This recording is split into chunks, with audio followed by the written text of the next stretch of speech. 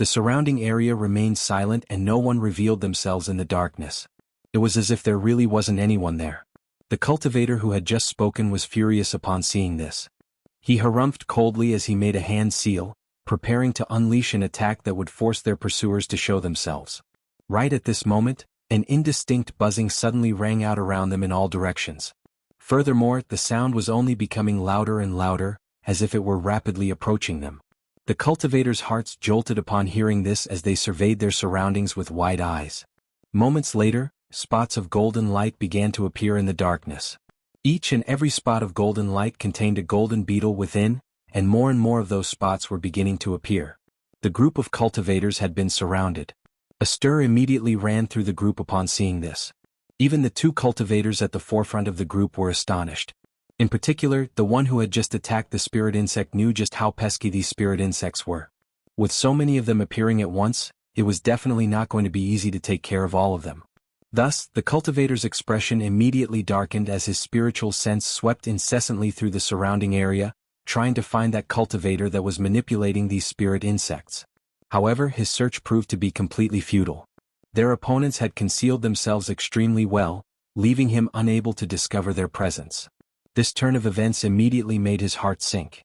This indicated that their opponents either had special treasures or secret techniques to conceal themselves, or their cultivation base was significantly superior to theirs.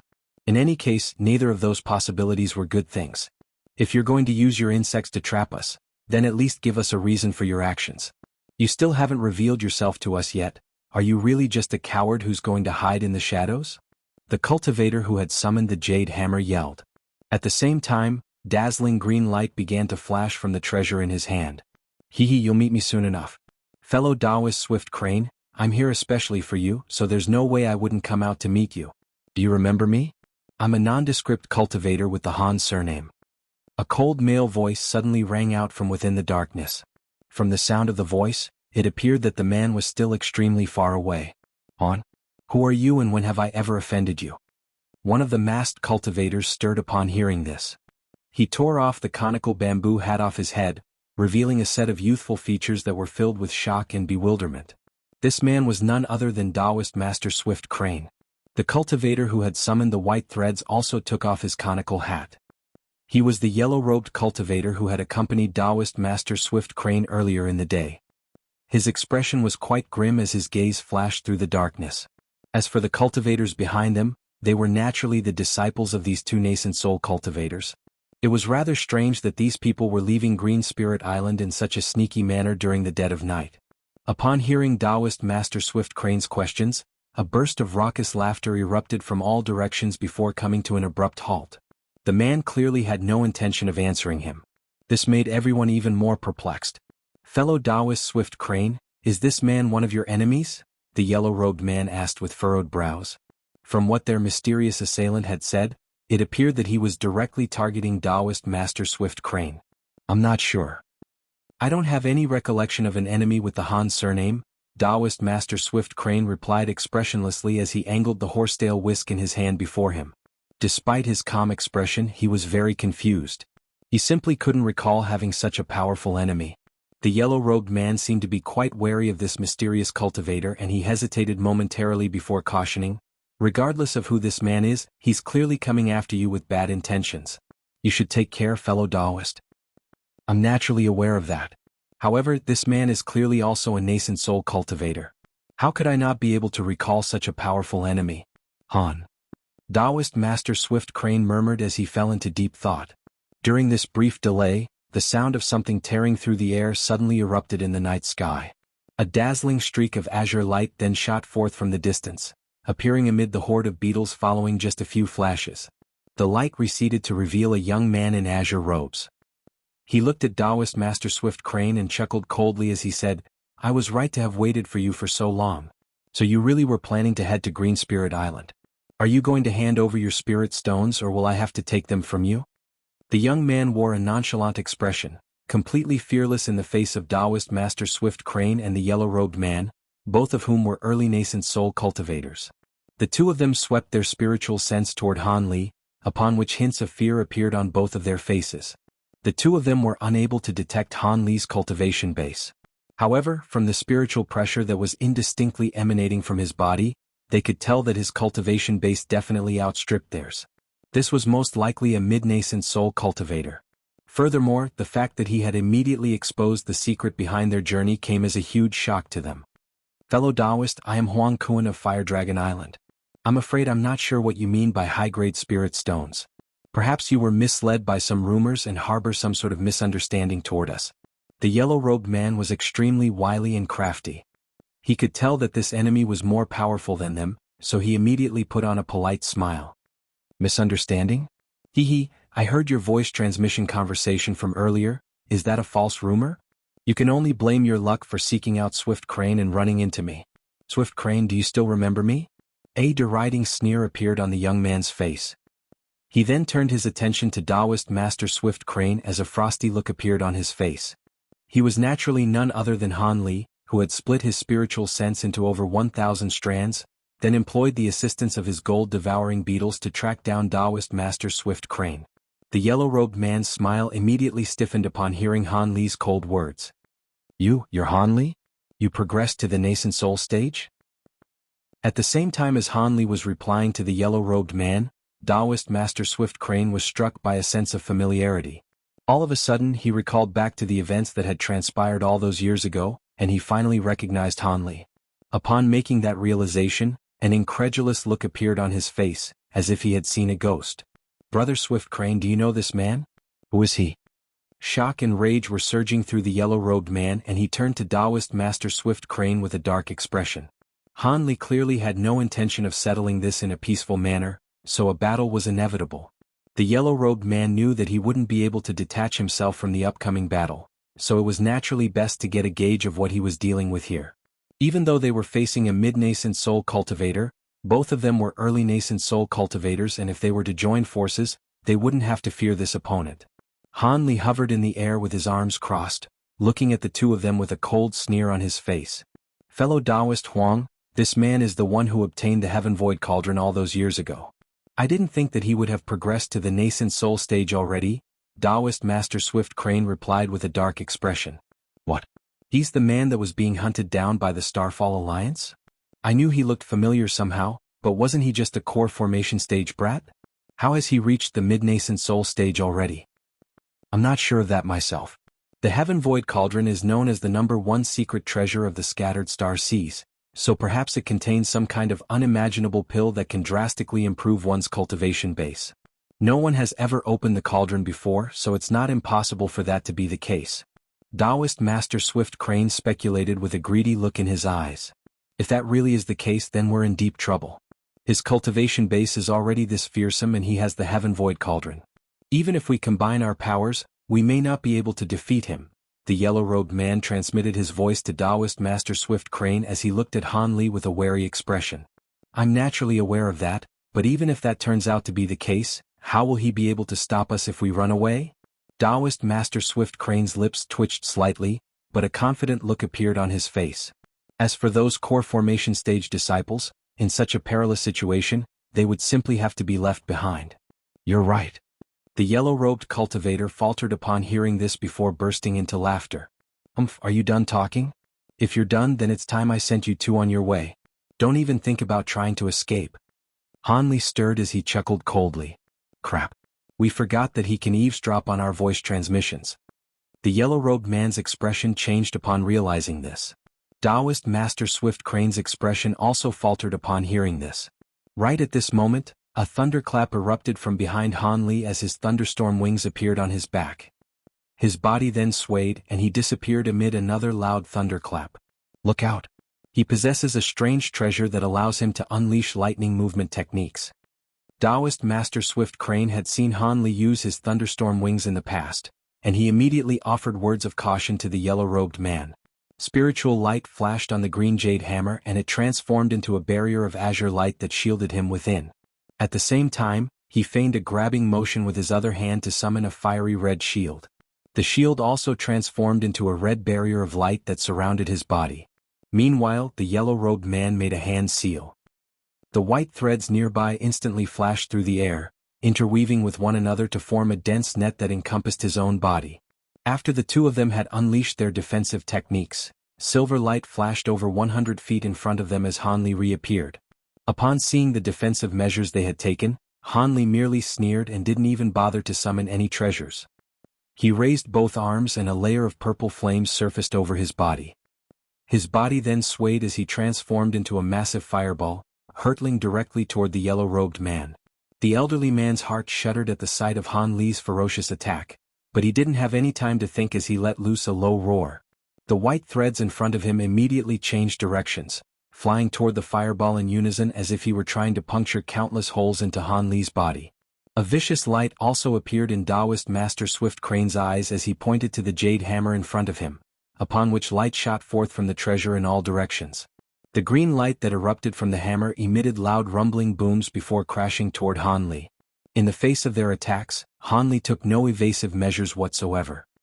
He plunged straight into the dense expanse of threads, and the deriding sneer on his face was obscured by his purple flames. A peculiar turn of events unfolded. As soon as the white threads came into contact with the purple flame, they came to an abrupt halt as if they had been dealt a heavy blow, revealing them to be a series of needles that were as thin as hair.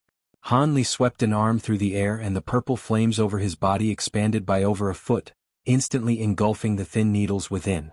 Purple light flashed over the needles, instantly sealing them in layers of purple ice, upon which the needles all began to plummet as they had lost their spiritual nature.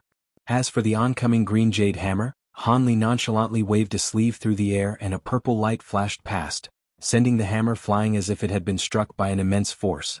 Taoist Master Swift Crane hurriedly made a hand seal to try and arrest its momentum, but all to no avail. Light began to shimmer along the surface of the hammer as well before it was also sealed in a block of purple ice in the blink of an eye. The Taoist priest's expression had become extremely strained. The yellow-robed man was also struggling to believe his own eyes. Never would he have thought that the treasures he relied so heavily upon would be nullified so easily. This was simply incredible to him. At the sight of the oncoming Han Li, he hurriedly sent a silver wheel flying out from within his sleeve.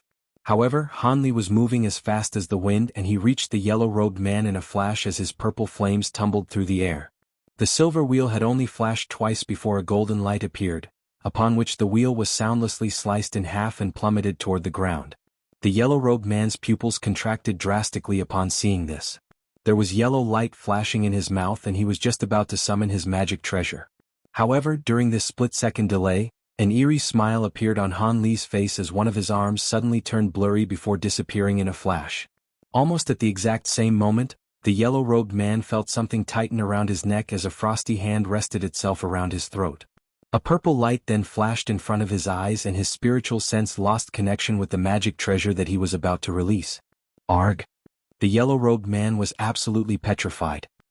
He only had time to let loose a howl of anguish before purple ice began to spread from his neck, encompassing his entire body and rendering him completely immobilized. His face was immortalized in an expression of the utmost horror in the block of ice. Han Li chuckled coldly as he carried the humanoid ice sculpture in one hand. He turned and swept his expressionless gaze across all of the other cultivators. The four core formation cultivators knew that they wouldn't be able to intervene in a battle between nascent soul cultivators, and even though they had all summoned their treasures, they could only look on from afar with fear surging through their hearts. At the sight of the yellow-robed man being subdued by Han Li, they all glanced at one another before yelling in unison as they dispersed, transforming into streaks of light as they fled for their lives. As for Han Li's main target, Taoist Master Swift Crane, he had fled the scene even before the four core formation cultivators. In the instant that the yellow-robed man was captured by Han Li, Taoist Master Swift Crane was extremely shocked to discover that Han Li was far more powerful than he had imagined. He knew that he had zero chance of securing victory, so he immediately made a snap decision and hurtled toward the stone city as a green streak of light. He was initially quite concerned that the golden beetles in the air would converge to try and stop him. However, to his surprise, the spirit insects were all rooted to the spot, as if they were puppets, allowing him to escape without any impediment. Taoist Master Swift Crane was overjoyed to see this, and after flashing through the air a few times, he had already covered a distance of over 1,000 feet. Han Li didn't waste any time upon seeing this. He swept his long sleeve toward the core formation cultivators first, upon which 4 streaks of golden light shot forth, traveling so quickly that they were able to catch up to the 4 cultivators almost instantaneously. A series of agonized cries rang out in quick succession. The cultivator's protective treasures were all punctured by the golden light, sending blood raining down from above along with their mutilated bodies and ruined treasures. Only then did Han Li turn his attention to Taoist Master Swift Crane, who had almost disappeared from view. He chuckled coldly upon seeing this and didn't give chase. Instead, a loud thunderclap erupted from the hand that was carrying the ice sculpture, summoning several bolts of thick golden lightning, instantly transforming into a golden net that ensnared the ice sculpture within. Lightning flashed violently and the ice sculpture was pulverized by the golden light. At the same time, a yellow nascent soul that was about an inch in height appeared. The features on the nascent soul were completely identical to that of the yellow-robed man. The nascent soul wore an expression of sheer panic as it quickly made a hand seal. Spiritual light flashed over its body and it disappeared on the spot. However, in the next instant, a loud boom erupted from a certain spot on the golden net and the nascent soul was forced to reveal itself. Teleportation techniques were completely useless in the face of restrictions created by the divine Devilbane lightning. Han Li didn't say anything as he feigned a grabbing motion. The golden knight abruptly contracted, forming a golden ball of light that ensnared the nascent soul within. He then raised a hand and several talismans flew through the air, plastering themselves to the nascent soul's body. The nascent soul's spiritual power congealed as a result, and it was immediately completely immobilized. Han Li clasped his hands behind his back and turned his attention away from the nascent soul. Instead, he narrowed his eyes and directed his gaze toward the direction that Taoist Master Swift Crane had disappeared in. At this point, Taoist Master Swift Crane was already several thousand feet away. Magic power was flowing within his body without any reservation and he was traveling almost as fast as lightning. Even so, he still turned to look behind him from time to time, seemingly in constant fear that Han Li would be able to chase him down. After seeing only a vast expanse of inky darkness behind him, Taoist Master Swift Crane finally heaved an internal sigh of relief. However, he didn't slow down in the slightest.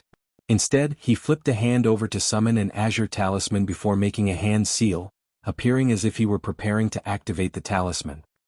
Unbeknownst to Taoist Master Swift Crane, in the instant that he had turned to face forward once again, a faint silver light appeared behind him, following which an azure humanoid figure emerged in a wraith-like manner.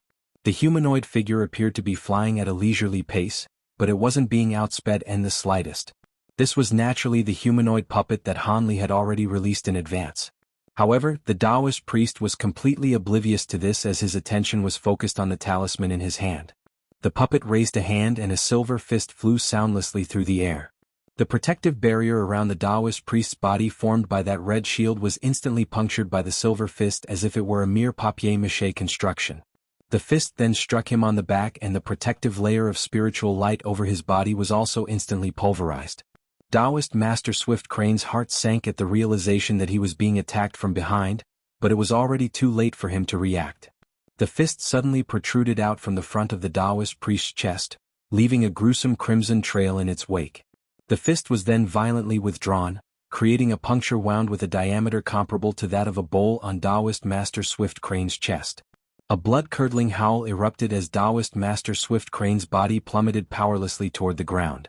The humanoid puppet rubbed its hands together before waving them downward, upon which a silver net of light descended from above. 10 minutes later, Han Li had already settled onto the nearby mountain peak when he saw a silver streak of light appear in the distance. The streak of light was flying directly toward him and a faint smile appeared on his face. A loud thump erupted as Taoist Master Swift Crane was hurled down from above, landing heavily at Han Li's feet. He had already been encapsulated in a layer of silver light and there were talismans of all different colors plastered onto his body. A humanoid figure flashed and the puppet appeared behind Han Li. Only then did Han Li turn his attention to Taoist Master Swift Crane. The latter's body was splattered with blood and he was already half dead. A hint of a smile appeared on Han Li's face. 4 hours later, a streak of azure light silently flew out from Lightning Sky Island, disappearing into the distance in the blink of an eye. The azure streak of light was none other than Han Li and he was holding 2 green storage pouches in his hands with a contemplative look on his face. The pouches were storage pouch that he had obtained from Taoist Master Swift Crane and the yellow-robed man. There were over 100 high-grade spirit stones in each pouch and they were going to sneak them back to Green Spirit Island. It turned out that Taoist Master Swift Crane appeared to have allied himself with the other powers on the island, but he had actually pledged his allegiance to the Starfall Coalition in secret. He was planning to control the islands near Green Spirit Island with the Starfall Coalition's support, and this Lightning Sky Island was one of his targets. The high-grade spirit stones being sold on Lightning Sky Island by the sect that Taoist Master Swift Crane belonged to were given to him in secret by Starfall Coalition cultivators. The cultivators from the Starfall Coalition had excavated those spirit stones from Green Spirit Island and was doing this to support Taoist Master Swift Crane, so he could increase his influence on Lightning Sky Island. The yellow-robed man was a nascent soul itinerant cultivator who had been bribed by the Starfall Coalition. He was responsible for taking over another island, and his position was similar to that of Taoist Master Swift Crane. This man had appeared at Lightning Sky Island as he had received an incredible order, just as Taoist Master Swift Crane had. They were ordered to gather all of the high-grade spirit stones they had, then transport them over to Green Spirit Island as quickly as possible. It appeared that there was an extremely important matter that required these high-grade spirit stones as well as the power of these nascent soul cultivators. They had also been told to do their best to keep all of the cultivators from the other powers in the dark about this. Due to the facts that this order was very strange and the island that the yellow-robed man was staying on was very close to Lightning Sky Island, the two of them decided to meet up before traveling to Green Spirit Island together, thinking that they would have more strength in numbers. However, unbeknownst to them, their conversation at the market about buying back spirit stones was overheard by Han Li. He didn't manage to hear the entire conversation, but from what he did hear, he deduced that the two of them had pledged their allegiance to the Starfall Coalition. They were both carrying a large number of spirit stones, and they were going to depart from the Stone City soon. Han Li had a score to settle with Taoist Master Swift Crane anyway, so he naturally wasn't going to hold back, especially after learning the fact that these two were both carrying large amounts of high-grade spirit stones, and taking into the account the fact that he had once been hunted down for a long time by the nascent soul cultivators of the Starfall Coalition. Thus, he immediately left the Stone City and split his spiritual sense into countless threads, then releasing over 10,000 gold-devouring beetles all over the Stone City to maintain surveillance over Taoist Master Swift Crane. As a result, he was able to stop their group just as they were about to leave the island. With his current power as a late nascent soul cultivator, he was naturally able to take down two early nascent soul cultivators with ease. Up to this point, he had achieved his objective for this journey and could immediately return to the inner star seas.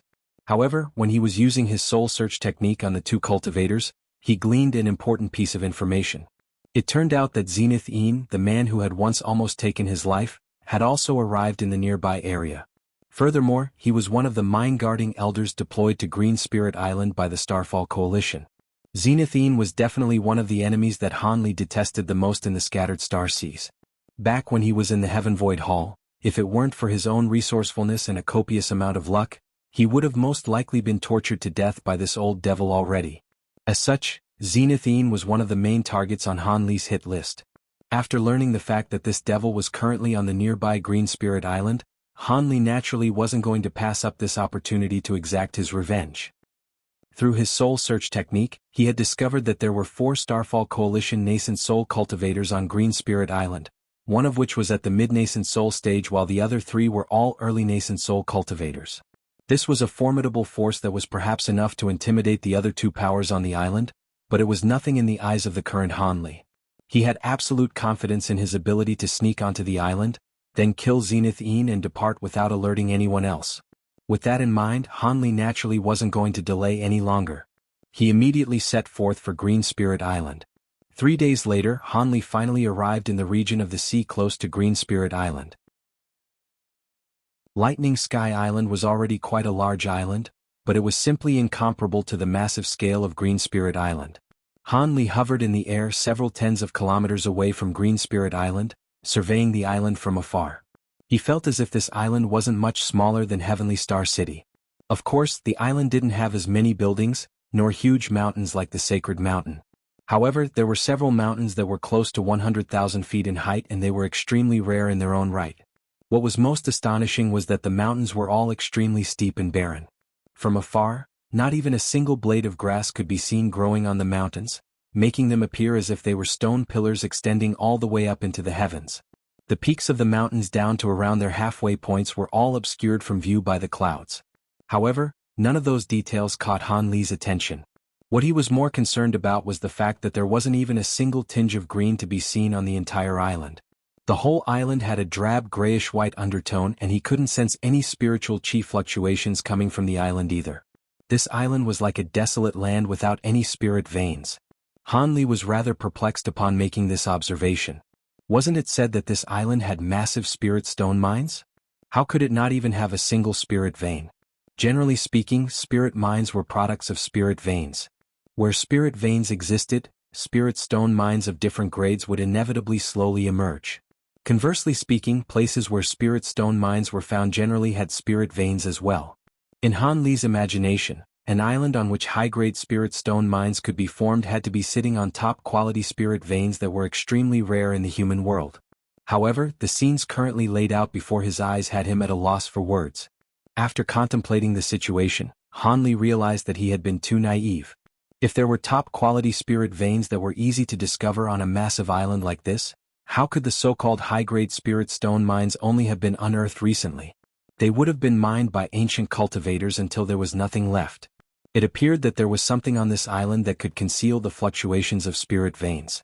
With that in mind, Han Li was immediately enlightened. He raised his head to look up at the scorching sun. It was noon at this point, and even though Han Li was confident in his abilities, it was naturally still more convenient to act at night. Thus, he circled over the surrounding area for a while before discovering a rock that was exposed above the surface of the ocean, upon which he landed upon it. He then sat down on the rock with his legs folded in front of him and began to meditate. Several hours later, night fell once again and Han Li abruptly opened his eyes. He flew toward the island as a streak of azure light, unleashing a secret technique as he did so to make light more blurry and indistinct.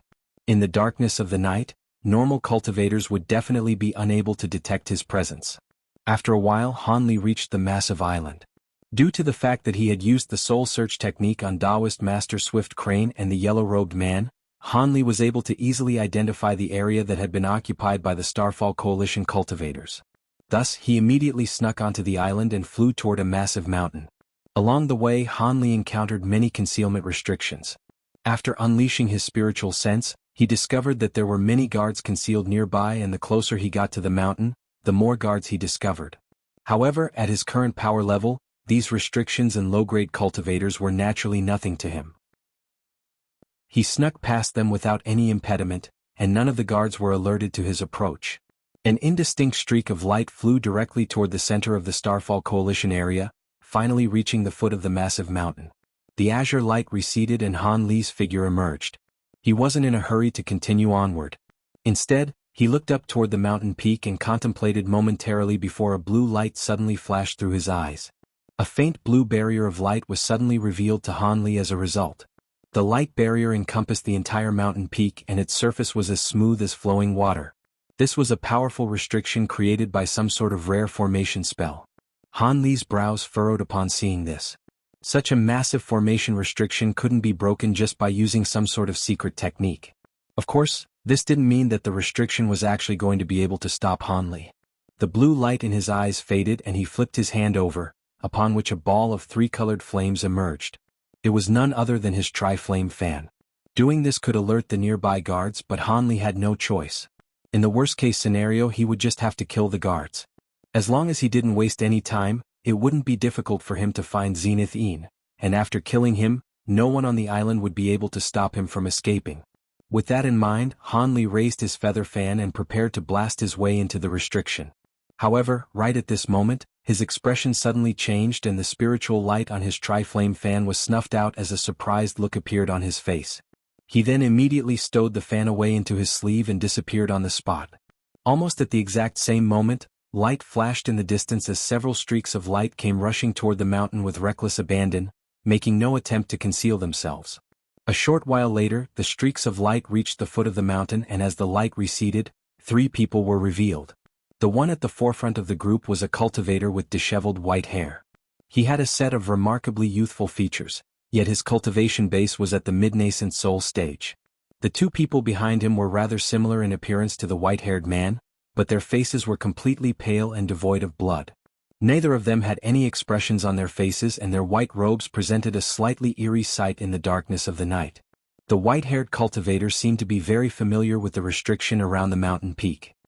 He stopped directly in front of the blue barrier of light before raising a hand, upon which a fiery red voice transmission talismans shot forth into the light barrier.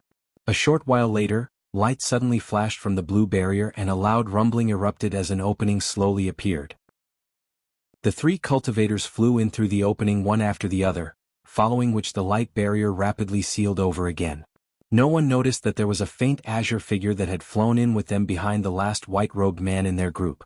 Even the white-haired cultivator didn't notice that anything was amiss. Within the blue barrier of light, several cultivators stood in front of the white-haired cultivator with respectful expressions on their faces.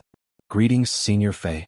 Elder Tang currently has some important matters to attend to, so please rest for a night in the guest pavilion first, and tomorrow, Elder Tang will meet you at the Cloud Smoke Hall." The man who had spoken was a burly core formation cultivator who appeared to be around just over 30 years of age, and was wearing an extremely respectful expression on his face. "What do you mean by that?" "He told me that there was urgent business to be taken care of and asked me to get to the island as soon as possible, but he's now telling me to meet him tomorrow? Is Elder Tang intentionally trying to play games with me?" The white-haired cultivator's expression immediately darkened with displeasure. The burly man's face immediately paled as he hurriedly explained, "That's definitely not the case. Elder Tang really is busy attending to important matters. There's no way he would show any disrespect toward you, Senior Fei." The white-haired cultivator harumphed coldly before abruptly changing the topic. "Forget it. I'll ask him about this in person tomorrow. How many fellow Taoists have arrived on the island so far? Tomorrow is the final deadline for arrival, right?" The burly man was clearly very relieved by this change of subject, and he truthfully replied, "Aside from Senior Swift Crane of Lightning Sky Island and Senior Huang Mo of Heavenly Light Island, all of the other seniors are here. Ever since that Swift Crane had his body destroyed, he's become as cowardly as a rat. He'll surely come with Huang Kuan, so it's no surprise that he's late." A disdainful look appeared on the white-haired cultivator's face. The burly man could only pretend that he hadn't heard that. He didn't dare to voice his opinions on nascent soul cultivators. The white-haired man chuckled coldly upon seeing this before issuing an instruction to one of the white-robed men behind him. Crimson light flashed through the man's eyes as his body twisted at an incredible angle. His upper body elongated like a python to several times its original length, and he immediately pounced on a defenseless Foundation Establishment cultivator. He plunged his fangs into the Foundation Establishment cultivator's neck and began to gulp down large mouthfuls of blood essence. "Arg!" The Foundation Establishment cultivators standing nearby hurriedly stumbled back in horror. A few of them had even brought out their protective treasures to defend themselves. "Quit kicking up a fuss. It's just feeding time for my devilish corpses." The white-haired man glared at the low-grade cultivators. The guards could only put away their treasures. Only then did the white-haired man's expression ease slightly as he patted a storage pouch hanging from his waist. A thumb-sized pill that was filled with blood energy shot forth from the storage pouch, upon which the man pointed a finger at the pill, sending it flying toward the other white-robed man. The man opened his mouth expressionlessly and swallowed the pill before continuing to stand still on the spot. Meanwhile, the other white-robed man was still sucking the guard's blood essence with reckless abandon. The guard was originally 7 feet tall, but following a series of crackles and pops that rang out from his joints, his body began to shrink rapidly. At the same time, his skin became extremely shriveled and dry, taking on the appearance of old tree bark. The white-haired cultivator looked on with a cold expression and had no intention of rescuing the guard. After the victim had been reduced to a height of around half a foot, he finally made a hand seal and cast a crimson incantation seal onto the white-robed man's back. The white-robed man's body immediately shuddered and he reluctantly released his victim before its body reverted back to his original state. Crimson light shot forth from the white-haired man's hand, striking the guard that had been reduced to an unrecognizable miniature version of himself. A spluttering sound erupted as a ball of crimson flames engulfed the Foundation Establishment cultivator's body, reducing him to nothingness in the blink of an eye, completely eradicating even his soul in the process. "Take me to the guest pavilion," the white-haired man instructed as if nothing had happened. "Yes. Please follow me, Senior." The core formation cultivator hurriedly forced a smile onto his face and did as he was told. He rose into the air as a streak of light and led the trio up toward the mountain peak, disappearing into the cloud and mist up above in the blink of an eye. The other Foundation Establishment cultivators all heaved a collective sigh of relief with fear lingering on their faces. Unbeknownst to all of them, a concealed humanoid figure had witnessed everything that had just unfolded from a vantage point in the air over 1,000 feet above them. Sinister blood corpse. I didn't think there would be someone in the human world that would dare to refine such devilish corpses. Isn't he afraid that the sinister chi will enter his body and kill him? The man who was muttering to himself was naturally none other than Han Li, who had snuck surreptitiously into the restriction. He had his arms crossed as he hovered in mid-air, murmuring to himself in an inaudible voice, seemingly having identified the nature of the white-haired cultivator's devilish corpses. Sinister blood corpses were a type of devilish corpse recorded in the corpse refinement tome that Han Li had obtained from old devil Qian. There was no actual refinement method recorded, but it did mention that this blood corpse was extremely powerful, yet the refinement process was very vicious. It was said that in order to refine this devilish corpse, one had to use a body with the same bloodline as their own. Only then would they be able to use the power of their bloodline to repress the backlash from the blood corpse. During the refinement process, the soul of the body being used would be trapped in the body for eternity without being able to pass on to the afterlife. Cultivators didn't hold blood ties in as high a regard as mortals, but there were still very few cultivators who could do something so heinous and obscene. It was rather peculiar now that Han Li thought about it. Even if there were some extremely cruel cultivators who managed to refine such blood corpses, all of them suffered extremely gruesome fates, with none of them living out the entirety of their natural lifespan. As such, there were many evil cultivators who yearned for these powerful blood corpses, but there weren't that many who dared to actually refine them. At this point, there were almost no cultivators who knew the method to refine these blood corpses. Even a great cultivator like old devil Qian, who had refined the unbroken Sync devils, was unaware of that specific refinement method. As such, Han Li was naturally very surprised upon identifying the two sinister blood corpses accompanying the white-haired cultivator. However, regardless of who this white-haired cultivator was or what heinous things he had done in the past, as long as he didn't get in Han Li's way, Han Li couldn't be bothered to pay him any heed. After hovering in the air for a while, Han Li's body swayed as he flew directly toward the mountain peak. He had used the soul search technique on Taoist Master Swift Crane and the yellow-robed man, but they didn't know the specific location of Zenith Yin's residence either. All they knew was that he lived on this mountain peak, so Han Li would have to do a bit of searching himself. He easily subdued a Foundation establishment guard on the mountain and secured the information he was looking for after using his soul search technique again. From that guard's memories, he learned that Zenith Yin hadn't gone anywhere and was currently situated in his residence. Han Li was ecstatic upon making this discovery. He reduced the guard to a cloud of dust before heading directly toward the mountain peak.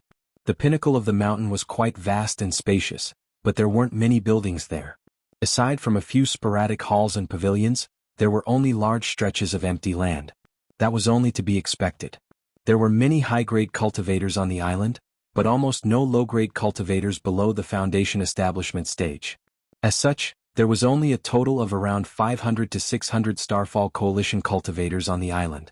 Such a large number of cultivators at or above the Foundation establishment stage was already quite a force to be reckoned with, and that wasn't even taking into account the fact that there were also several nascent soul cultivators on the island. Han Li concealed himself and continued soundlessly toward a certain massive pavilion. This pavilion was quite a spectacular building with 5 levels, which tapered upward to form a pyramid, and the first level took up an area of several thousand feet. However, the entire building was constructed from a strange type of pitch-black rocks which exuded dark yin qi, striking one with a very dark and gloomy feeling. Han Li took a glance at the building before him, which had almost been entirely enshrouded in dark yin qi, and a cold smile appeared on his face as he swept a hand through the air. A massive blade of purple flames hurtled through the air, slicing open a path in the tumbling yin qi. Han Li transformed into a streak of azure light and shot forth into that makeshift passageway without any hesitation. "Who's there?" As soon as Han Li entered through the doors of the pavilion, an alarmed voice sounded, and a streak of black light came flying toward him. The light seemed to contain a middle-aged cultivator. This man wasn't Zenith Yin, so Han Li completely ignored him and swept a sleeve toward him, summoning a sword that was over 10 feet in length which suddenly disappeared as it flashed through the air. The middle-aged cultivator's heart jolted with shock upon seeing this, and he opened his mouth to try and expel some sort of magic treasure. However, it was already too late. Golden light flashed through the air and the sword reappeared above his head before shooting downward like a bolt of lightning. A howl of anguish rang out as the cultivator body was instantly sliced into several pieces. Even his soul had been pulverized by the golden light and not even a single shred of it was able to escape. Han Li glanced expressionlessly at the mutilated body. This was clearly a core formation cultivator, and judging from the cultivation art that he had unleashed, he appeared to be one of Zenith Yin's disciples. He flicked a finger and a crimson fireball shot forth. Scorching heat waves radiated through the air as the sections of the body were burned into nothingness. Han Li turned toward the staircase and a hint of surprise flashed through his eyes. It was rather strange that Zenith Yin still hadn't been alerted to the fact that something was amiss at this point. He immediately unleashed his spiritual sense and sent it sweeping up into the higher levels of the pavilions. A short while later, a peculiar look appeared on his face. He discovered that the higher levels of the pavilion were completely empty with not a single person to be found. It was as if that core formation cultivator had been the only one guarding this entire pavilion. Could it be that Zenith Yin had already left the pavilion and wasn't staying in his residence? Han Li was feeling slightly disappointed. He stroked his chin and a contemplative look appeared on his face. All of a sudden, a thought seemed to have occurred to him as he sent his spiritual sense sweeping into the ground below. Immediately thereafter, a smile appeared on his face. He immediately patted the storage pouch hanging from his waist to summon 2 red and yellow jade scepters. He gently waved the scepters through the air, upon which a yellow barrier of light appeared, encompassing his body within. He then twisted his body and somehow burrowed into the ground. The first level of the pavilion was immediately empty again. After traveling over 100 feet underground, a gray barrier of light and a pitch-black stone wall appeared before Han Li. Han Li immediately summoned a layer of purple flames over his hand before swiping it toward the light barrier. A small gash was immediately torn into the gray barrier of light. Han Li twisted his body and transformed into an azure thread, thus allowing him to insert himself through the gash that was only around half a foot wide. When he set foot on a pristine stone step, he discovered that he was situated on a stone staircase that was leading downward with smooth black rocks in all directions around him. Han Li looked downward with a cold expression before narrowing his eyes as he released his spiritual sense. He was going to assess the situation down below first before deciding on a course of action. However, he then immediately raised an eyebrow as he uttered a sound of surprise. After traveling downward for several hundred feet, his spiritual sense was rebounded by an invisible force. Someone had set up a spiritual sense-repelling restriction at the bottom of the passageway. Han Li was a little surprised and also quite curious upon making this discovery. Not only were spiritual sense formations extremely complex, they were also very expensive to set up. Even a nascent soul cultivator wouldn't erect one for no good reason. This place should only have been a temporary abode for Zenith Yin, so why would he set up a restriction of this caliber? That was very strange. With a hint of surprise in his heart, Han Li immediately went drifting downward. The length of this stone staircase far exceeded Han Li's expectations. After making his way all the way downward for several thousand feet, he still hadn't reached the bottom, and it was as if he were descended into a bottomless pit. Han Li's brows furrowed as a sense of confusion welled up in his heart. After drifting down for a while longer, a powerful burst of spiritual chi suddenly came rushing toward him. His heart jolted with shock in response and his footsteps reflexively came to an abrupt halt. This was indeed spiritual chi of the utmost purity, far superior to the caliber of spiritual chi found in normal top-grade spirit veins. Han Li took a deep breath and his expression changed slightly as he backtracked for over 100 feet. Once he scaled back up a few steps, the spiritual chi suddenly ceased to exist. There really is something interesting going on here. Han Li mused to himself as he reverted back to his normal expression. He then surveyed his surroundings and suddenly raised a hand without any premonition, grabbing viciously toward the stone wall beside him.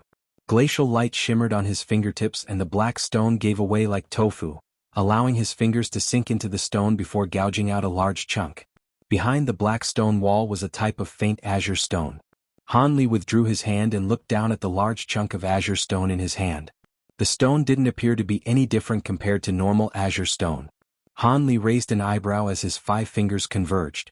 The chunk of stone was immediately crushed into a fine powder before spilling down onto the stone steps.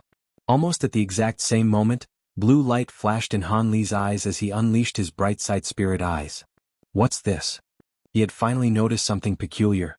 Within the powdered azure stone, there was a faint silver granule that was flashing incessantly. Of course, this type of flashing was only perceivable to Han Li after he had injected his spiritual power into his eyes. He was unable to identify what kind of strange material this silver granule was, But Han Li knew that this substance was most likely what had sealed the spiritual qi deep within this mountain.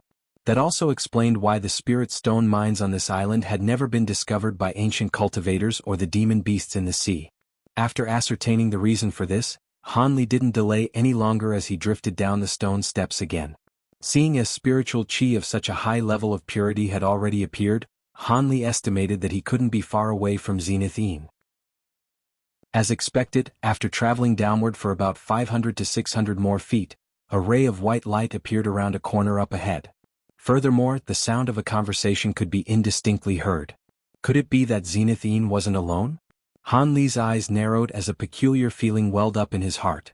However, at his current power level, even if the people that Zenith Yin was conversing with were the legendary arch-saint of the Six Paths and Wansangu, he would still have nothing to fear. Thus, he immediately rushed forward and rounded the corner in a flash. After doing so, he appeared at the entrance to a stone chamber. The stone door of the chamber was left ajar and faint white light was emanating from within. Han Li chuckled coldly as he flicked a finger toward the stone door. Two thick bolts of golden lightning shot forth, soundlessly dividing the stone door into 4 portions. Han Li's body then swayed as he appeared directly within the stone chamber. At the same time, he turned his gaze toward a certain corner of the stone chamber. There was a black-robed cultivator with long and narrow eyes standing in that corner. He had his hands clasped behind his back and he was staring at Han Li with his mouth gaped wide open and an astonished look on his face. This man was none other than Zenith Yin. A ball of black Yin flames was hovering over the stone table in front of Zenith Yin, within which was a faint golden nascent soul. Zenith Yin was using his Yin flames to torture the nascent soul and there was no one else in the stone chamber. Han Li. After a brief moment of stunned inactivity, Zenith Yin immediately identified Han Li, upon which an ecstatic expression appeared on his face. He had been yearning for the Heaven Void Cauldron FO a long time. Thus, Zenith Yin immediately swept a sleeve through the air, sending a burst of black devilish qi surging forth violently. The devilish qi transformed into a pitch-black giant python before pouncing toward Han Li. Han Li chuckled coldly upon seeing this as he raised a single hand.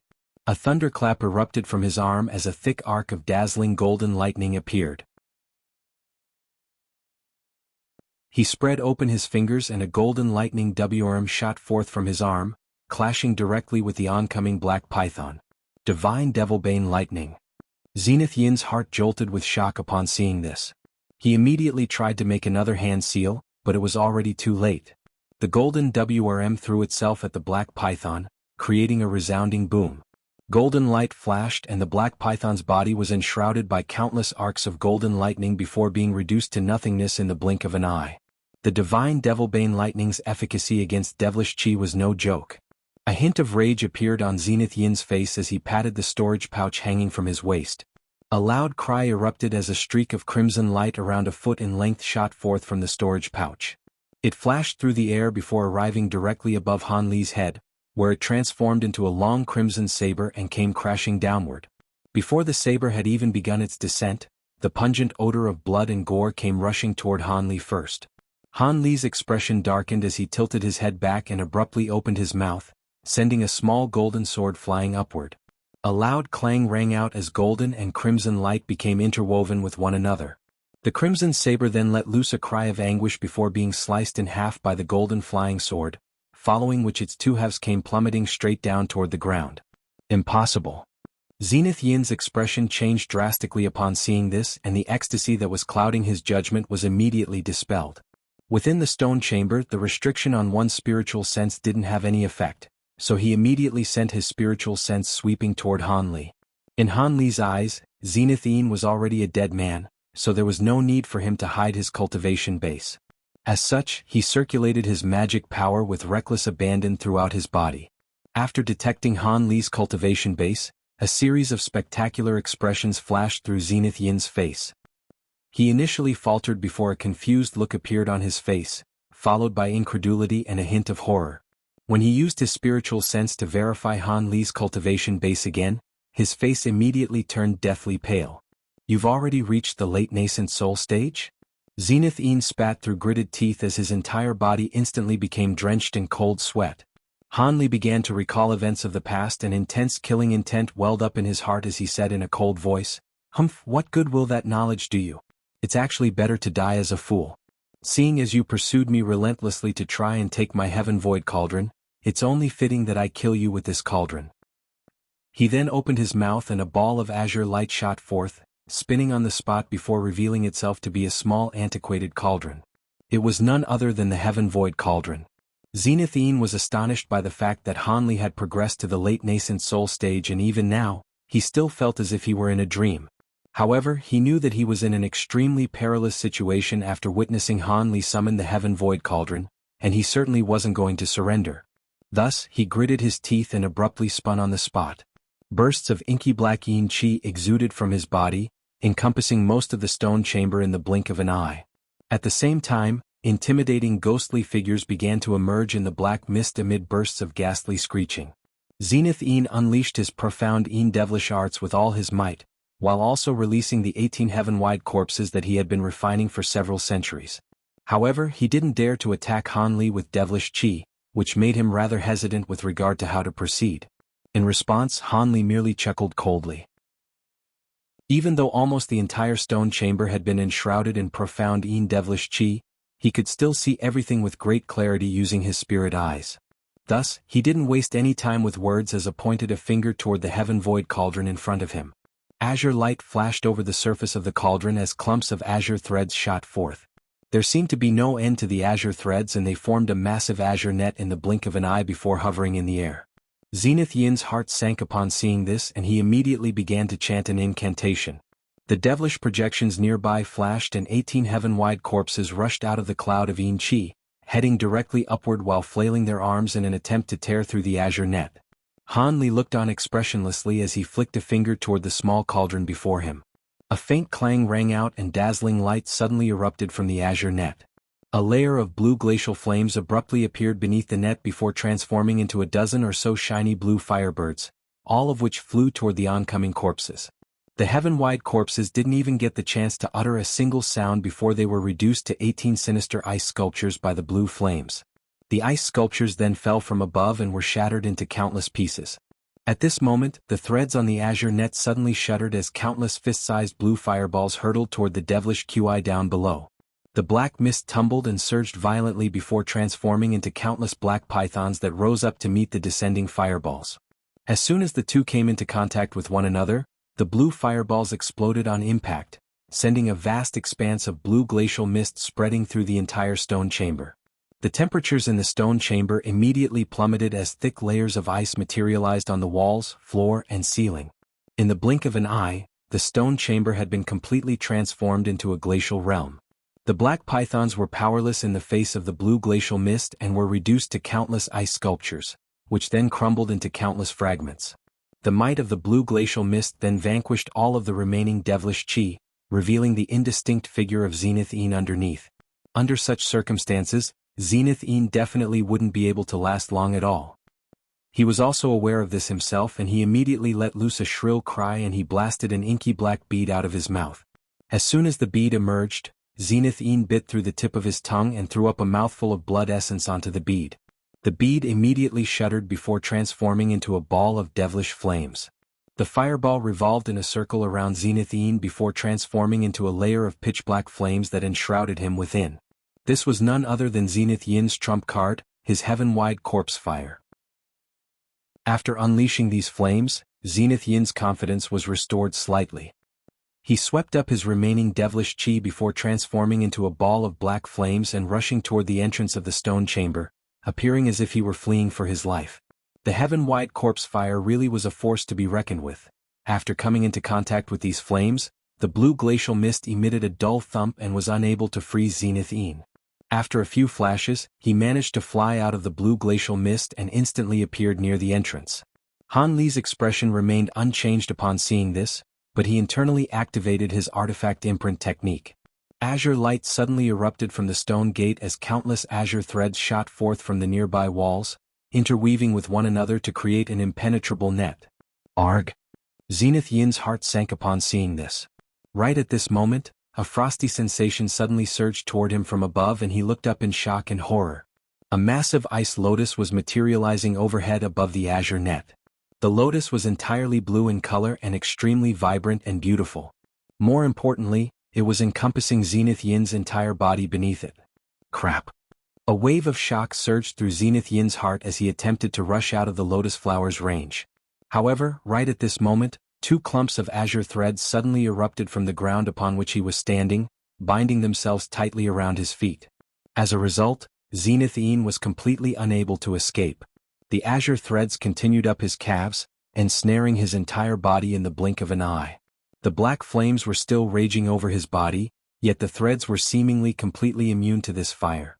Almost at the exact same moment, the blue ice lotus up above began to slowly descend. Zenith Yin was absolutely petrified upon seeing this. His heaven-wide corpse fire was indeed quite powerful, but there was no way it would be able to withstand the might of the celestial blue flames. In this dire situation, he opened his mouth and expelled a black jade pendant. However, before he could unleash the power of this treasure, more clumps of azure threads shot forth toward him from nearby. The small Ade pendant was ensnared in a flash. Zenith Yin's heart jolted with shock and he hurriedly attempted to activate the jade pendant with his spiritual sense. However, the azure threads around the pendant merely flashed and his connection with the treasure was severed. The azure threads then dragged the jade pendant toward the heaven void cauldron. The threads and the jade pendant flashed and both were absorbed into the cauldron. An expression of despair appeared on Zenith Yin's face upon seeing this. He was unleashing his heaven-wide corpse fire with all his might and summoned two other treasures to keep the ice lotus overhead at bay, but his struggles were ultimately proving to be futile. As soon as the blue ice lotus began to descend, a layer of blue flames erupted with the lotus at the very center. As soon as Zenith Yin's heaven-wide corpse fire came into contact with the celestial ice flames, the former was immediately warped and crushed. Following a string of loud bangs, the heaven-wide corpse fire was reduced to a pitiful state and appeared to be on the verge of being snuffed out. During this period of time, Zenith Yin unleashed several secret techniques in quick succession to try and struggle free from the azure threads binding his body, all to no avail. When the final wisp of heaven-wide corpse fire was snuffed out, the blue lotus flower finally descended. Despite Zenith Yin's desperate struggles, he was completely enshrouded in glacial power and completely frozen solid. His entire body was encapsulated in a block of blue ice that was several tens of feet tall, and an expression of shock and horror still lingered on his face. From the commencement of the battle all the way until Zenith Yin was captured, Han Li didn't use any treasure other than the Heaven Void Cauldron, and he didn't even move a single step from where he was standing. After Zenith Yin was sealed in ice, Han Li chuckled coldly as he flicked a finger toward the cauldron again. All of the azure threads in the stone chamber tremored in unison before returning to the cauldron as streaks of light, while spiritual light flashed incessantly over the surface of the cauldron. Han Li immediately opened his mouth upon seeing this to swallow the cauldron back into his stomach. He then turned his attention to Zenith Yin, who was trapped in the block of blue ice, and he chuckled as a hint of a smile appeared on his face. However, his eyes were extremely cold and completely devoid of emotion. Han Li drifted over to the blue ice sculpture and a ringing sound erupted from his sleeve as a dozen or so golden flying swords shot forth. The flying swords circled through the air before elongating to several feet in length. They then aimed their sharp tips at the blue ice sculpture from all directions, appearing as if they were going to completely dismember Zenith Yin's body. Please wait, fellow Taoist Han. My entire family was slaughtered by this man. May I have the honor of putting an end to this man's life? A voice that was familiar to Han Li suddenly sounded from a corner of the stone chamber. Han Li stirred as he arrested the momentum of his flying sword and turned toward the source of the voice. Golden light suddenly shimmered beneath a thick layer of ice as a small fist smashed its way through the ice, causing the ice to shatter. A golden nascent soul emerged from within the ice before rising into the air and looking directly at Han Li. Man, who's he? Only then did Han Li notice the physical appearance of the nascent soul, a discovery that he was quite shocked to make. If his memory served correct, Manhuzi had almost reached the end of his lifespan when Han Li last saw him. Now, close to 200 years had passed by, so he should have passed away already. So how was it that his nascent soul continued to exist, and how had it been captured by Zenith Yin? In his confusion, Han Li set aside his intention to kill Zenith Yin right away. Instead, he began to carefully assess Manhuzi's nascent soul. All of a sudden, he raised a hand and feigned a grabbing motion. A large azure hand appeared above the nascent soul before swooping down like lightning, immediately ensnaring the nascent soul between his 5 fingers. Spiritual light was shimmering over his hand, and the nascent soul was completely unable to move. There's no need to be so cautious, fellow Taoist Han. In my current state, I won't even be able to use any teleportation techniques. How will I be able to escape? Manhuzi wasn't making any effort to try and struggle free from Han Li's grasp. That may not actually be the case. I didn't think that you would survive for this long. I recall that back in the Heaven Void Hall all those years ago, you seemed to have harbored ill intentions against me as well.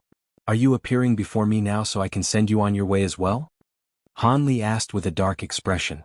You've already reached the late nascent soul stage, so if you'd like to exact your revenge for what happened in the Heaven Void Hall, then you have every right to do so. However, you were only a mere core formation cultivator back then. I think anyone in my situation back then would have tried to hunt you down. Even if you don't kill me, I've already expended the last of remaining energy to break through that restriction just then, so my time in this world is very much limited. The nascent soul didn't appear to fear death at all. Han Li was silent for a moment before saying something that came as a huge surprise to Manhuzi. That's certainly true.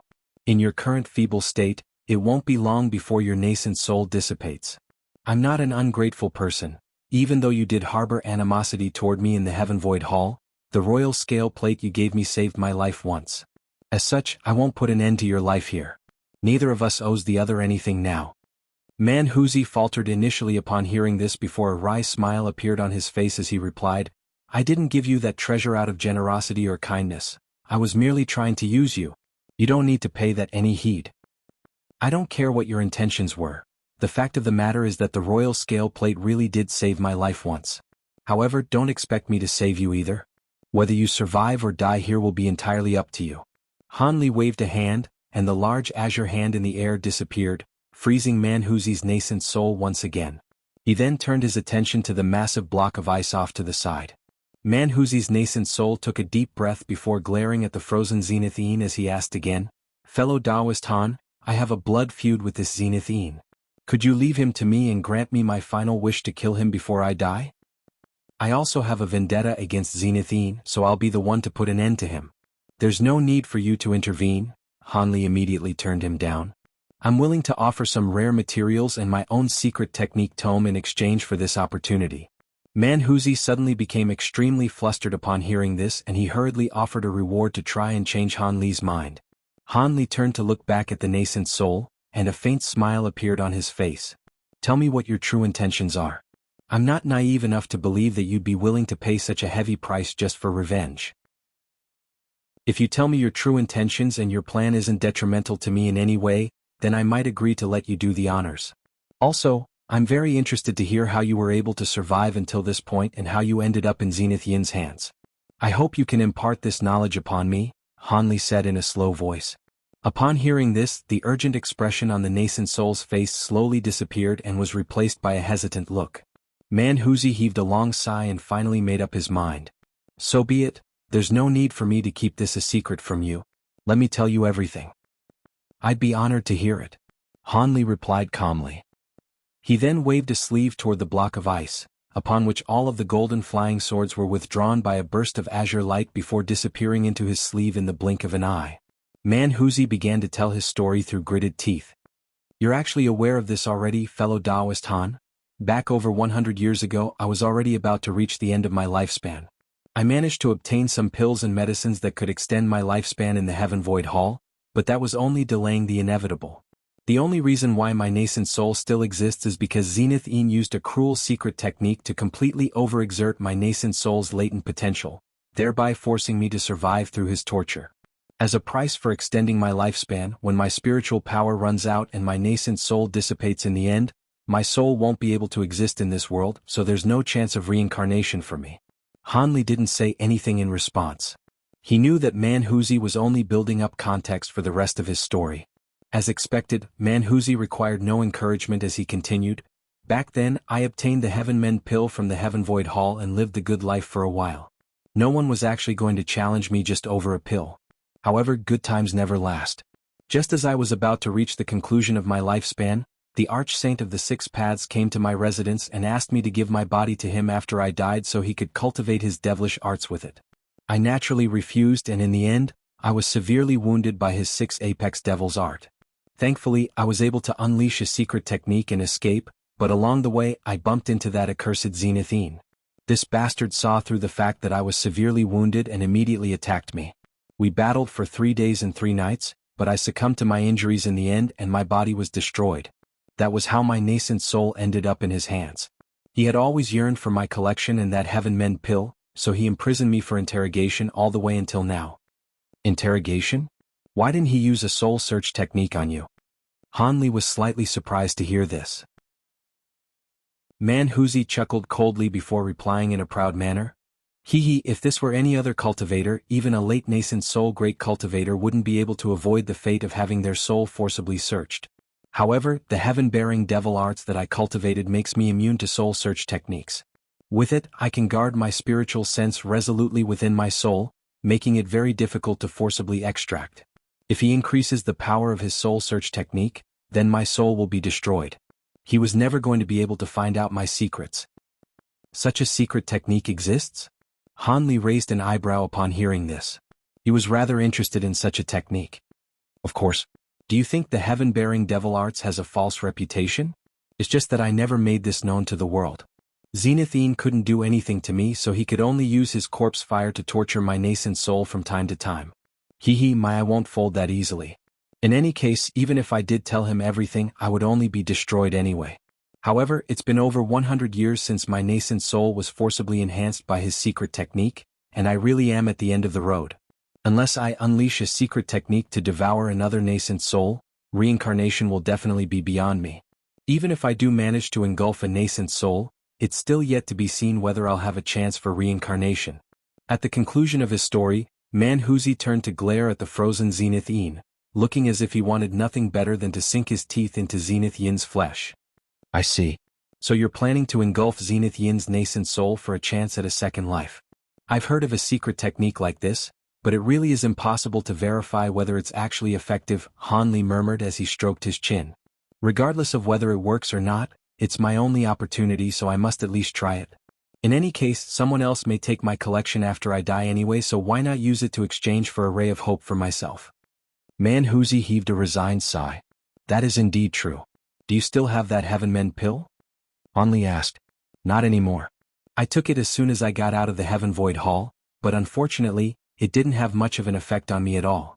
Zenith Yin could see that my cultivation base hadn't improved, so he thought that I never took the pill in the first place, and had constantly been interrogating me about its whereabouts. Otherwise, he may not have had the patience to interrogate me for so long, Man Huzi replied in an honest manner. Oh, is that really the case? A hint of surprise flashed through Han Li's eyes. Back when he had taken his heaven mend pill, it had had an extremely pronounced effect. However, Man Huzi had already been reduced to such a pitiful state, so he most likely wasn't lying. As such, it appeared that the heaven mend pill's effect on nascent soul cultivators was negligible. Of course, that could also be because the aptitude of Man Huzi's spiritual roots was quite good to begin with, so there wasn't much room for improvement. Han Li contemplated the situation for a while before giving his response. I can allow you to do as you please, but you have to give me a copy of the heaven-bearing devil arts first. After that, I'll leave Zenithine to you. I'm rather interested in the soul-locking secret technique you were referring to earlier. After you devour Zenith Yin's nascent soul, you can tell me about where the rest of your collection is. No problem. The nascent soul was overjoyed to hear this. Han Li nodded in response, but he could see that the nascent soul was very feeble. As such, he made a few hand seals and cast a few incantation seals onto the nascent soul's body in quick succession. Spiritual light of different colors shimmered over the nascent soul's body, upon which it was significantly reinvigorated. Thank you, fellow Taoist Han. Man Huzi was very grateful for Han Li's gesture. Han Li waved a hand before tossing a blank white jade slip through the air. The nascent soul hurriedly opened its little mouth to expel a burst of faint golden light. The jade slip was swept up in the golden light before rapidly shrinking to a size that could fit in the nascent soul's hand. After that, it lowered its head and began to replicate the devil arts. This was something that he had completely committed to memory, so replicating it was a piece of cake. 10 minutes later, the nascent soul opened its eye before raising a hand into the air. A streak of white light was sent flying toward Han Li. Han Li caught the white light and spiritual light flashed as the jade slip reverted back to its original size. You haven't tampered with this, have you, brother man? Han Li glanced at the jade slip before a half-smile appeared on his face. The nascent soul didn't know whether it should laugh or cry upon hearing this. Surely you jest, brother Han. With your current late nascent soul cultivation base, you'd be able to easily ascertain the authenticity of a cultivation art. Besides, I'm already in such a pitiful state, why would I do something that harms you and doesn't benefit me in any way? Han Li chuckled and didn't say anything else. The jade slip in his hand shuddered as he inserted his spiritual sense within. After reading through just a few sentences, Han Li's expression suddenly changed drastically. There was an initial flash of surprise, followed by incredulity, then elation. Man Huzi's nascent soul was rather perplexed by his reaction. However, it was indeed true that he hadn't tampered with the cultivation art, so he had no need to worry about anything. After 15 minutes, Han Li had already finished reading through the jade slip, taking much less time than Man Huzi had anticipated he would. Han Li withdrew his spiritual sense from the jade slip and his expression became rather confused. "Brother man, where did you learn this heaven-bearing devil art? Do you know its origins?" Han Li asked. "Origins? This is a renowned cultivation art in the scattered star seas that has been passed down for a long time. It's no less renowned than the arch-saint of the six paths six apex devil's art. It's just that this cultivation art has always been passed down to only one person per generation, and I only managed to learn it after I encountered my master." "Why do you ask? Is there something amiss about this cultivation art?" the nascent soul asked. No. Han Li shook his head in response before flipping his hand over, upon which the jade slip disappeared. After witnessing the wide array of emotions Han Li had just displayed, Man Huzi certainly wasn't going to believe that. However, he didn't pry any further into the matter. "Brother Han, if you don't have the time to cultivate this art, then just pass it on to any disciple of yours. The inheritance of the heaven-bearing devil arts must go on." His top priority was naturally to engulf Zenith Yin's nascent soul, so he immediately continued, "Seeing as you've already seen the cultivation art, would I be able to begin now?" Red light flashed in the nascent soul's eyes and a solemn look appeared on its face as it spoke. Han Li glanced at the frozen Zenith Yin before a smile appeared on his face as he asked, "Of course. You're a little feeble at the moment, though. Would you like me to assist you?" "Thank you for your kind offer, but that won't be necessary. My current magic power isn't comparable to even a tenth of what it once was, but it's still more than enough to handle an immobilized cultivator." Man Huzi shook his head with a confident look. "All right, then I'll be waiting outside." Han Li smiled and didn't say anything further. His body swayed and he appeared at the entrance before slowly making his way out of the stone chamber. Thus, only Man Huzi and the frozen Zenith Yin were left in the chamber. Man Huzi turned to Zenith Yin and a sinister look appeared on his face. Zenith Yin was completely immobilized, but there was a horrified look in his eyes. Meanwhile, Han Li was standing in the passageway outside the stone chamber, silently surveying the jade slip in his hand. The stone chamber was completely silent. After around 15 minutes, a weary voice sounded from within. "Fellow Taoist Han, you can come in now." The voice belonged to none other than Man Huzi, but it was slightly hoarse. Han Li raised an eyebrow as he put his hands together, upon which the jade slip in his hand disappeared without a trace again. He then made his way into the stone chamber. The massive block of blue ice was still completely untouched, but Zenith Yin's eyes had already completely rolled over and he was clearly very much dead. Meanwhile, the nascent soul was hovering over the block of ice. It had grown a little in size and was filled with vitality, creating a strong contrast with its previous feeble state. However, it wore an exhausted expression on its little face as it said, "You have my thanks, Brother Han. I've only temporarily recovered most of my energy and I must take this opportunity to pass on to the afterlife. Otherwise, my efforts would all be wasted. My secret cave abode is located at." As the nascent soul began to disclose the location of its collection, it fell silent and began to transmit its voice to Han Li instead. Han Li listened carefully before nodding expressionlessly. The nascent soul exhaled and calmly said, "All right, I've exacted my revenge, so it's time for me to pass on now. Farewell, fellow Taoist Han." Its body then swayed as it flew toward a corner of the stone chamber, where it sat down with its legs folded in front of itself.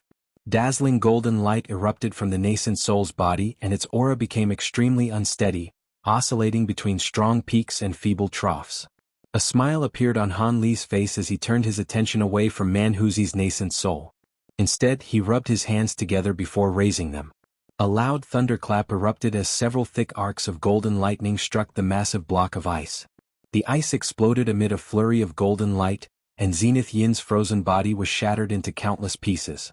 Hanli inspected the remains carefully to ensure that there wasn't a soul fragment or a second primal soul or something of that nature. After verifying that, he nodded with a content expression before turning away. Right at this moment, a series of cracks had already surfaced on the nascent soul's shimmering body.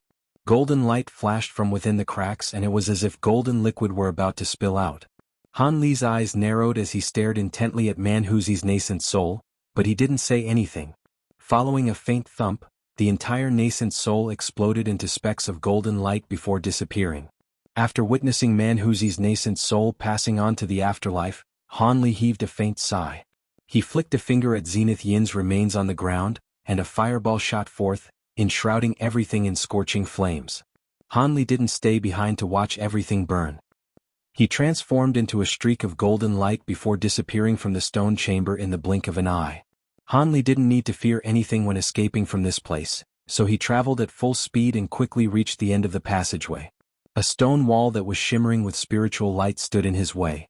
Han Li immediately raised a hand without any hesitation. Golden light began to flash from his fingertip as he prepared to summon sword chi to slice through the wall. However, right at this moment, an earth-shattering boom suddenly erupted. The entire passageway began to tremor and quake while emitting a rumbling echo.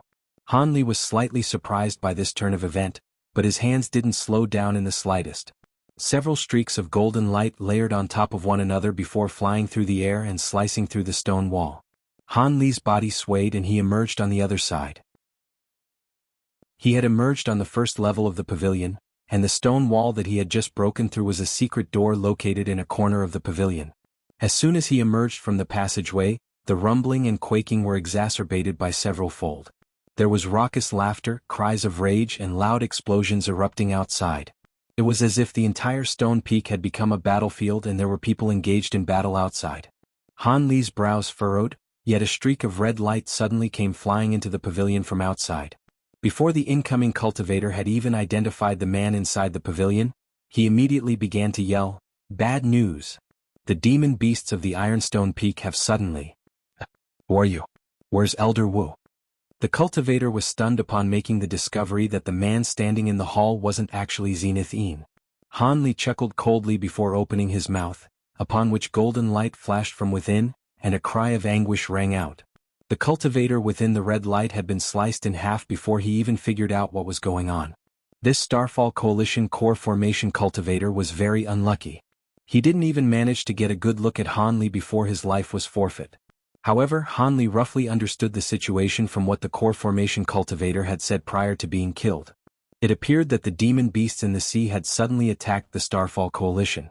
He was rather confused about the situation, but he didn't want to get involved in these affairs. As such, he made a hand seal and withdrew his aura, completely concealing his presence. He then strutted straight out of the pavilion. However, before he had even reached the main gate, he heard a thunderous roar erupting from up above. "Fellow Taoist Tang, our sea race has deployed a large number of metamorphosis stage brethren this time. There's no way your Starfall Coalition will be able to contend with us. If you're smart, you'd hand over that top-grade spirit stone right now. Perhaps we can consider letting you live, then." The owner of the voice sounded rather wheezy and out of breath, yet he possessed an astonishing cultivation base. All of the low-grade Starfall Coalition cultivators outside the pavilion were struck by a sense of physical debilitation just by hearing this voice, and the spiritual power within their powers also congealed as a result. Han Li's heart jolted upon hearing the words, "top-grade spirit stone." He immediately shot through the gates of the pavilion and looked up into the sky. A mass brawl was taking place there and spiritual light was shimmering incessantly amid strings of resounding booms. There were several tens of cultivators engaged in intense battles with some strange-looking demon beasts. In the air above, blue cloud and mist had almost obscured the entire sky. Beneath the cloud and mist, there were also several battles taking place. There was a thin blue-robed elderly man holding an azure mirror in his hand, from which countless streaks of piercing azure light were hurtling through the air. In his other hand, he was wielding a blue flying sword that was as powerful as a raging flood dragon. Before him stood an incredibly tall and portly mendicant. There was a golden ring around each of his two arms and he was holding a round bowl in his hand. At the same time, he was expelling blue mist from his mouth, and was able to keep all of the blue-robed man's attacks at bay. The thunderous roars were coming from none other than that massive mendicant's mouth. Blue light flashed through his eyes as he appraised the mendicant, and he noticed several shimmering silver scales on his neck. Elsewhere, a man and a woman were battling a scholar with a pair of short horns on his head. There was also a gray-robed elderly man releasing gusts of winds from a gourd, and he was locked in an intense battle with a humanoid figure who was completely enshrouded in crimson flames. Slightly further away, there was a large cloud of crimson mist tumbling and surging incessantly, from within which indistinct roars and explosions could be heard. There seemed to be a fierce battle taking place in there as well. It was difficult to determine which side would be able to come out on top in this battle. However, it appeared that the Starfall Coalition had been correct to summon all of their nascent soul cultivators back to this island. Otherwise, the guards on the stone mountain would have been no match for this demon beast army. The blue-robed man's expression remained unchanged, yet he was injecting even more power into his treasure as he calmly said, "What top-grade spirit stone? Where did you hear this false rumor from? I don't have any top-grade spirit stones. You're still trying to hide it from me now, Brother Tang? Don't you find that to be farcical?" Clouds of blue mist continued to pour out from the huge mendicant's mouth as a disdainful look appeared on his face. The blue-robed man's expression cooled even further as he replied, "So you really did come here based on a rumor alone? How can top-grade spirit stones exist in the human world? You arrived unannounced and unprovoked, killing so many of our Starfall Coalition cultivators. I won't allow you to get away with this." Even if you're willing to let us get away with this, we still won't rest until we get our hands on the Spirit Stone, Brother Tang. I discovered the news about the Spirit Stone by using a soul search technique on the person who discovered the Spirit Stone, so don't try to fool me. The fatso chuckled coldly as his flabby folds tremored incessantly. "So you were the ones who killed Protector Li?" The blue-robed fan faltered initially upon hearing this before flying into a thunderous rage. He waved his azure mirror through the air and several thick pillars of light were launched toward his opponent. "So you're not going to deny your possession of the Spirit Stone anymore?" A deriding sneer appeared on the fatso's face as the round bowl in front of him blasted out a burst of yellow light, which absorbed all of the oncoming pillars of light. "So what if I do?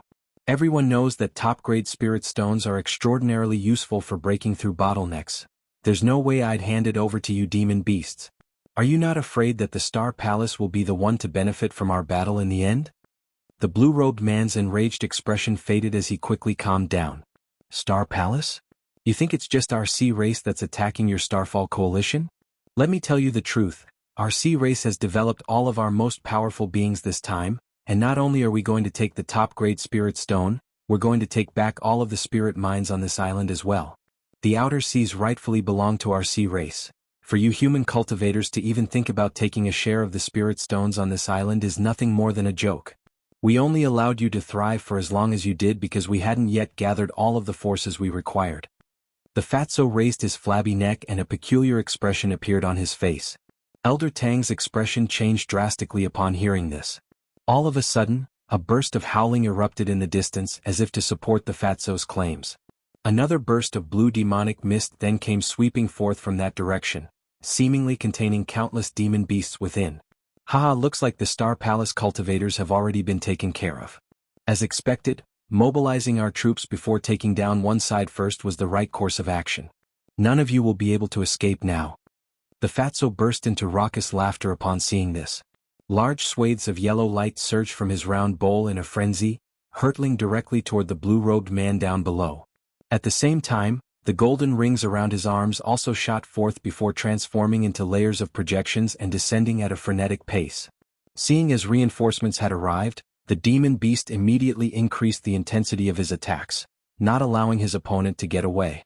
The blue-robed man's expression was twisted with shock and rage, yet he found himself unable to escape from his opponent. Similar scenes were unfolding in the other battles nearby as well. All of the metamorphosis stage demon beasts began to unleash torrential barrages of attacks without any consideration for their demonic power reserves. Spiritual light of all different colors intertwined as loud rumbling booms erupted. None of the Starfall Coalition nascent soul cultivators were able to shake off their opponents to get away from this place.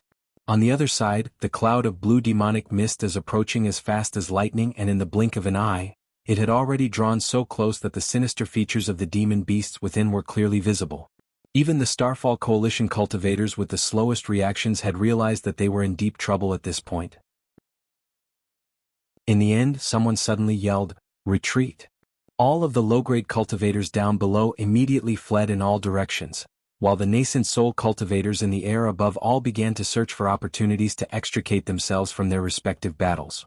Some adopted a more defensive approach as they slowly retreated toward the stone peak, while others unleashed powerful attacks with all their might, hoping to temporarily force back their demon beast opponents before taking the opportunity to flee. There were also some who had secret techniques that could help them escape, so they were combating their opponents in a calm manner while scanning their eyes across their surroundings, seemingly in search of something. Meanwhile, Hanli was initially planning to get away, but those plans were immediately aborted upon hearing the words, top-grade spirit stone. Even though he had never seen any legendary top-grade spirit stones, he had seen records of their miraculous effects in countless tomes. Setting aside the fact that this spirit stone was a compulsory item for setting up several types of legendary primordial formation spells in the human world, just its effect in assisting cultivators in breaking through bottlenecks alone was an extremely tempting prospect. Furthermore, this assistance effect was applicable to all cultivators from the core formation to the deity transformation stages. Of course, the more advanced one's cultivation base, the less pronounced the spirit stone's effect would become. Even so, top-grade spirit stones were still extremely sought after among cultivators of the human world. Now that a top-grade spirit stone had been extracted from one of the mines here, it was no wonder that the Starfall Coalition was immediately gathering their nascent soul cultivators, while the demon beast didn't hesitate in the slightest to launch an attack against this island. Seeing as one top-grade spirit stone had been excavated from the mine, there would perhaps be a second or even a third one in the mine. Hanli took a deep breath and quickly made sense of the situation.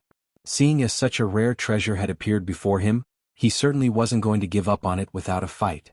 However, it was a rather difficult predicament to identify just who was carrying the top-grade spirit stone. Theoretically, a treasure of this caliber naturally had to be assigned to the person with the highest cultivation base for safekeeping. In that case, the blue-robed man would fit the bill. However, it could also be the case that the blue-robed man had intentionally given the spirit stone to a certain nondescript low-grade cultivator, who would then sneak the spirit stone out of the island. If the latter strategy were employed, then no matter how powerful he was, he wouldn't be able to capture all of the Starfall Coalition cultivators, especially not with so many powerful demon beasts around as well. Han Li's brows furrowed as he carefully contemplated the situation, but his expression then immediately relaxed. The intelligence of those metamorphosis stage demon beasts definitely wasn't inferior to that of human cultivators, so they had most definitely already considered this problem as well. As such, even if he didn't do anything, the invading demon beasts definitely wouldn't allow any Starfall Coalition cultivators to escape either. All he had to do was to swoop in and take the spirit stone as soon as it appeared. At his current power level, none of the demon beasts and cultivators here would be able to stop him. With that in mind, Han Li stood in front of the pavilion and continued to conceal his presence as he surveyed the battle with a cold expression. As expected, around 200 to 300 demon beasts suddenly rushed out from the demonic mist approaching from the distance, all of whom began to pursue the low-grade cultivators on the island. Most of these demon beasts were only at the 3rd or 4th grades, but there were also about a dozen or so 5th-grade demon beasts. All of the human cultivators were being pursued by a demon beast of a concurrent power level. In the face of such a formidable army, it really was rather implausible that any of the cultivators would be able to escape from the island. The blue demonic mist instantly arrived in the air directly above the battlefield before merging with the original cloud of mist. A burst of extremely powerful demonic chi rose into the sky, following which a ball of golden flames shot forth from within. A brilliant light flashed before a demon beast in a suit of golden plate armor appeared. The demon beast had the head of a WYRM and the body of a human. It was wielding a golden spear, along which silver arcs of light were flashing, forming a long and thin lightning snake that flowed along the surface of the spear. It was quite apparent that this was no ordinary treasure. As for that suit of golden plate armor, it was constructed from countless golden scales, each and every one of which were carrying tiny runes that were emanating demonic chi. As soon as this demon beast appeared, a burst of sharp light shot forth from its WRM eyes as an extremely powerful spiritual sense instantly enshrouded the entire stone peak. All of the nascent soul cultivators were still engaged in heated battles with their respective demon beast opponents, and their hearts sank in unison. The blue-robed man's face turned deathly pale upon seeing this demon beast, and he yelled with incredulity, "Golden WRM King! Impossible! How could you go against our agreement and come here in person?"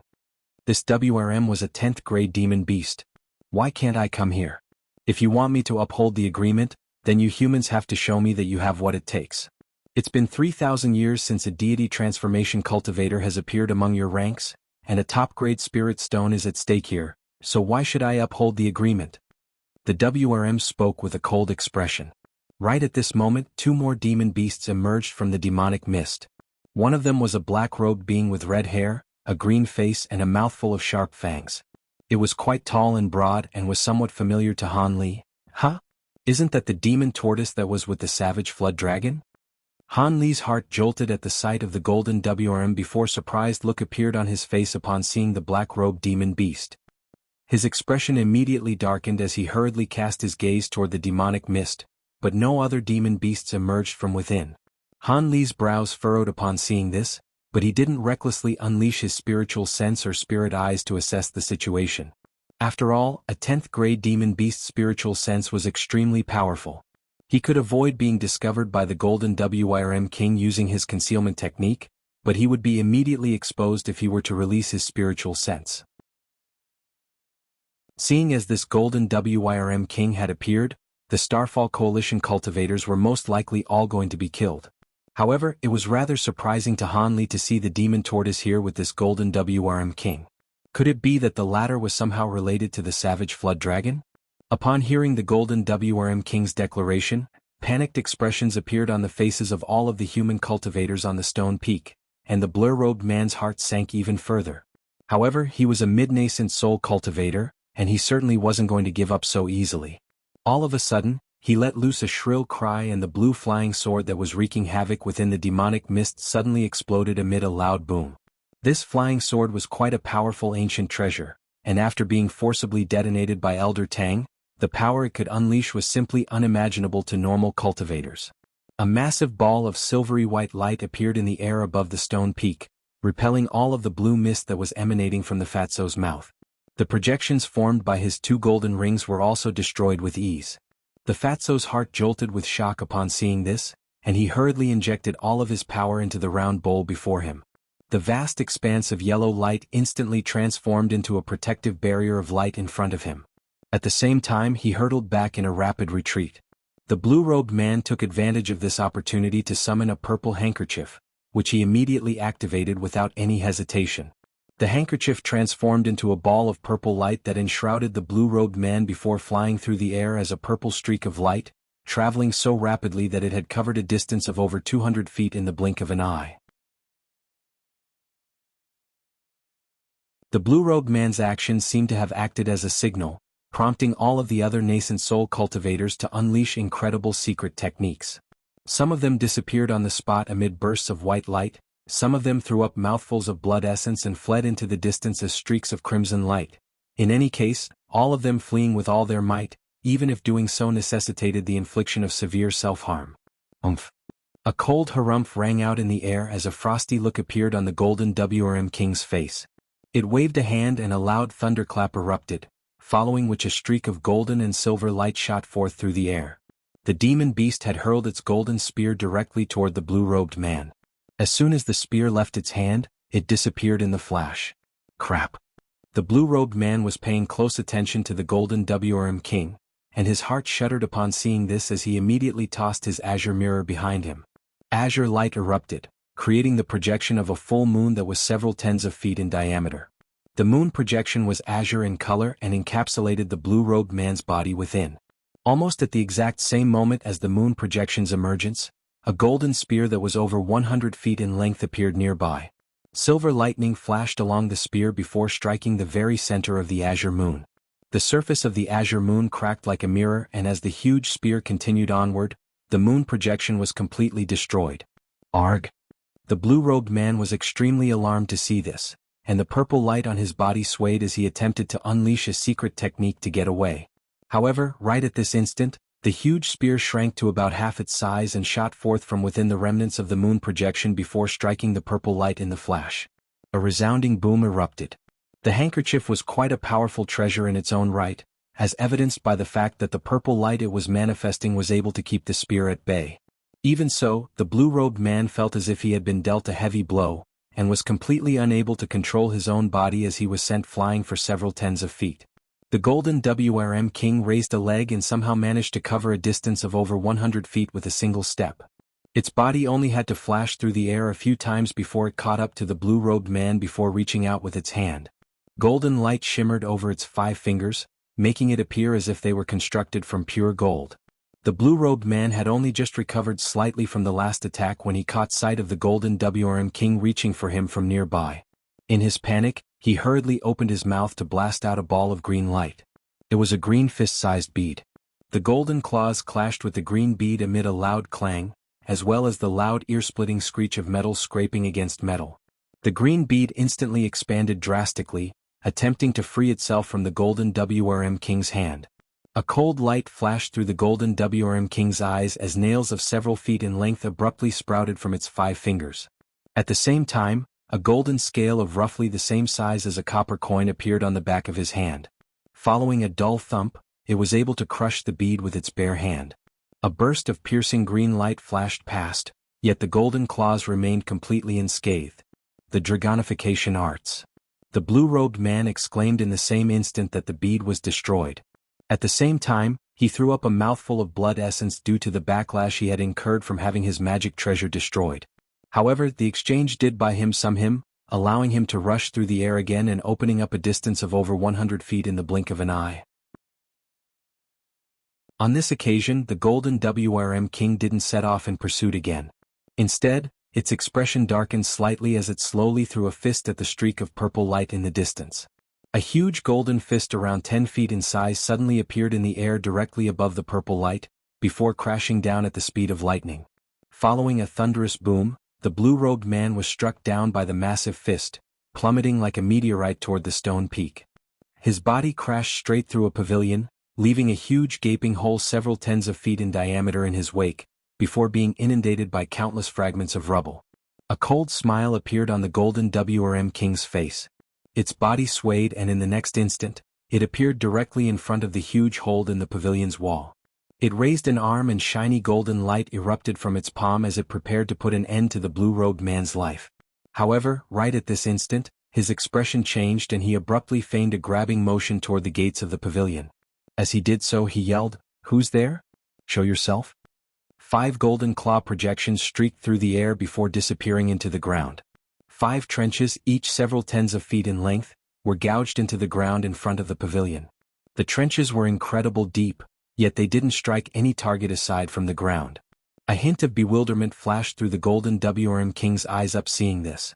A moment ago, he had suddenly been struck by a hint of fear without any premonition. This bone-chilling sensation sent a shiver running down his spine, and he lashed out without any hesitation. He hadn't actually discovered anything. It was his instinct as a heavenly spirit beast that had prompted him to attack in a reflexive manner. During his tens of thousands of years of cultivation, this sense of foreboding had saved his life on several occasions. However, now that the attack had failed to strike any target, the golden WRM king was left feeling a little hesitant, wondering if that sensation had merely been a figment of his imagination. After all, that sense of foreboding had proven to be incorrect on several occasions in the past. It was just that the chilling sensation that he had just experienced was a little too strong, as if there were some sort of extremely dangerous being spying on him from the shadows, and even now, there was still fear lingering in his heart. Just as he was considering widening the scope of his search, a pile of rubble at the foot of the massive hole in the pavilion suddenly stirred before reverting back to normal. However, that split second of abnormality was enough to draw the golden WRM king's attention.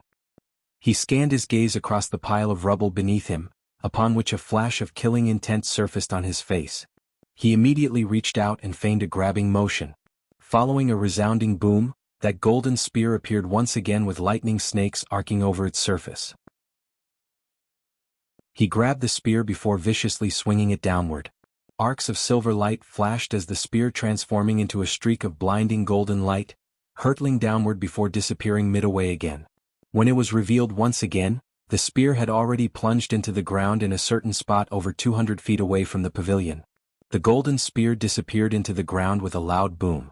A muffled groan then rang out as the ground nearby completely crumbled. Countless rock fragments shot forth in all directions, from within which a streak of purple light emerged. The purple light contained none other than the blue-robed man. However, at this moment, the blue-robed man's face was extremely pale and there was blood trickling down the corner of his lips. The brightness of the purple light over his body was also oscillating sporadically, looking as if it were about to crumble at any moment. The purple light was indeed quite powerful, but after taking several heavy attacks from the Golden WRM King, it was finally about to give out. As soon as the blue-robed man was forced to reveal himself, he fled in a panicked frenzy away from the stone peak. The sinister smile on the Golden WRM King's face widened and he reached out again, upon which the golden spear materialized out of thin air. He then waved his arm through the air again to launch the golden spear. The speed of the fleeing blue-robed man had already decreased drastically, and even though he summoned a shield and metal ruler to defend himself, those two treasures were completely ineffective in the face of the golden spear. Two loud booms erupted in quick succession as the two treasures were destroyed, while the golden spear continued onward. The blue-robed man tried to evade with all his might, but the spear was simply far too fast for him to avoid. In the end, the golden spear punctured the feeble layer of purple light and pierced through his chest. The blue-robed man let loose a howl of anguish before plummeting down from above. He crashed straight to the ground where he lay completely stationary. A charred black hole with a diameter comparable to the size of a bowl had appeared on his chest. Several thin arcs of lightning were flashing incessantly around the wound, and the smell of charred flesh wafted through the air. The Golden WRM King raised a hand to summon the golden spear back to him as he harumphed coldly. "Humph, you think a mid-nascent soul cultivator like you can escape from me? What a joke." He then swept his arm through the air again and several fingernails shot forth, expanding drastically during their descent. In the blink of an eye, they had swelled to become huge golden nails around a foot in length before pinning the blue-robed man's limbs and neck firmly to the ground. Runes began to flash over the nails as several golden chains emerged, forcibly sealing the blue-robed man in place in order to prevent his nascent soul from escaping. The Golden WRM King feigned a grabbing motion toward the blue-robed man, drawing the storage pouch hanging from his waist toward him. He then swept his spiritual sense through the contents of his storage pouch, upon which his expression immediately darkened. He raised his head with a dark expression as he swept his gaze around him. A short while later, two of the other fleeing nascent soul cultivators had been caught up in battles against demon beast opponents again, while a gray-robed gourd-wielding cultivator and a cloud of blood mist fled into the distance. In the blink of an eye, they had already become two black spots on the horizon. There were demon beasts flying toward the gray-robed man in hot pursuit, yet the cloud of blood mist was getting further and further away from his demon beast opponents, traveling at a far faster speed than his pursuers. The Golden WRM King's lips twitched as he looked at the cloud of blood mist in the distance. He contemplated momentarily before his body flashed through the air, transforming into a streak of golden light as he hurtled toward the blood mist. As the golden light flashed into the distance, Han Li heaved a faint sigh of relief as he stood behind the pavilion gates. When the blue-robed man had been sent flying into the pavilion, he had been tempted to quickly subdue him before searching to see if he were carrying the top-grade spirit stone. However, he deemed that to be too risky in the end and refrained from doing so. To his surprise, the Golden WRM King's spiritual sense was able to detect something during Han Li's split second of indecision.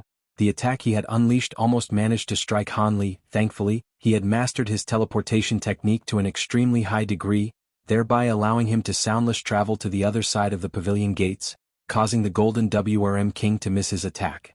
From the Golden WRM King's expression, it appeared that the top-grade spirit stone wasn't in the blue-robed man's storage pouch, and nor could he possibly be carrying the spirit stones on his body somewhere.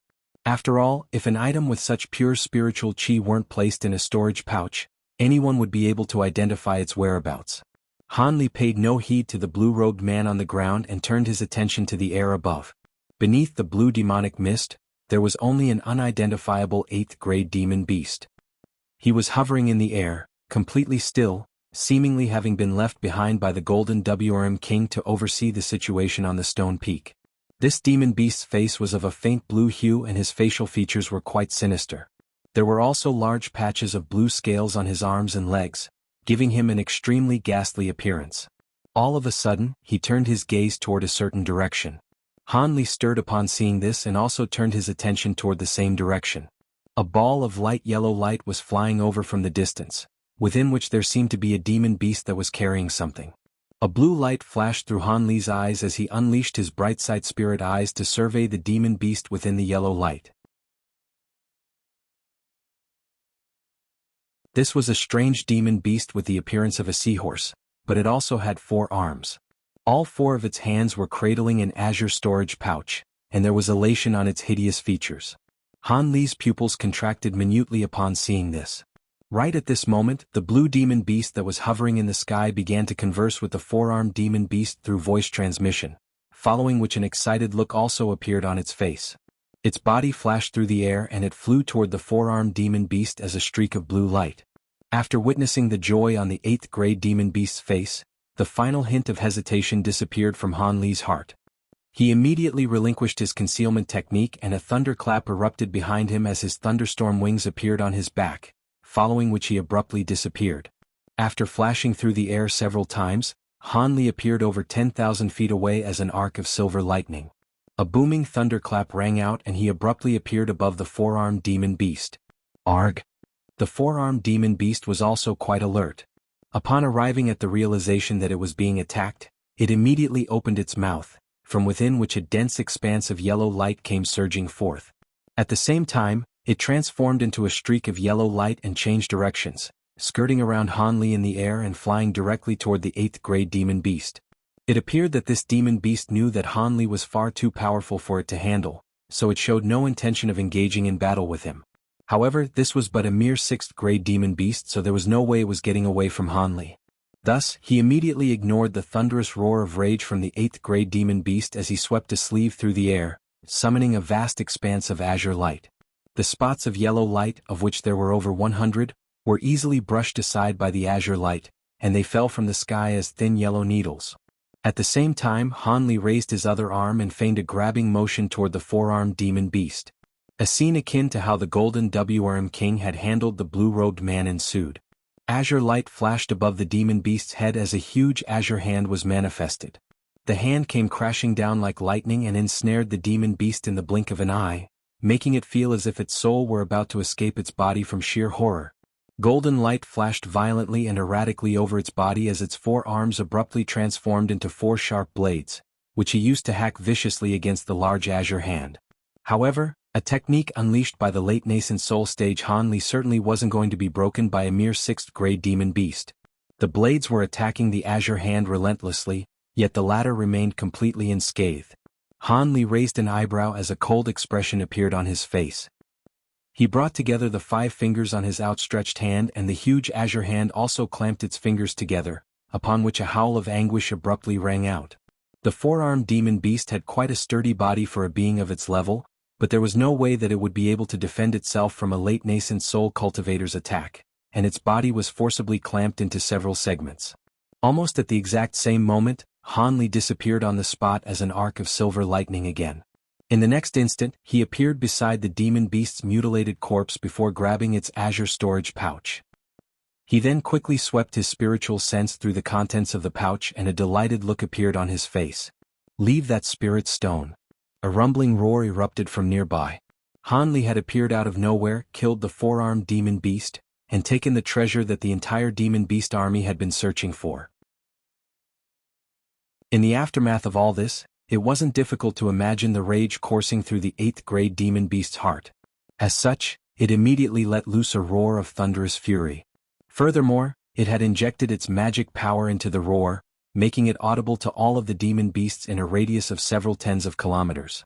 Han Li's brows furrowed as he turned toward the demon with an expression that was cold to the extreme, as if he were appraising a dead man. Blue light flashed and the demon beast was drawing close to Han Li. However, the glare that Han Li directed at it made it feel as if it had been plunged into a glacial pit. The demon beast was extremely alarmed and immediately stopped cold in its tracks. Only then did it remember to assess Han Li's cultivation base with its spiritual sense, upon which it abruptly drew a sharp breath. "You're a late nascent soul cultivator? Who are you?" The 8th grade demon beast took an involuntary step backward as it hurriedly flipped a hand over, summoning toe shell-like treasures. It held the treasures up in front of itself as an expression of shock and horror flashed through its eyes. "Who am I? Why should I answer to a dead person?" Han Li turned his gaze from the demon as he surveyed his surroundings. It appeared that the roar it had unleashed had taken effect. In the distance, 2 metamorphosis stage demon beasts were locked in heated battles with a male and a female cultivator, yet they immediately ditched their opponents, transforming into two clouds of azure demonic wind as they rushed toward Han Li. Even further in the distance, golden light was flashing amid indistinct thunderclaps. That golden WRM king was also on its way back. With that demon beast's fearsome speed, it would only take it an instant to return to this place. Han Li contemplated the situation as a cold smile appeared on his face. He put away the storage pouch before flipping his hand over to summon a green wooden ruler. Upon seeing this, the 8th grade demon beast immediately activated its shell-like treasures without any hesitation. White light flashed over the surfaces of the two shells, forming a resolute barrier of light that shielded the demon beast within. The demon was feeling quite relieved after adopting those defensive measures. However, a deriding sneer appeared on Han Li's face upon seeing this. He gently waved the wooden ruler through the air and green spiritual light flashed as the sound of Buddhist chants erupted from above the demon beast. A silver lotus that was several tens of feet in diameter appeared, from which 7-colored Buddhist light came raining down in a frenzy. The 8th grade demon beast's body swayed as it reflexively attempted to evade the Buddhist light. However, a horrifying scene then ensued. The air around it suddenly tightened as an immense invisible force descended upon its body, making it unable to move so much as a single finger. After being enshrouded under the Buddhist light, its spiritual power also congealed, rendering it completely unable to use its power. Arg! The demon beast only had the chance to cry out in shock and horror before a streak of golden light around 10 feet in length came hurtling toward it. The golden light only flew in a few circles around the barrier of light, upon which the light barrier emitted a cracking sound as it completely fell apart. The golden light flashed past right before the demon beast's horrified eyes. In the next instant, its body had been sliced in half and the two halves plummeted directly toward the ground. However, a ball of green flames suddenly shot forth from the mutilated body. A loud thunderclap erupted as Han Li abruptly appeared near the two halves of the body before pointing a finger at the green flames. The green light shuddered slightly and was forcibly locked in midair by Han Li's immense spiritual power. With his other hand, Han Li summoned an azure jade vial. From within a burst of white light emerged. The white light surged through the air before sweeping up the green flames and drawing it into the vial. Right at this moment, the other two demon beasts had also drawn quite close to Han Li, but their hearts shuddered in unison upon witnessing him making short work of that 8th grade demon beast before taking its soul. The two demon beasts hurriedly stopped in their tracks before turning to look at one another, seeing their own horror mirrored in each other's eyes. At this moment, the figure approaching from the distance was becoming clearer and as expected, it was indeed the golden WRM king. There were also clouds of demonic mist of all different colors approaching from other directions. It seemed the other powerful demon beasts were also rushing back. Han Li contemplated the situation momentarily before murmuring to himself, "Seeing as I've already obtained the spirit stone, it's best not to take any unnecessary risks." With that in mind, a smile appeared on Han Li's face and he flew into the distance was a streak of azure light. Stop him. The golden WRM king was still several thousand feet away, yet it had already issued an absolute command. The other two demon beasts couldn't just stand by idly any longer. If the top-grade spirit stone were to be taken right before their very eyes, they would be punished severely. As such, they could only follow the order, making hand seals to summon two azure wind WRMs that threw themselves at Han Li in a vicious manner. However, Han Li chortled boisterously as he disappeared on the spot, appearing over 200 feet away in the next instant as an arc of silver lightning. Only then did he continue to fly through the air as a streak of silver light, and the two wind WRMs were completely unable to match his speed. Leave the spirit stone behind. A vicious light suddenly flashed through the golden WRM king's eyes as he hurled his golden spear from afar. Han Li faltered slightly upon seeing this. A thunderous boom erupted and the golden spear flashed several times in quick succession, taking it to less than 400 feet away from Han Li. When the spear disappeared once again, Han Li had already reverted back to his normal expression. His fleeing figure stalled momentarily as he flipped his hand over to summon a small silver shield, which then rapidly expanded to around 10 feet in diameter. Almost at the exact same moment, the golden spear appeared around 10 feet away from Han Li. Lightning flashed and the spear struck the silver shield at an incredible speed. A loud clang rang out as golden and silver light intertwined, and neither side was able to overwhelm the other. The golden WRM king also stopped in midair as he hurriedly cast an incantation seal. A silver lightning snake shot forth from the spear amid a rumbling thunderclap, circling around the shield and heading directly toward Han Li. Humph, what a pathetic little trick. Han Li harumphed as he reached out with his bare hand. He didn't appear to be moving all that quickly, but his hand managed to grab onto the silver lightning snake's neck with unerring accuracy. At the same time, an explosive boom erupted from his entire arm, following which golden arcs of lightning began to appear. The golden arcs surged down his arm in a frenzy, destroying the silver snake in one fell swoop. In the distance, the golden WRM King's expression changed slightly upon seeing this. However, Han Li didn't stop there. After destroying the lightning snake, he slammed a palm into the silver shield before him. A layer of piercing silver light immediately surfaced over the shield, making it as smooth as a mirror. The golden spear tremored and was repelled by the silver light as it was sent flying over 80 feet away. Han Li took advantage of this opportunity to fly toward a certain direction as a streak of azure light. However, he wasn't conserving his spiritual power in the slightest this time. After unleashing his maximal speed, the streak of azure light covered a distance of over 1,000 feet in the span of a few breaths. Coincidentally, there was a black streak of light containing a demon beast flying directly toward him, and it was none other than that demon tortoise that had accompanied the golden WRM King. Han Li was traveling far too quickly for the demon tortoise to get a clear look at his appearance.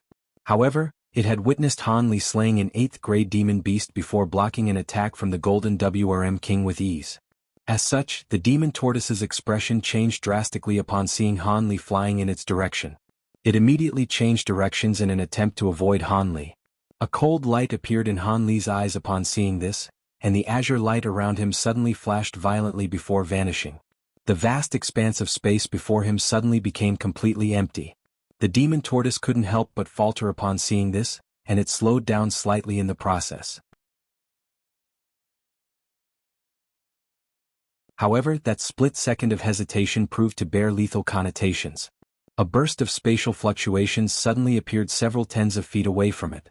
Han Li emerged from thin air with purple flames all over his body before sweeping a sleeve toward the demon tortoise. 36 small swords shot forth from his sleeve at once, transforming into over 100 streaks of golden light in the blink of an eye. The golden light formed a dense net of swords that came crashing down toward the demon tortoise. "It's you?" The demon tortoise finally caught sight of Han Li's true features, and it immediately identified him, upon which it let loose a horrified cry as if it had seen a ghost. As the sight of the streaks of golden light hurtling toward it, the demon tortoise immediately turned deathly pale. It had seen how Han Li had used just a single streak of this golden to slay an 8th-grade demon beast, and even his victim's most prized treasure wasn't able to pose any resistance. The demon tortoise was only an 8th-grade demon beast itself, and in its intense horror, it let loose several roars in quick succession. At the same time, it took off its long robes, which transformed into a dark cloud that came flying toward the net of swords.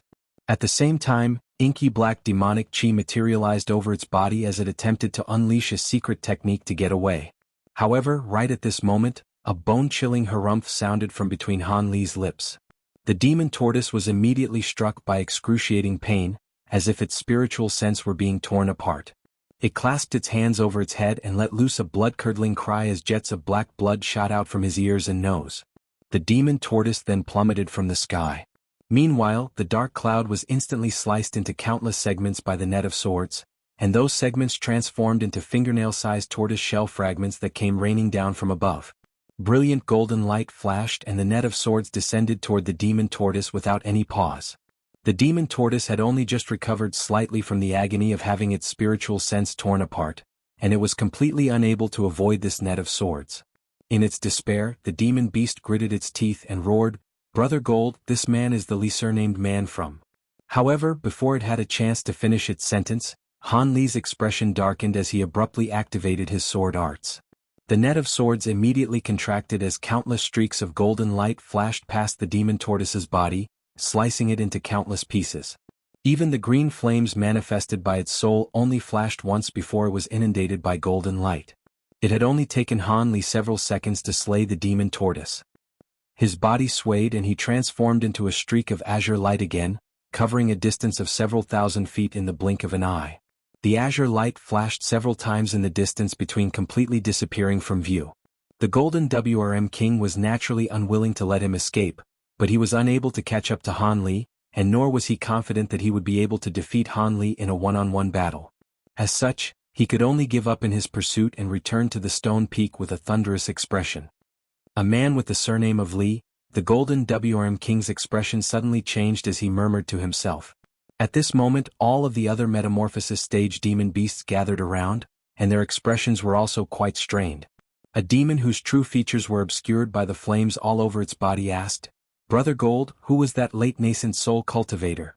From his voice and appearance, he doesn't appear to the arch-saint of the six paths, and there's no way that the heavenly star sages would leave the heavenly star city. Could it be that he's a new great cultivator among the human race? I'm not sure. However, his cultivation arts and treasures are all very unfamiliar, so I know I've never fought him before. It seems that there's no one among the nascent soul cultivators of the scattered star seas that fit his description, the Golden WRM King replied in a dark voice. A green-robed demon beast said with a fearful expression, "This man is extremely powerful. Even fellow Taoist Lan and fellow Taoist Wu couldn't last more than a few seconds each against him. He's most likely even more powerful than the arch-saint of the six paths and the heavenly star sages." The other demon beasts also wore the same fearful expressions. After all, most of them were 8th grade demon beasts and were no more powerful than the 2 8th grade demon beasts that Han Li had just slain with ease. If Han Li had set their sights on them, they would have also undoubtedly been killed on the spot. Many of the demon beasts had already made up their minds. If they were to ever encounter Han Li again, they would drop everything and run for their lives. I fought the arch-saint of the six paths once in the past, and this man does indeed appear to be an even more troublesome opponent. At the very least, without employing the use of sneak attacks, the arch-saint of the six paths wouldn't be able to kill our metamorphosis stage brethren so easily. However, there's no need to be too fearful of him. This is our first time clashing with him, so his skill set is very unfamiliar to us. Otherwise, he wouldn't have been able to succeed in his plan so easily, the Golden WRM King analyzed calmly. Upon hearing this, some of the other demon beasts were enlightened, while the others remained silent with contemplative looks on their faces. Right at this moment, a 9th grade demon beast, the portly mendicant who had been battling the blue-robed man, suddenly asked, "Brother Gold, what was that about a Li surnamed man that fellow Taoist Wu yelled before his death? Have you managed to figure it out? If I recall correctly, back when we attacked the human cultivators on their island near the unfathomable depths, we were searching for a cultivator with the surname of Li. Does that man have anything to do with this?" The mendicant's speculation sent a stir running through the rest of the demon beasts present. However, the Golden WRM King's brows furrowed as he replied, "I don't think so. Back then, I was wounded by a sneak attack from a core formation human cultivator, and that was why I deployed forces to hunt him down. However, that man was a late nascent soul cultivator. How could it be the same person? Unless this man is a once-in-100,000 years freak prodigy, how could he have become this powerful in less than 200 years? That's not necessarily the case. I slew a nascent soul human cultivator once, and after using a soul search technique on him, I discovered that the so-called #1 treasure in the human world, the Heaven Void Cauldron, had appeared, and was obtained by a core formation cultivator with the surname of Han. However, after an extensive investigation by many nascent soul cultivators, they discovered that this man was at our outer seas for a long time, posing as a man with the surname of Li. The Heaven Mend pill in the Heaven Void Cauldron is vastly renowned. With the assistance of this pill and the other unknown ancient pills in the cauldron, it's not impossible for this man to have progressed to the late nascent soul stage so quickly, the mendicant chuckled. All of the demon's beasts were flabbergasted upon hearing this, and some of them immediately began to chat among themselves again. The Golden WRM King also fell into deep thought upon hearing this. After a long while, a cold light flashed through his eyes and he said, "If you're correct, then that man may well be the same cultivator who had attacked my son all those years ago. If that's the case, then I definitely won't let him get away with this. He killed my son close to 200 years ago and now he's responsible for the death of fellow Taoist Wu and Lan. Furthermore, he's also taken our top-grade spirit stone and possesses a supreme treasure like the Heaven Void Cauldron. That only gives us even more reason to capture him and offer him as a blood sacrifice." The mendicant shook his head as he said in a cautious voice, "But this man is a late nascent soul cultivator and he's extremely powerful. Unless we force him into a dire situation and have more than 3 brethren with cultivation bases comparable to Brother Gold's, we won't be able to do anything to him. This man is indeed not someone to be scoffed at. We'll have to devise a plan and invite Brother Jie and fellow Taoist Bai to assist me. But there's no need to hurry. As long as that man remains in the scattered star seas, we'll always have chances. Overall, this was still a triumphant trip for all of us. Even though 2 of our fellow Taoists have fallen by the hands of that man, we slew 6 nascent soul human cultivators, and all of the spirit stone mines on the Green Spirit Island belong to our sea race now. Even though that top-grade spirit stone had been taken, there may be other top-grade spirit stones that have yet to be excavated in the mines, so there's no need to overly frustrated. Our top priority is to set up the restrictions again and gather more troops in case the human cultivators launch a counterattack. The Starfall Coalition and Star Palace won't be willing to accept defeat so easily, so we have to be prepared for them. The Golden WRM King didn't seem to be very interested in the subject of revenge, and he immediately changed the topic to focus on the Spirit Stone mines. These mines were going to benefit all of the demon beasts present, and as expected, their attention was entirely drawn to this new topic of discussion. Only that mendicant wore a concerned expression with his brows furrowed, seemingly still a little unsettled. At this moment, around 5,000 kilometers away, Hanli unleashed his spiritual sense to verify that there were no pursuers within a radius of several hundred kilometers before slowing down significantly. Of course, Hanli wasn't going to return to that so-called Lightning Sky Island. Instead, he was heading straight back to Silver Shark Island. As he flew through the air, he couldn't help but pull out that azure storage pouch before tipping out its contents with an excited look on his face. A burst of white light erupted from the storage pouch as a green thumb-sized spirit stone appeared in his hand. Hanli cradled the spirit stone in one hand and began to carefully assess it. There was spiritual light revolving erratically over the surface of the spirit stone, and the brightness of the green light emanating from it was oscillating sporadically, as if it were a living being. There also seemed to be tiny white substances flowing out from the surface of the spirit stone. However, the white substance was extremely minuscule and Hanli was struggling to identify it. Hanli's pupils contracted upon seeing this, and blue light abruptly flashed through his eyes, finally allowing him to clearly see the substance within the green light. They were spots of white light that somewhat resembled snowflakes, but also appeared to be runes. These spots of light were relentlessly pouring out of the spirit stone before self-detonating, transforming into traces of pure wood attribute spiritual chi in the process. There was simply an excessive amount of spiritual chi contained within this spirit stone, thereby forcing it to expel some out from its surface. Hanli was both shocked and elated to see this. This was definitely a legendary top-grade spirit stone, and it just so happened to be a wood attribute one, so it was perfect for him. When he thought about it, it made sense that this was a wood attribute spirit stone. The spirit stone mines on Green Spirit Island had always yielded an abundance of wood attribute spirit stones, so it was only to be expected that this top-grade spirit stone followed that trend. Hanli closed his eyes and briefly sensed the wood attribute spiritual chi emanating from the spirit stone. After a while, he hesitated momentarily before azure light flashed from his 5 fingers as he attempted to absorb the immense spiritual chi within the stone. 5 thin wisps of spiritual chi poured out from the spirit stone. The spiritual chi was cool to the touch and remarkably substantial, crawling up Hanli's fingers like 5 tiny snakes. Hanli was caught off guard and given a fright as he reflexively withdrew his fingers from the spirit stone. Even so, the 5 tiny snakes still squirmed into the meridians in his arms before dissipating on their own.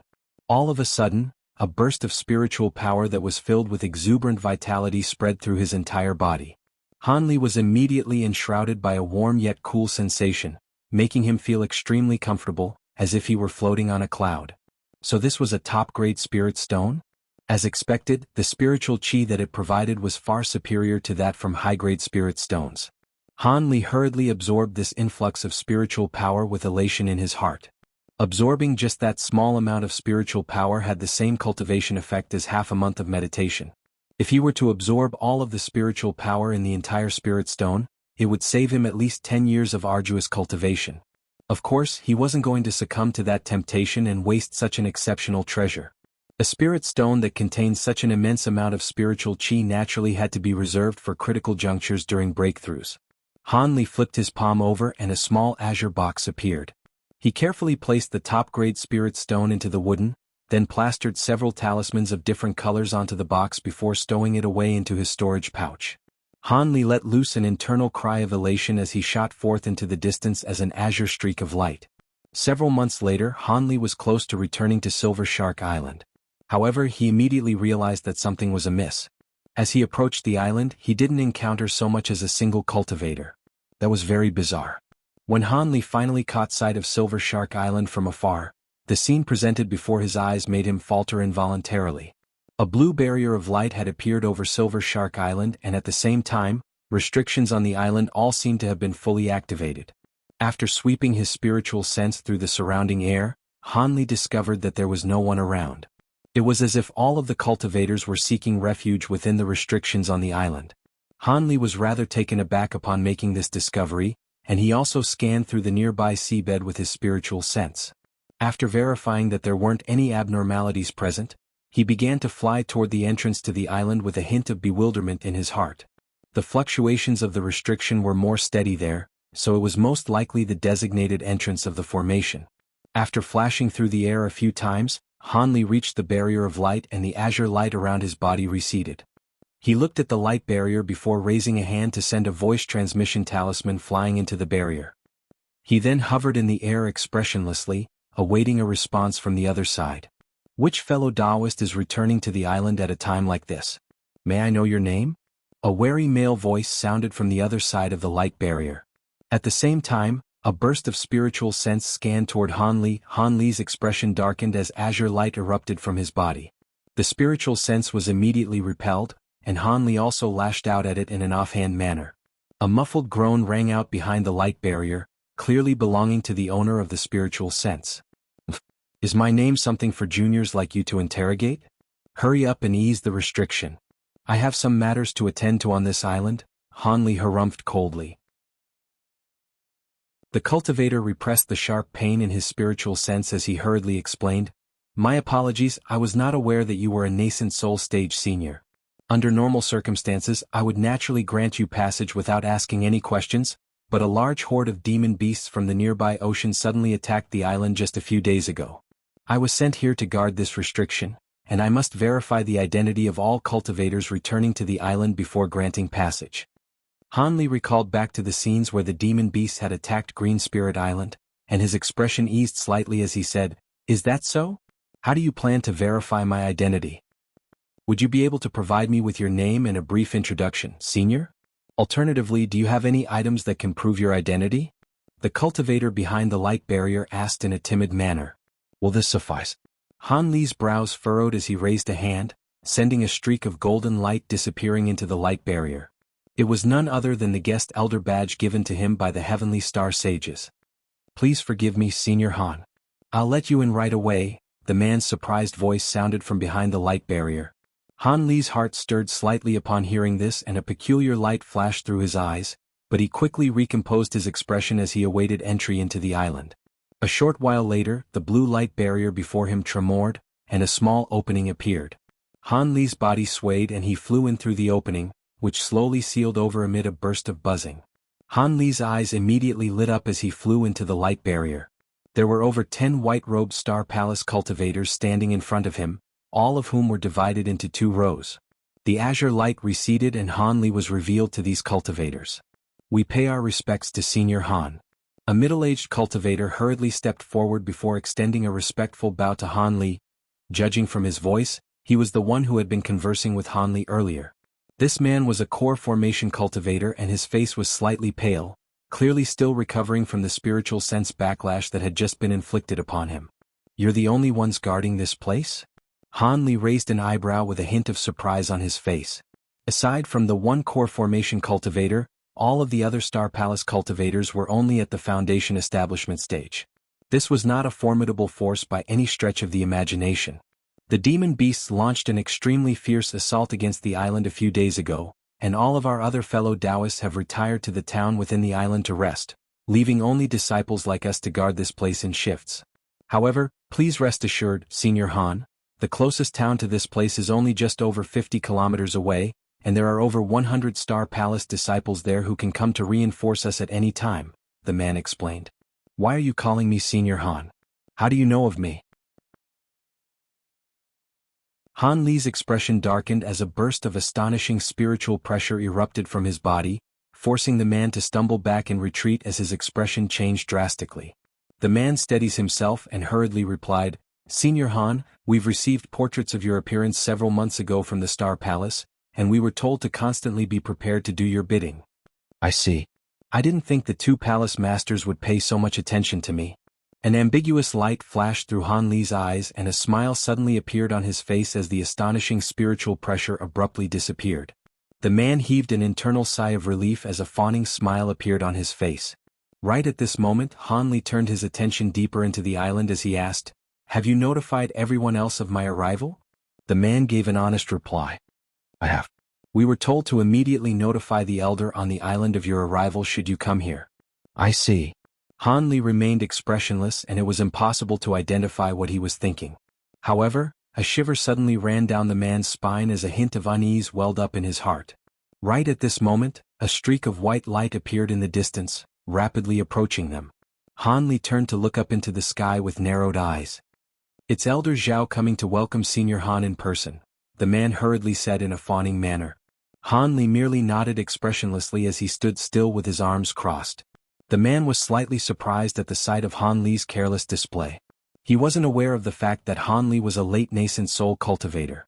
After his spiritual sense had been repelled, he didn't dare to try and ascertain Han Li's cultivation base again, so he simply assumed that he was an early nascent soul cultivator that the Star Palace had only recently recruited. The streak of white light descended before revealing an elderly man with a head of white hair. This man wore a brocade robe with a jade belt around his waist, and his brows were thin and long. He was an early nascent soul cultivator. The elderly man immediately identified Han Li from within the crowd, and his eyes lit up as he strode toward him. He cupped his fist in a salute and said, "Please forgive me for failing to provide a timely welcome, fellow Taoist Han." The elderly man wore a warm smile on his face, as if he and Han Li were old friends. Han Li raised an eyebrow as he replied in an indifferent manner, "You're far too kind, fellow Taoist. I heard the situation on Silver Shark Island has been a little hectic of late. Are you the one calling the shots on the island, Brother Zhao?" There was a horde of demon beasts that attacked the island, but there wasn't even a single metamorphosis stage demon beast among them, so they were taken care of with relative ease. "I'm not the one overseeing things here on the island, that would be Ning Changkai. However, he's currently away at the moment, investigating the reason behind the demon beast's unprovoked attack against the island. I was actually sent here with the sole purpose of welcoming you, fellow Taoist Han," Elder Zhao said with a smile. "You were sent here to welcome me?" A hint of surprise finally appeared on Han Li's face upon hearing this. "Indeed. The palace masters have asked me to pass on a message to you. They insist on meeting you again when you return to the inner seas. Truth be told, I've been waiting on this island for you for several months already, fellow Taoist Han," the elderly man explained with a smile. "Oh? What business do they have with me?" Han Li's brows furrowed slightly. He had a feeling that there was some serious trouble brewing. This is not the place to discuss such matters. Please come with me to a quieter location, Brother Han," the elderly man suggested with a mysterious smile. "Sure, then let's head over to that small mountain over there." Han Li looked around with a contemplative expression before suddenly pointing to a small mountain around 10 kilometers away. Elder Zhao turned his gaze toward the small mountain, and immediately agreed, "As you wish, Brother Han." Han Li nodded in response, and after the elderly man delivered some instructions to the Star Palace disciples, the two of them flew toward the mountain together. The mountain wasn't very far away, so the two of them naturally arrived in a very short time. Han Li landed on the mountain and said in a calm voice, "What message would you like to pass on from the palace masters, fellow Taoist Zhao? You can tell me now." "Haha, there's no need to be so cautious, Brother Han. I have fantastic news to deliver to you." The elderly man stroked his beard with a smile. "Fantastic news? What are you referring to?" Han Li was taken aback upon hearing this. "Fellow Taoist Han, you're not yet at 500 years of age, right?" the elderly man asked with a smile. "So what if that's the case?" Han Li was struck by a peculiar feeling, but he didn't deny this.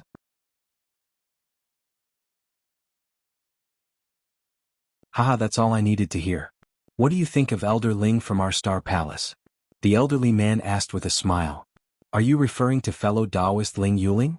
Han Li asked with a peculiar look on his face. "Indeed, she is also the daughter of our two palace masters." The elderly man nodded in response. "Fellow Taoist Ling naturally has exceptional cultivation aptitude to be able to reach the nascent soul stage at such a young age. I'm not quite sure I understand what you're asking, fellow Taoist." A hint of confusion flashed through Han Li's eyes. Elder Ling's aptitude is indeed quite exceptional, but it's far inferior compared to yours, Brother Han. However, there's no doubting the fact that both of you are supremely talented prodigies. If you two join forces, perhaps there will be a chance for you to succeed in your pursuit of the great Tao and immortality. Brother Han, would you be willing to become Elder Ling's Tao companion? Tao companion?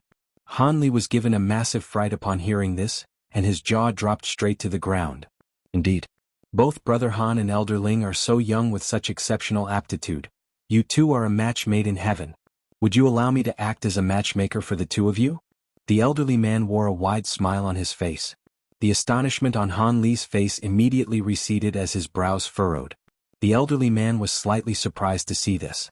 Could it be that Han Li was unwilling to accept such a brilliant arrangement? One had to realize that in the cultivation world, female nascent soul cultivators were almost non-existent, and it was even more difficult to find a female nascent soul cultivator of a similar age as Han Li. As such, even though everyone knew about the benefits of dual cultivation, most male nascent soul cultivators could only take core formation or even foundation establishment female cultivators as their servants or concubines. There were very few of those couples who actually became Tao companions. A female nascent soul cultivator would occasionally appear, but she would immediately be pursued by many male cultivators with similar cultivation bases. Ling Yuling was a nascent soul cultivator, an extremely beautiful one at that, and she was also the daughter of the vastly renowned Star Palace Masters. Wasn't this almost the best possible thing that could happen to Han Li? So why was it that he appeared to so reluctant to accept this arrangement? That was simply astonishing to the elderly man. However, this man was a late nascent soul cultivator, so the elderly man naturally didn't dare to express the displeasure in his heart. His expression remained unchanged as he continued in an enthusiastic manner. The two palace masters have said that as long as you're willing to become Elder Ling's Tao companion and live in our heavenly star city, you'll be the next master of the Star Palace for sure. In that case, you'll become the ruler of the scattered star seas, Brother Han, and on top of that. The elderly man began to rattle off a long list of benefits that the dual cultivation arrangement could bring to Han Li, and his voice was tinged with more than a hint of envy. Han Li continued to remain silent, but the elderly man didn't have any intention of stopping anytime soon, so he could only heave an internal sigh in the end and cut him off. I'm very grateful to the palace masters for thinking so highly of me, but I must refuse this proposal. What? Please consider this carefully, Brother Han. This is an important matter and it would be unwise to make a rash decision. The elderly man could sense from Han Li's aloof reaction that he was quite averse to the proposal. However, his heart still sank after hearing Han Li's refusal, yet he was still unwilling to give up. It would place him in a very awkward situation if he failed to complete this mission that the Heavenly Star Sages had assigned to him. It's not that I think fellow Taoist Yuling isn't good enough for me or that I harbor any unfavorable bias toward the Star Palace. It's just that I already have a Tao companion, and she's also a nascent soul cultivator, Han Li explained. I see. There's no helping it then. Looks like you and Elder Ling simply weren't meant to be. I still think it's quite a pity though. The elderly man heaved a resigned sigh upon hearing this. However, he was also quite relieved that he would have an excuse to pass on to the Heavenly Star Sages. At the same time, he was feeling rather perplexed. It seemed that in the past 100 years, there were no new female nascent soul cultivators that had appeared in the scattered star seas aside from Ling Yuling. Could it be that this man's Tao companion was also a powerful yet obscure cultivator like him?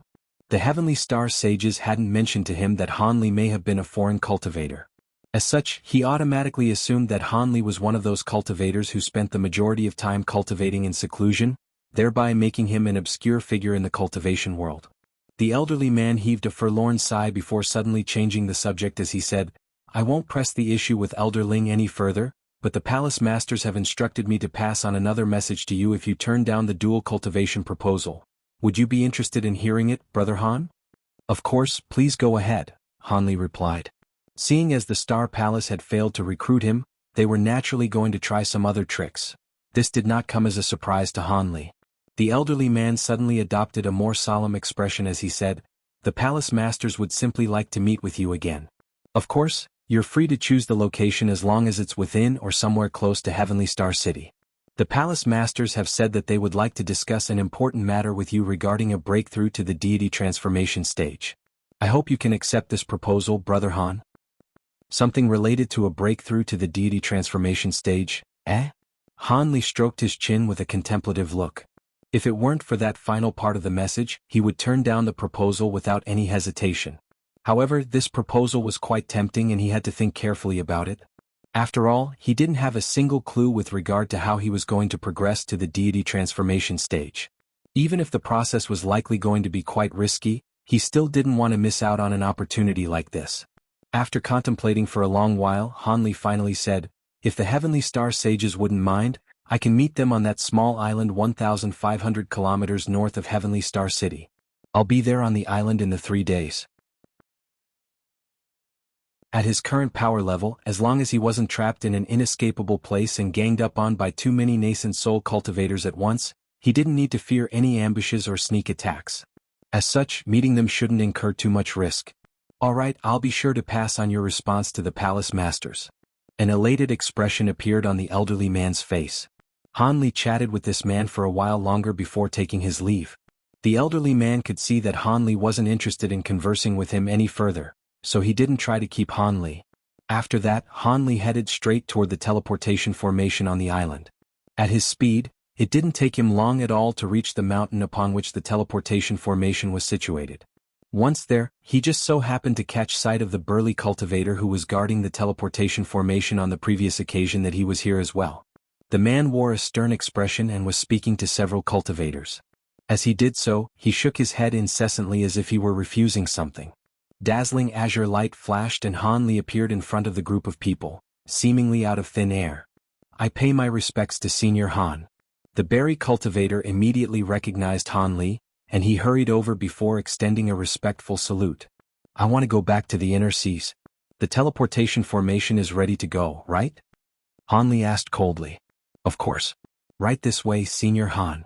The Star Palace cultivator quickly replied. Before Hanli even had to ask, he immediately handed over a teleportation talisman. Even though he had the greater teleportation medallion, Hanli still took the talisman before entering the teleportation formation. Moments later, white light erupted within the stone chamber and Hanli disappeared. The other cultivators had all put on reverent expressions in response to Hanli's arrival, and following his departure, their expressions eased in unison. One of the core formation cultivators who was familiar with the burly cultivator asked, "Brother Yu, was that senior an elder of your Star Palace? He looks quite unfamiliar to me." "He actually isn't. I've only met this senior on one previous occasion, and he's carrying a guest elder badge from our Star Palace. Even though no official announcement has been made, I assume he must be a new elder who's about to join our Star Palace," the burly man replied with a smug smile. "I see. Doesn't that mean your Star Palace is going to grow even more powerful now? It appears this elder is quite powerful. I wonder if he's an early nascent soul or mid-nascent soul cultivator." The core formation cultivator clicked his tongue with wonder. "I'm not too sure of that either. This senior seems to be carrying some sort of treasure that prevents people from ascertaining his cultivation base. However, I assume that he's still an early nascent soul cultivator. After all, if he were at the mid-nascent soul stage already, surely he would be more renowned," the burly cultivator speculated hesitantly. "I agree with you on that one. In any case, he's not someone that the likes of us can compare with. TSK, 1,000-year lifespan. I wonder if we still have a chance to progress to the nascent soul stage." A cultivator with a sword strapped to his back heaved a forlorn sigh. 3 days later, on a nondescript coral island 1,500 kilometers north of Heavenly Star City that was only several kilometers in size, there was a young man meditating with his legs crossed and his eyes tightly closed. That young man was, of course, none other than Hanli. Several days ago, after returning to the inner seas using the teleportation formation, he had immediately left the massive island without delaying so much as a single moment. He had been wary that the Heavenly Star Sages would take advantage of that opportunity to attack him, but it appeared that he had been overly paranoid. He managed to leave the Star Palace's territory without any impediment. Hanli was quite relieved as a result, and stayed for a few days in the nearby region before arriving on the island that he had agreed to meet the Heavenly Star Sages on. At this moment, he had already released his powerful spiritual sense to its maximal extent as a safety precaution. Everything within a radius of several hundred feet had been enshrouded within his spiritual sense, regardless of whether it was the seabed that lay at depths of tens of thousands of feet or the sky hundreds of thousands of feet above. All of it was within the scope of his surveillance. Hanli naturally wasn't going to get complacent when faced with vastly renowned cultivators like the Heavenly Star Sages. They were a couple and both were using the same cultivation arts, so when they combined their powers, they would most likely be far more troublesome to deal with than two normal late nascent soul cultivators. Furthermore, the divine essence-fused light was certainly no joke. It was said that it could crush all powers of the 5 elements in this world. That was clearly an exaggeration, but it wasn't too far off the mark. Han Li didn't want to lose his life over a moment of carelessness. Thus, he had made sure to establish surveillance over everything in the surrounding region prior to the arrival of the sages, in order to protect himself from any sinister intentions they could harbor. When it was close to noon and the sun had almost reached its highest point in the sky, Han Li suddenly stirred as he opened his eyes. In the far distance, there were 2 spots of white light flying through the air side by side, heading directly toward the small island that he was situated on.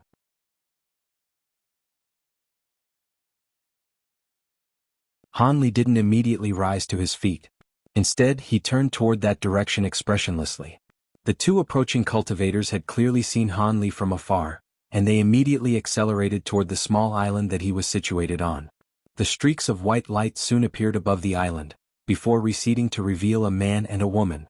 The woman appeared to be around 25 or 26 years of age with skin as fair as snow and luscious black hair. She wore a vibrant green palatial dress and her entire body was emanating a regal and esteemed aura. In contrast, the man was a white-robed scholar who appeared to be around 40 years old. His looks were very ordinary, yet his brows were as dense and dark as swords. There was a sinister aura radiating from his body and his expression was as cold as ice. The 2 of them hovered in the air at altitudes of around 300 feet, appraising Han Li from above. Han Li slowly rose to his feet and his body drifted into the air. Moments later he was standing at the same altitude as the 2 of them. I've heard a lot about the Heavenly Star Sages, and I am immensely fortunate to be able to see both of you today, fellow Taoists. Han Li put on a smile that was neither cold nor enthusiastic. At the sight of Han Li's indifferent display, a vibrant smile appeared on the face of the woman in the palatial robes, who had seen Han Li once before, and the exuberant smile on her face presented a glorious scene akin to that of myriad flowers blossoming at once. There are only so many late nascent soul cultivators in the scattered star seas. Seeing as you agreed to meet us, we were, of course, not going to leave you hanging. This is my Tao companion Ling Xiaofeng. The 2 of us do indeed have a bit of renown, but not many people actually know our real names, the woman said. Han Li smiled and didn't say anything, yet he turned his gaze toward the man beside her. His eyes just so happened to meet Ling Xiaofeng's cold gaze, and shudders ran through both their hearts in unison. They couldn't quite put their finger on the reason for this, but both of them were suddenly struck by the feeling that the other was not to be messed with. I heard from Elder Zhao that you already have a Tao companion and she's also a nascent soul cultivator. That's rather unfortunate news for us, Brother Han. However, it's impossible that our star palace would have completely failed to have heard of a new female nascent soul cultivator in the scattered star seas, even if she's been in seclusion for an extended period of time. You must be from the Great Gene and not from our scattered star seas, right, Brother Han? Ling Xiaofeng asked. Han Li's expression changed slightly upon hearing this and he exclaimed, "So the 2 of you have also been to the Great Gene before?" Han Li exhaled as countless thoughts flashed his mind, and he neither confirmed nor denied this notion. However, the tone of his voice led the Heavenly Star Sages to automatically believe that their speculation rang true. The man nodded with an expression that suggested he suspected this to be the case all along. The Great Gene is known as the Holy Land of Cultivation in the human world. Of course my Tao companion and I have visited it before. However, even though there's an ancient teleportation formation that can take one from the scattered star seas to the Great Gene, the teleportation formation on the other side is situated in an extremely mysterious location, and even with the power levels of my Tao companion and me, that place still poses some risk to us. As such, aside from the past masters of the Star Palace, there have been very few nascent soul cultivators from the scattered star seas who have visited the Great Gene. Of course, there aren't many people who know about this ancient teleportation formation to begin with. However, our Star Palace is located quite close to the teleportation formation, and a palace elder is permanently settled there to guard the formation. If you teleported to the scattered star seas using that formation, there's no way that the 2 of us would have been oblivious to your arrival. Aside from that, it's possible for someone to fly here from the Great Gene, but the journey will take upward of 10 years and will be quite a perilous one. There's almost no one who would do something so stupid. How did you get to our scattered star seas, Brother Han? Wen Qing asked with undisguised curiosity in her eyes. I merely arrived here by chance and not intentionally. As for the method through which I got here, it's very difficult to replicate, so you don't need to be concerned about anyone else emulating it. Han Li gave half of a reply and didn't elaborate any further. Ling Xiaofeng and Wen Qing looked at one another, and they could see the confusion in each other's eyes, but they did press the issue any further. The man asked, "Has Elder Zhao informed you of our objective for meeting you here?" Han Li was silent for a moment before chuckling as he said, "He did mention it.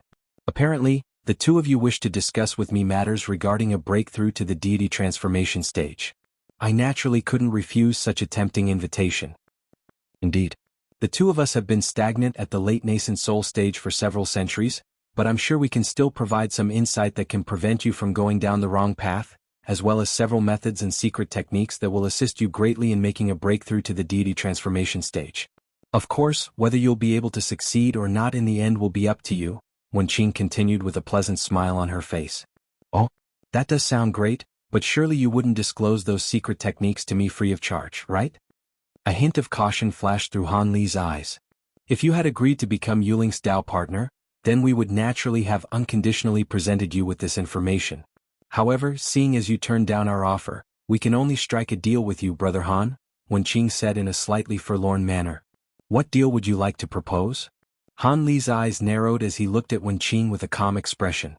A serious look appeared on Wen Qing's face as she replied, "It's quite simple. I hope to provide these secret techniques and insights in exchange for your assistance to help our daughter take care of the Star Palace, all the way until she can look after the Star Palace on her own. You want me to assist fellow Taoist Yuling?" Han Li's brows furrowed with a contemplative expression on his face. The heavenly star sages weren't in a hurry either. They waited patiently while Han Li digested their proposition. "Fellow Taoist Ling is currently only at the early nascent soul stage, right?" Han Li asked. "Indeed she is." A smile reappeared on Wen Qing's face as if she could already guess what Han Li was going to ask next. "How long do you think it will take for the two of you to help fellow Taoist Yuling reach the late nascent soul? 100 years? 200 years? Or even longer than that?" Han Li asked. "The two of us have a way to help our daughter reach the mid-nascent soul within 100 years. As for progressing to the late nascent soul stage, that's no simple matter and it'll be up to her to get there on her own," Ling Xiaofeng replied coldly. "Then do you think she'll be able to take care of the Star Palace on her own without a late nascent soul stage cultivation base?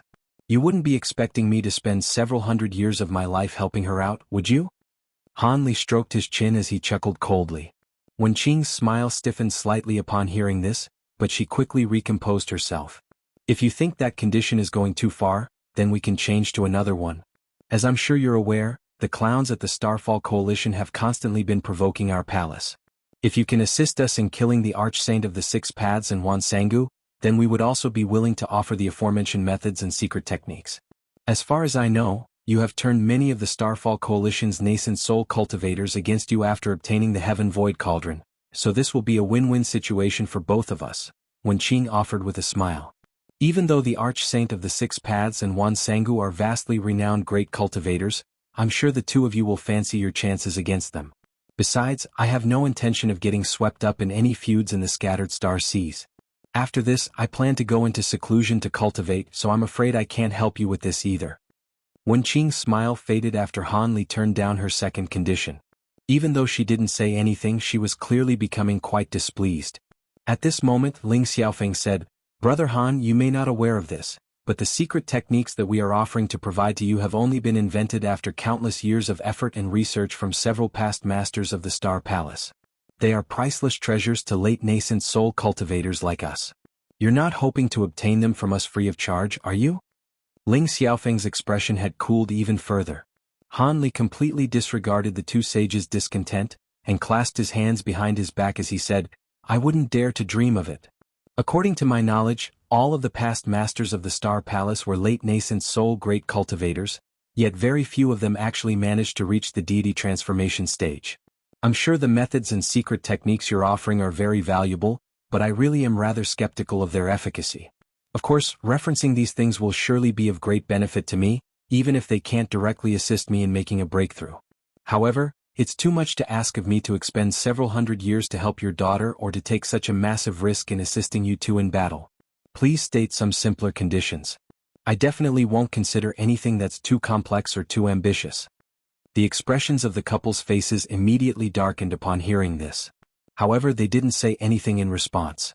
Instead, they exchanged a glance and began to communicate using voice transmission right before Han Li's eyes. Han Li's lips twitched slightly upon seeing this before looking up into the sky expressionlessly. A short while later, the couple seemed to have finished their discussion. Ling Xiaofeng turned to Han Li expressionlessly and said, "For everything we're offering, we're only asking you to assist our daughter on 3 separate occasions. As long as you can do that, we have a deal." Han Li contemplated this condition momentarily before replying, "I can agree to that. However, I will only step in when fellow Taoist Yuling's life is under threat, and I'll only do what I can." "All right. There's no need for you to swear a vow or do anything of that nature. As a fellow great cultivator, I'm sure you'll keep your promises, fellow Taoist Han. I have 3 myriad distance talismans here that were refined by ancient cultivators using special methods. Even if you're millions of kilometers away from our daughter, you'll be able to see anything that she writes on her talismans replicated on your talismans. Please keep this safe, fellow Taoist Han." Ling Xiaofeng swept a sleeve through the air, and 3 shimmering white talismans appeared. He then swiped a finger across the 3 talismans and a thin golden line flashed past, upon which the 3 talismans split up into 6. 3 of those talismans disappeared into his sleeve, while the other 3 shot forth toward Han Li as 3 streaks of white light. Han Li raised an eyebrow as he caught the 3 jade talismans before taking a cursory glance at them. The runes on these talismans were quite complex, and even though they had been split in half, there was still spiritual light shimmering over their surfaces, thereby indicating that these were no ordinary artifacts. Han Li flipped his palm over and stowed them away into his storage pouch.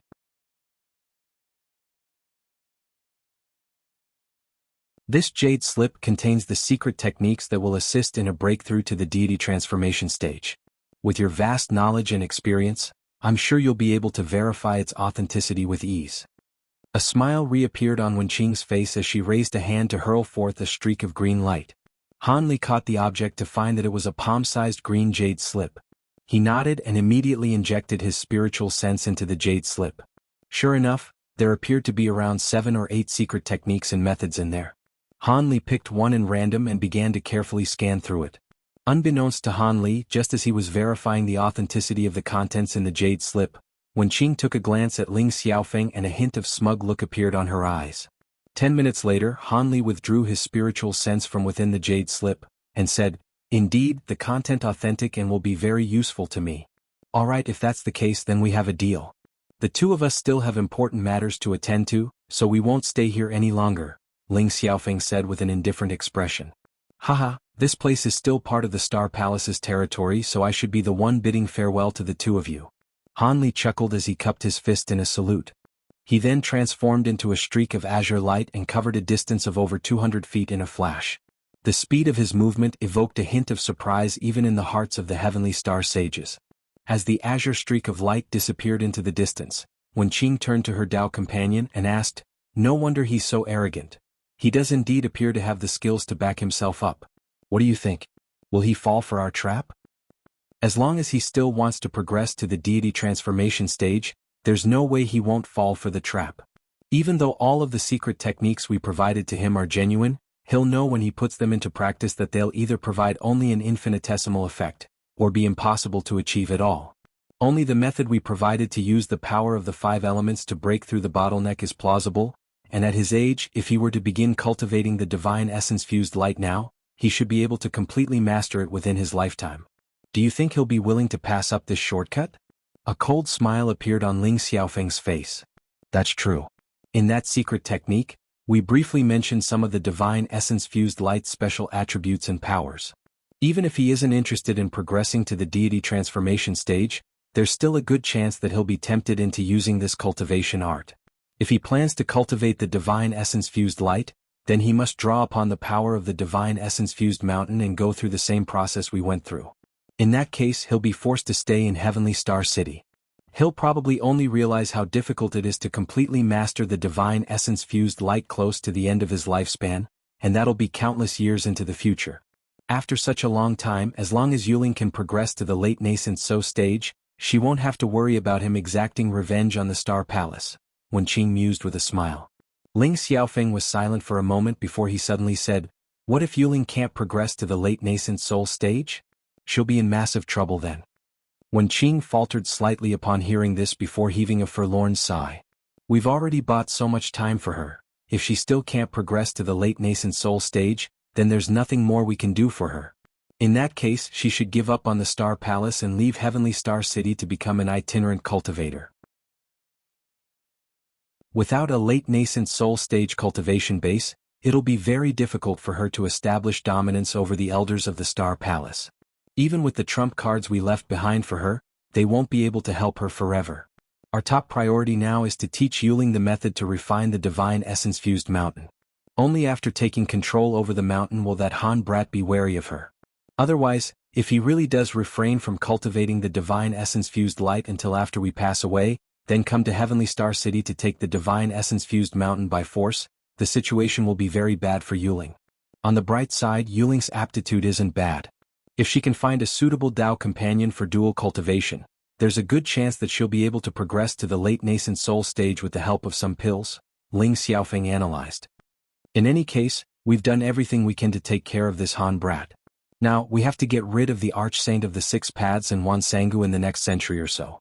This is a really inconvenient juncture for the demon beasts in the outer seas to be wreaking havoc. Looks like we'll have to call a temporary truce with the Starfall Coalition and take care of these demon beasts first.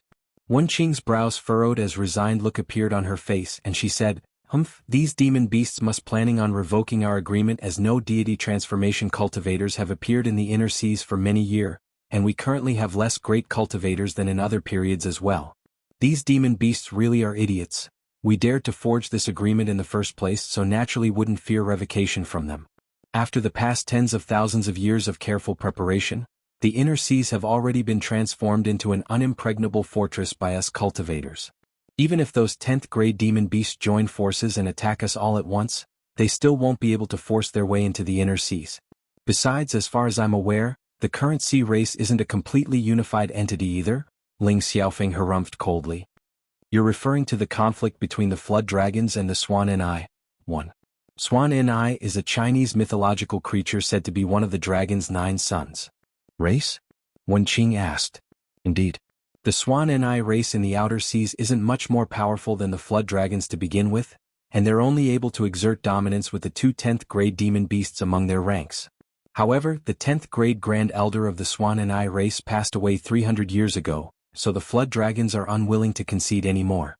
We just have to devise a plan to start a war between these 2 major demon beast races, and we'll have nothing to worry about. Ling Xiaofeng was very confident. Your confidence is greatly reassuring. It's a shame that the Spirit Stone mines on Green Spirit Island have been taken though. We just received news that a top-grade Spirit Stone had been unearthed, yet these demon beasts have taken over the island before we could deploy anyone to the scene. I even sent out an urgent message asking them to transport that top-grade Spirit Stone and all of the recently unearthed high-grade Spirit Stone back to the inner seas as soon as possible, but I was still too late. Even Elder Gui fell by the hands of the Golden WRM King. A wistful look appeared on Wen Ming's face. Ling Xiaofeng shook his head and said, "It can't be helped. The outseas belong to the demon beasts after all. Prior to this, there weren't any conflicts of interest, and those high-grade demon beasts didn't even regard those unintelligent low-grade demon beasts as their brethren, so they simply let us set up establishments on those islands in the outer seas. Now that high-grade spirit stones and even a top-grade spirit stone have been unearthed, it's only natural that they would attack. It's a good decision to give up on the outer seas for now. We should take this opportunity to gather all of our forces in inner seas, and try to stabilize the Star Palace as much as possible before Yuling takes over. However, those itinerant cultivators and the Starfall Coalition most likely won't be willing to give on the outer seas," Wen Qing mused with a thoughtful expression. "That's perfect for us.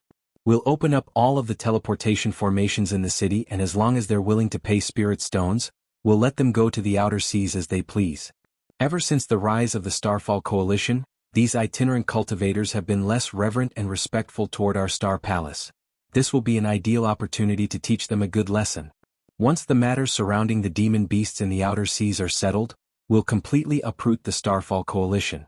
It appears that the Arch-Saint of the Six Paths and Wan Sangu are really under the impression that we can't stray far away from Heavenly Star City. They'll realize just how absurd their preconceived notions have been on the day that they die. Every once in 100 years, there will be an entire month where the power of the divine essence-fused mountain would completely disappear. We won't be restricted by the mountain at all during that month, and when that time comes. A vicious look appeared in Ling Xiaofeng's eye as he harumphed coldly. Indeed, it's time for me to settle my differences with the arch-saint of the six paths once and for all. Wen Qing's voice had also cooled significantly. Ling Xiaofeng faltered upon hearing this before his brows furrowed as he asked, "Are you still hung up on what happened all those years ago?" "How could I not be? If it weren't for the fact that I met you, I would most likely have died long ago. If it weren't for the restriction of the divine essence-fused light, I definitely wouldn't have let him get away from me during our last battle." Wen Qing's expression cooled even further as she spoke. Ling Xiaofeng was silent for a moment upon seeing this, and in the end, he could only heave a faint sigh. "All right, seeing as that's the case, I'll let you put an end to the arch-saint of the six paths." At the conclusion of that sentence, Ling Xiaofeng transformed into a streak of white light again and flew away in the direction they had come from. Wen Qing remained on the spot for a while longer with a furious look on her face before also following suit. At this point, Han Li was already far away. He was naturally unaware of the fact that on just the second day after his return to the inner seas, the entire Silver Shark Island had already heard about the slaughter that had taken place on Green Spirit Island. At the same time, news of a top-grade spirit stone being unearthed from a mine on the island created a massive stir throughout the entire Scatterstar Seas. Just 2 days following Han Li's meeting with the Heavenly Star Sages, the high-grade demon beasts in the outer seas delivered an ultimatum to all of the islands on which human cultivators were residing. All humans were to leave the outer seas within 3 months, and anyone found after that would be killed on the spot. As a result, all of the itinerant cultivators and powers within the inner seas were in a state of uproar. To the cultivators in the scattered star seas, the demon cores of the demon beasts in the outer seas had become as indispensable and irreplaceable as spirit stones, and almost every power within the scattered star seas was dependent on them. There were massive profits to be gained for all of them in the outer seas, so how could they be willing to retreat so easily? Thus, countless itinerant cultivators as well as cultivators from the major powers flocked to the Star Palace and Starfall Coalition, accessing their teleportation formations to travel to the outer seas. Due to the fact that high-grade spirit stone mines and a top-grade spirit stone had been discovered on Green Spirit Island, a large proportion of cultivators chose to teleport to the region near this island. At the same time, countless demon beasts of all different grades had also gathered on Green Spirit Island. It appeared that the battle between the human cultivators and the demon beasts was imminent. Amid the chaos and turmoil, a rumor began to spread throughout the entire scattered star seas. It was said that the Heaven Void Cauldron had reappeared and that there were mysterious pills within Cauldron that could allow a core formation cultivator to progress to the late nascent soul stage in less than 200 years. No one knew where this rumor had originated from, but it was quickly gaining traction among all of the human cultivators.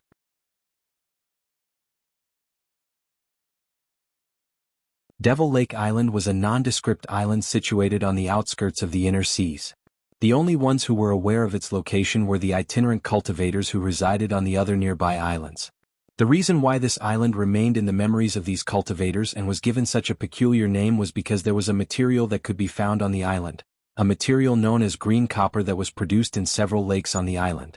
The material wasn't very rare nor valuable, but it was essential for refining several types of unique treasures. As such, some low-grade cultivators would occasionally travel to this island to secure this material. Perhaps it was due to the fact that these lakes contained large quantities of green copper, but in any case, all of the lakes were as green as jade, far greener than the water in a normal lake. Furthermore, if a mortal were to fall into the river, they would be able to float without doing anything. As such, the coined term of Devil Lake gradually became popular in the region around the island. However, this island only had scarce forestry and no spirit veins, so it received very few visitors. However, on this day, there were around 50 to 60 low-grade cultivators gathered beside one of the lakes. All of the cultivators were busy setting up several complex makeshift formation spells. Most of these cultivators were at the chi condensation stage, and there were only around 6 or 7 foundation establishment cultivators among them. In the air above the center of the lake, there were 3 core formation cultivators gathered, and they were discussing something quietly among themselves. A wrinkly gray-robed elderly man turned to the other 2 with a dejected frown, and said, "Junior Marshal Brother Lei, we're not going to fail again this time, are we?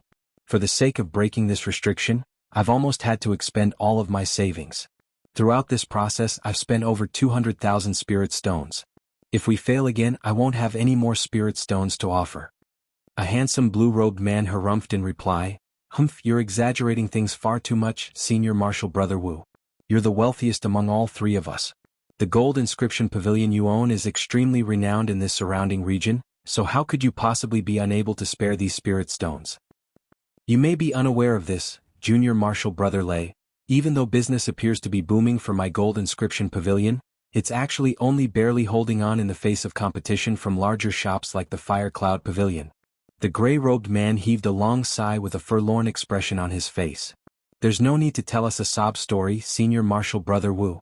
Your gold inscription building has been running for a long time, and if there were no profits to be gained from it, why haven't you closed it down already?" The final cultivator of the three was a gorgeous red-robed woman. She had a supple backside coupled with a voluptuous chest, and her large watery eyes seemed to be capable of captivating one's soul. The gold inscription pavilion was quite profitable in its earlier years, but that was only when Master was still around. Ever since Master Man disappeared over 100 years ago, the other larger shops have been exerting a lot of pressure on me, seeing as I no longer have a nascent soul cultivator as my backer. The first few years were alright as they were still wary of a potential return from Master Man. However, 20 years ago, ever since news had spread of Master Man succumbing to his injuries following his battle with the Arch-Saint of the Six Paths, business has been deteriorating day after day. If it weren't for the fact that I'm a late core formation cultivator myself, my shop would have most likely been forcibly taken from me already. I'm much more envious of your carefree and leisurely lifestyles." A wry smile appeared on the elderly man's face. "I have no interest in hearing about these things. All I know is that I haven't contributed any fewer spirit stones to this cause than you have, Senior Marshal Brother. Furthermore, you're the only one who has been struggling in the aftermath of Master Man's disappearance. With Master's fiery personality, he offended countless cultivators during his lifetime. Now that he's disappeared, I've been targeted by his enemies as someone to exact their revenge against. I was hunted for several decades before I finally managed to shake them off. In contrast, you've gathered your own forces and can rely on your ties with the Bloodlight sect to keep you safe.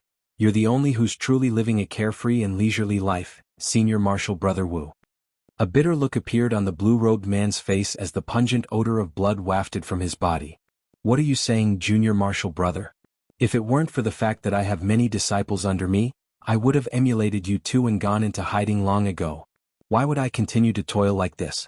Setting aside the massive costs I'm incurring every single year, I have to offer a large number of spirit stones each year to the Bloodlight sect just so I can continue to benefit from their protection.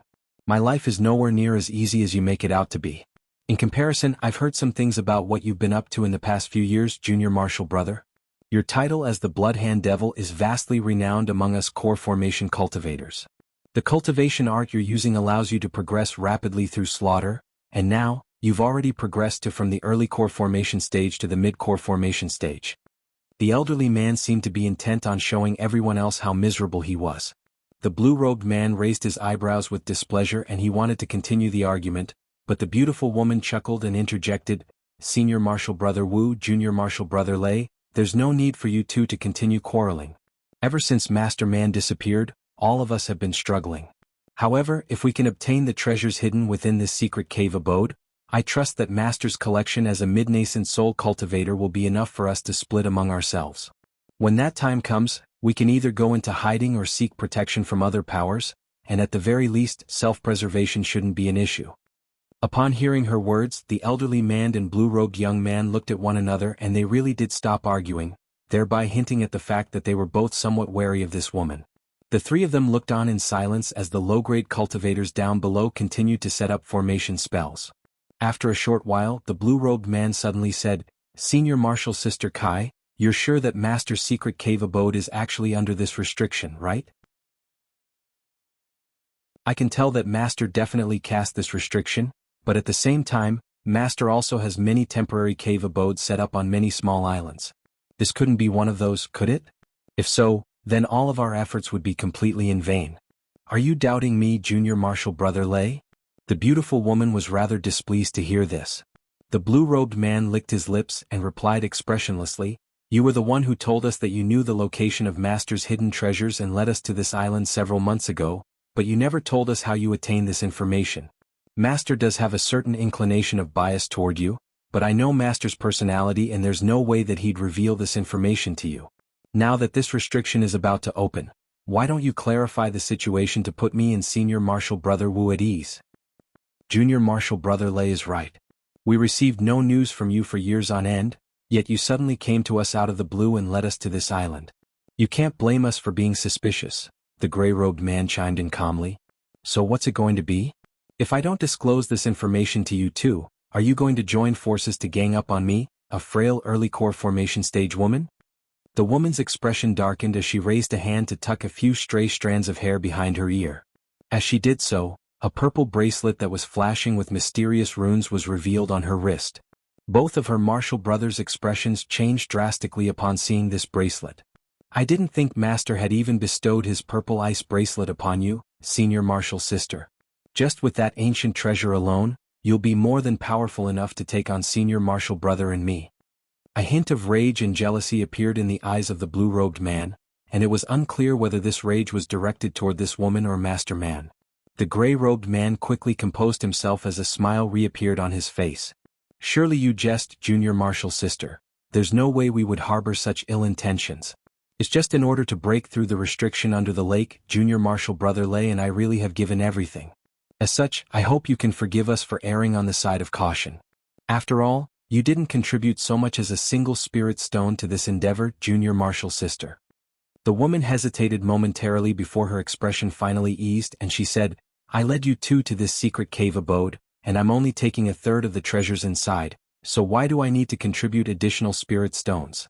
However, seeing as both Senior Marshal Brother Wu and Junior Marshal Brother Lei are harboring some suspicions, I can disclose the information want to hear. We'd be glad to hear it. The elderly man was elated. The young man stood off to the side in silence with a dark expression on his face. On the surface, I'm Master Man's female disciple, but I'm actually one of his concubines. I trust that two of you are already aware of this. One night, I learned the location of this secret cave abode as he talking in his sleep.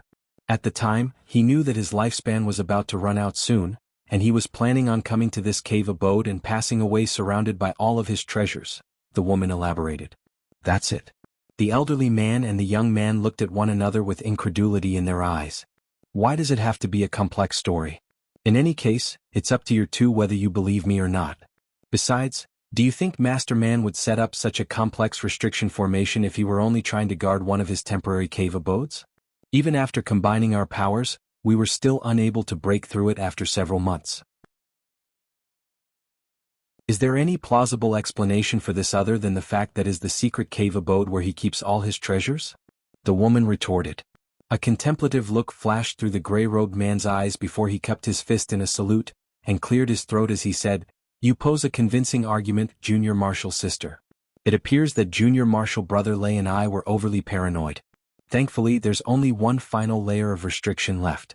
After we break through this one, our efforts during the past few months will come into fruition. Let me check on how they're going with setting up the formations. He then transformed into a streak of yellow light and flew toward the riverbank. The blue-robed man raised an eyebrow as he took a glance at the woman. I'll also go check on how they're progressing down there.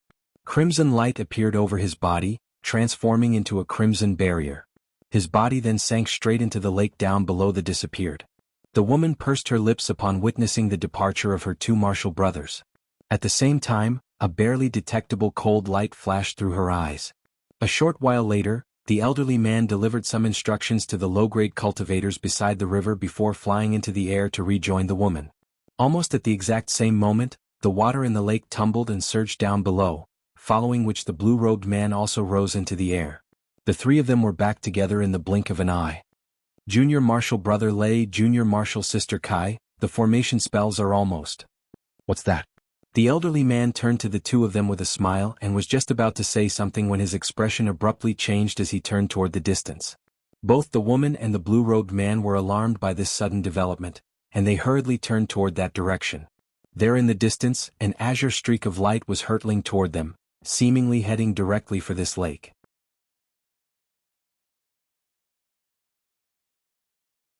Another high-grade cultivator is coming our way, the elderly man exclaimed. How could there be other high-grade cultivators coming to such an obscure island? Did your underlings reveal this news to anyone? The woman immediately turned to the elderly man with an expression of shock and fury. I didn't tell any of them about our objective for this trip, so how could they have revealed anything to anyone? The elderly man hurriedly shook his head with a grave expression. Don't panic, this cultivator could just be passing through. We'll just have to keep an eye out and act according to the situation, the blue-robed man urged in a calm voice. The woman and the elderly man could only recompose themselves upon hearing this. Right at this moment, the streak of azure light that had appeared to be extremely far away mere moments ago had reached them in the blink of an eye. It was so close that all of them were already able to make out an indistinct male figure within the light. So fast. All three of them were stunned to see this as a hint of foreboding welled up in their hearts. After a few more flashes, the azure light appeared directly above their heads. The light receded to reveal an azure-robed cultivator who only appeared to be only in his 20s, an observation that was quite startling to the three cultivators down below. The young man looked down expressionlessly and asked in an implacable voice, "Is this Devil Lake Island?" The three cultivators' hearts sank in unison. They scanned their spiritual senses toward Han Li, and were even more astonished by what they discovered. The spiritual power emanating from this young man's body was clearly far more powerful than theirs, so he was most definitely a nascent soul cultivator. This was almost the worst thing that could happen. This is indeed Devil Lake Island. Do you require any assistance, Senior? We would more than willing to lend you a hand. The elderly man hurriedly put on a smile and bowed respectfully. That's all I need to hear. Why are all of you here? Han Li faltered slightly at the sight of the low-grade cultivators down below before a hint of a smile appeared on his face. A stir ran through the elderly man's heart, yet he could only pull out the excuse that he had prepared in advance.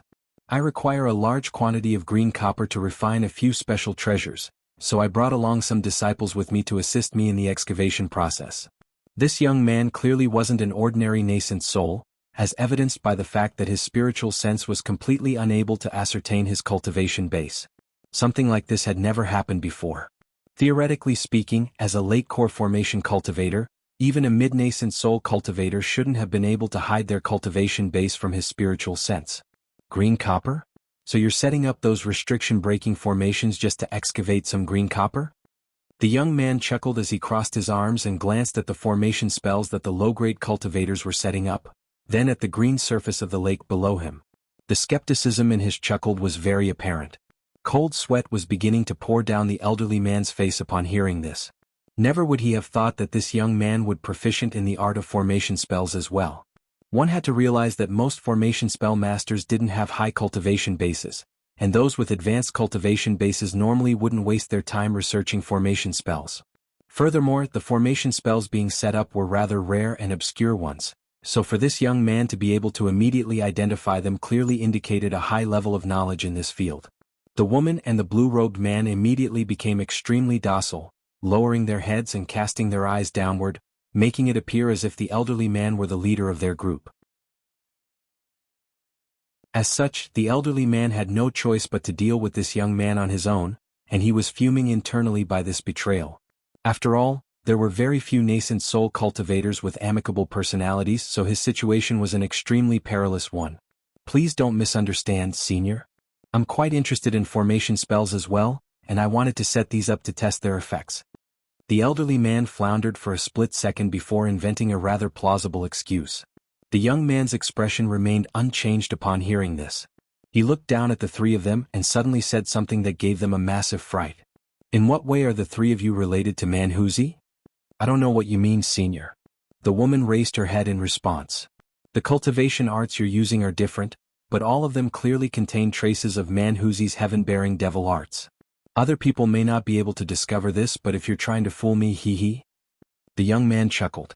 Seeing as they were unable to lie their way out of this, the blue-robed man took a deep breath and finally admitted, "Do you recognize our master, Senior?" Expressions of unease appeared on the faces of the elderly man and the woman upon hearing this. I've only met him on a few occasions. You three are trying to obtain the treasures under this lake, right? Manhuzi proclaimed that he was the only one who knew the location of his treasure cave, but the three of you have suddenly popped up here. Either he intentionally tried to deceive me, or the three of you must have learned his secret through an alternative avenue, the young man mused to himself. His words were like claps of thunder exploding in the ears of the three cultivators down below, immediately rooting them to the spot. Even though they all had a very bad feeling about this, none of them could do anything. If this young man were a core formation cultivator, the three of them would immediately join forces to kill him. However, he was a nascent soul cultivator, someone far too powerful for them to kill. Furthermore, it appeared that Manhuzi had told him about this location in person. That came as a massive surprise to them. Could it be that their master was still alive? With that in mind, expressions of bewilderment surfaced on their faces.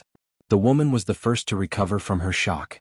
She forced a smile onto her face and asked, "The three of us are indeed disciples of Master Man. May I have the honor of knowing your name, Senior?" "My surname is Han. The three of you." "I didn't think a small island like this would be such a lively place. Who's hiding over there? Show yourself." Han Li was only halfway through his sentence when his expression suddenly darkened, and he casually flicked his 5 fingers toward a hill beside the lake. Several azure threads immediately shot forth in a flash, transforming into streaks of light that were several tens of feet in length before slashing viciously into the kill. The woman's expression immediately turned deathly pale upon seeing this. A few resounding booms erupted and the pillars of azure light managed to slice away almost half of the entire hill. However, what came as more of a surprise to the elderly man and the blue-robed man was that within the destroyed hill, a bald, brawny man appeared. This was a very large man with golden light shimmering all over his body, and it was as if his robes and attire had all been crafted from pure gold. At this moment, the man wore a shocked expression on his face and was holding a golden shield in one hand, which was releasing a semicircular barrier of light that kept the streaks of azure light at bay. "Patriarch Golden Flower," the elderly man immediately exclaimed upon seeing this man. All of a sudden, a streak of red light suddenly flashed toward the man, upon which a lithe and graceful figure quickly appeared beside him. It was none other than Manhuzi's female disciple. "Junior Martial Sister Kai, how could you ally yourself with Patriarch Golden Flower?" The elderly man immediately figured out what was going on, and an expression of shock and fury appeared on his face. The blue-robed man's expression also darkened upon hearing this. It was quite clear that the woman had planned to use them to gain access to the cave abode, then join forces with this Patriarch Golden Flower to kill them and split the treasures between themselves. "Humph, you're sure one to talk. Senior Martial Brother Wu, did you not notify the people from the Bloodlight sect to intercept and kill me after we left this island? And Junior Martial Brother Lei, you joined the Woodsword Pavilion of Grasshaven Island, and are preparing to marry the Pavilion Lord's daughter, yet you promised them all of the treasures in this cave as your dowry. If I didn't find allies of my own, today would be the day I die. However, don't pin your hopes on receiving any reinforcements. Patriarch Golden Flower's underlings have already cut them off. I was with Manhuzi and satisfied his desires for so many years. Everything that he left behind should be left to me. Patriarch Golden Flower has also agreed to officially make me his Tao companion after this." A smug smile appeared on her face as she stood beside Patriarch Golden Flower in an extremely intimate manner. "If that's the case, then why did you come to Senior Martial Brother Wu and me? You could have just obtained the treasures on your own." A panicked expression appeared on the blue-robed man's face, but she quickly recomposed himself. "If it weren't for the fact that the restrictions under the lake are extremely troublesome to deal with, and you two were the only ones who were instructed by Manhuzi in the way of formation spells, why would I inform you two of this?" The woman casting aside all pretenses and laying the cards directly onto the table. The elderly man and the blue-robed man's expressions became extremely dark upon hearing this. "That's enough, you can settle your differences with those two another time. I want to speak with this fellow Taoist." Patriarch Golden Flower's brows furrowed as he cut off what the woman was about to say next. The woman fell silent obediently upon hearing this. "Fellow Taoist, are you also here for the Manhuzi's secret cave abode?" Patriarch Golden Flower asked. As an early nascent soul cultivator, he was also unable to ascertain Han Li's cultivation base, and that made him extremely wary. "Indeed. I'm taking everything under this lake. If you don't have anything else you want to say, you can go now." Han Li hovered in the air and replied coldly. Patriarch Golden Flower was instantly enraged upon hearing this. At the same time, his heart jolted with a hint of shock. The fact that Han Li was speaking in such a bold manner clearly indicated that he was extremely confident in his abilities. With that in mind, he suppressed the rage that had ignited in his heart and adopted a stern expression as he said, "You sure can talk big, fellow Taoist. Are you planning to send me on my way so you can take all of the treasures here for yourself?" Patriarch Golden Flower's voice had suddenly become rather unpleasant.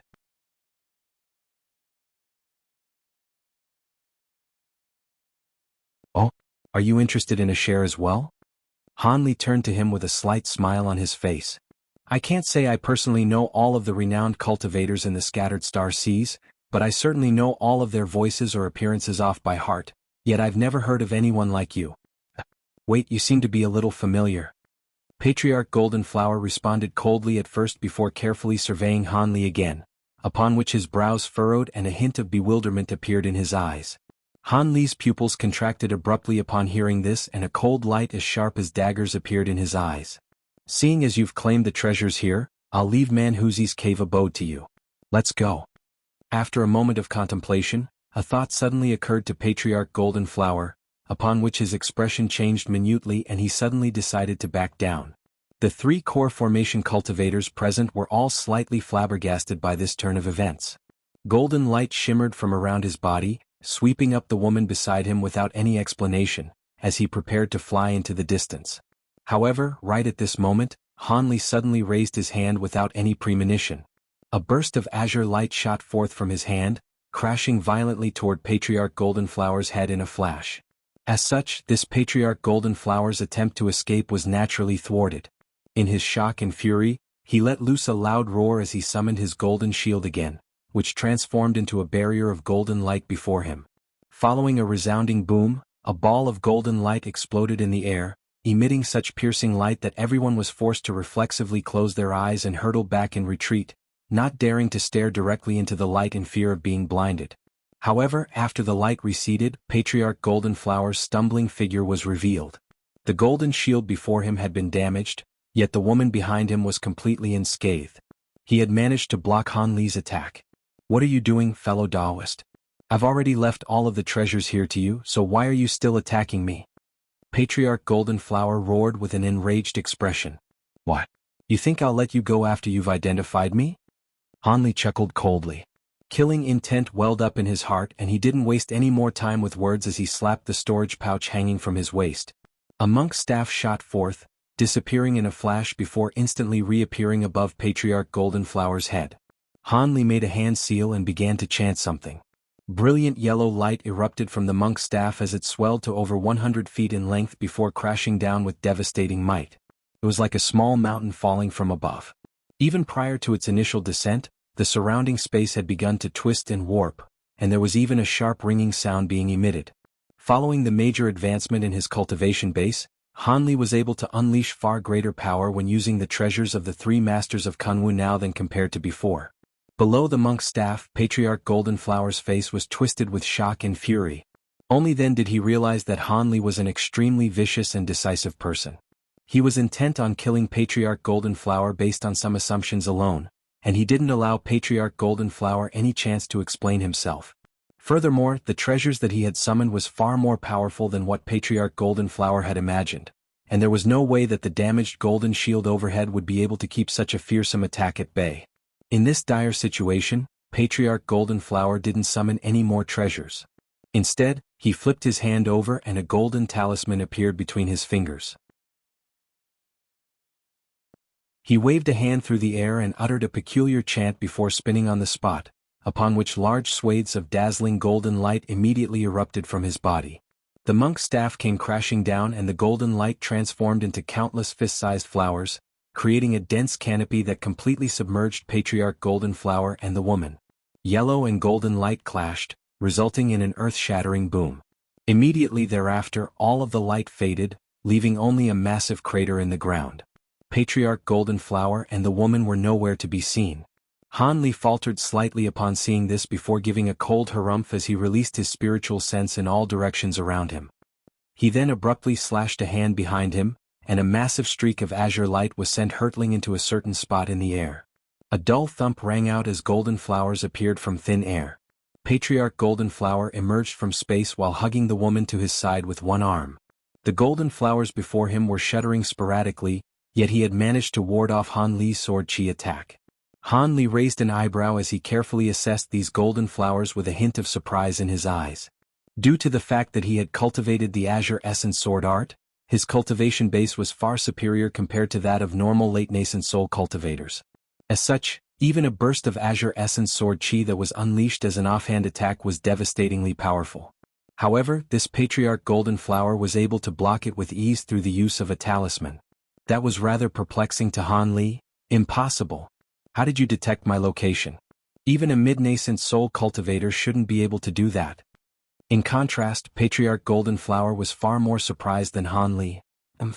Your talisman is rather interesting, but you're dreaming if you think you can sneak away right under my nose, Han Li said in a cold voice.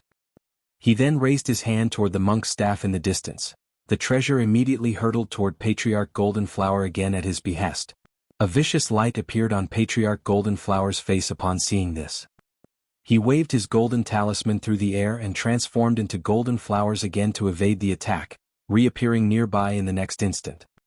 He then abruptly cast the woman aside. He let loose a thunderous roar. Han bastard, I've been making concessions this entire time, yet you still insist on killing me. Do you really think you can defeat me just because you have that heaven void cauldron? I'm going to show you my true power. He then patted the storage pouch hanging from his waist, and a burst of black chi containing a certain spirit beast emerged from within. Soon, the spirit beast was revealed to be a strange bird over 10 feet in size. The bird had black chi coiling around its entire body and a pair of green eyes. It had a fleshy crest that was bright red in color growing on its head, and its appearance was extremely hideous. As soon as it appeared, it began to utter an extremely unpleasant noise as it stared viciously at Han Li, seemingly possessing enough intelligence to identify the fact that Han Li was the enemy. A ghost dove? You keep things like this around? Han Li clicked his tongue in wonder, but he wasn't panicked nor flustered in the slightest. He also patted a pouch hanging from his waist, and cries of an ape rang out from within. A black streak of light shot forth before spinning in the air, revealing a small monkey with gleaming black fur. It was none other than the Weeping Soul Beast.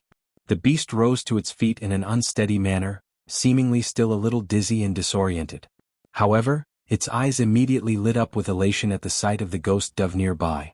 Black light flashed and the beast's body swelled drastically, transforming into a massive black ape over 100 feet tall in the blink of an eye. Its mouth was filled with sinister fangs and its eyes emitted a cold light as it thumped its massive fists into its chest. A thunderous roar then erupted from its mouth, and it was as if it were a fiend celestial descending upon this world. Patriarch Golden Flower immediately drew a sharp breath upon seeing this. In the face of the giant ape, the aggressive ghost dove's wings tremored erratically as an extremely fearful expression appeared on its face. It was circling in the air above Patriarch Golden Flower's head, and it didn't dare to attack. At this moment, Han Li nonchalantly swept his sleeve through the air, from within which two small golden swords shot forth. The swords transformed into two streaks of light around 10 feet in length each, before flying through the air toward Patriarch Golden Flower. At the same time, the monk's staff began to crash toward Patriarch Golden Flower again at Han Li's behest. Patriarch Golden Flower's heart sank upon seeing this. He gritted his teeth and blasted a small golden clock out from his mouth. He then patted his storage pouch again and two bursts of green light emerged, transforming into a pair of green jade hooks after revolving in the air. Green light flashed and one of the jade hooks flashed past Patriarch Golden's hand, soundlessly slicing off 2 fingers, yet no blood was drawn. Patriarch Golden Flower cast an incantation seal in his heart, and the 2 fingers flew toward the ghost dove as 2 bursts of crimson light. The ghost dove let loose a ghastly cry before accepting the crimson light into its mouth. Upon doing so, the black chi all over its body surged and its body swelled to twice its original size, taking it to 20 feet. At the same time, its green eyes lost their former clarity and instantly turned into a crimson color. Following its transformation, the bird no longer feared the Weeping Soul Beast, and it spread its wings as black chi poured forth from its mouth, taking the initiative to instigate a battle with the giant ape. As for those 2 green jade hooks, they had transformed into 2 streaks of green light that were keeping the 2 golden flying swords at bay. At the same time, the small golden clock told to send a golden sound wave surging through the air, thereby warding off the massive monk staff as well. Patriarch Golden Flower heaved an internal sigh of relief upon seeing this. However, right at this moment, a hint of a deriding sneer appeared on Han Li's face. As the ghost dove reached the air above the massive ape, it blasted forth 2 bursts of black chi from above. The massive ape harumphed and a burst of yellow light suddenly swept through the air from its nostrils. The light flashed once before wrapping the ghost dove within it. The light then tumbled violently and the ghost dove was only able to utter a howl of anguish before it was reduced to a ball of black chi, which the massive ape gladly swallowed. Patriarch Golden Flower was petrified upon seeing this. He had anticipated that the ghost dove wouldn't be able to match the giant ape in battle, but never would he have thought that it would be eaten after just a single exchange. He had bred the ghost dove according to a ghostly cultivation secret technique that he had obtained by chance, and only managed to refine it after expending a vast amount of time and effort.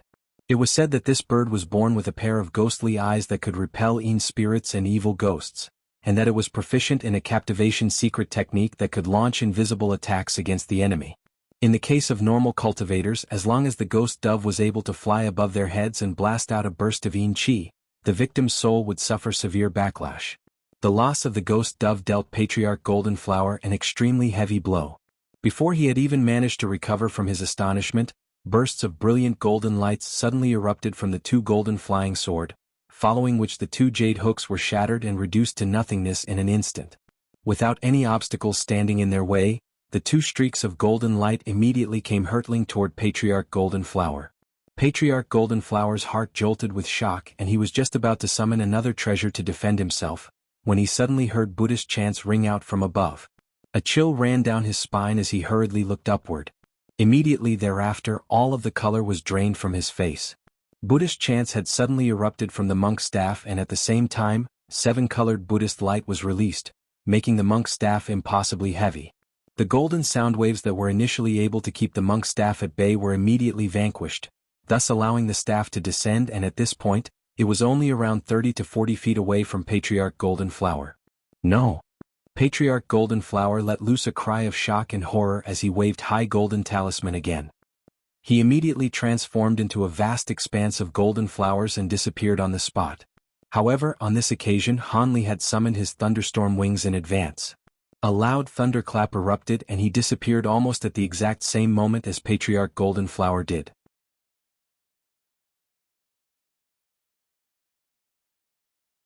Patriarch Golden Flower had only just disappeared into space using the power of his talisman, when he felt a burst of devastating force approaching him soundlessly from behind.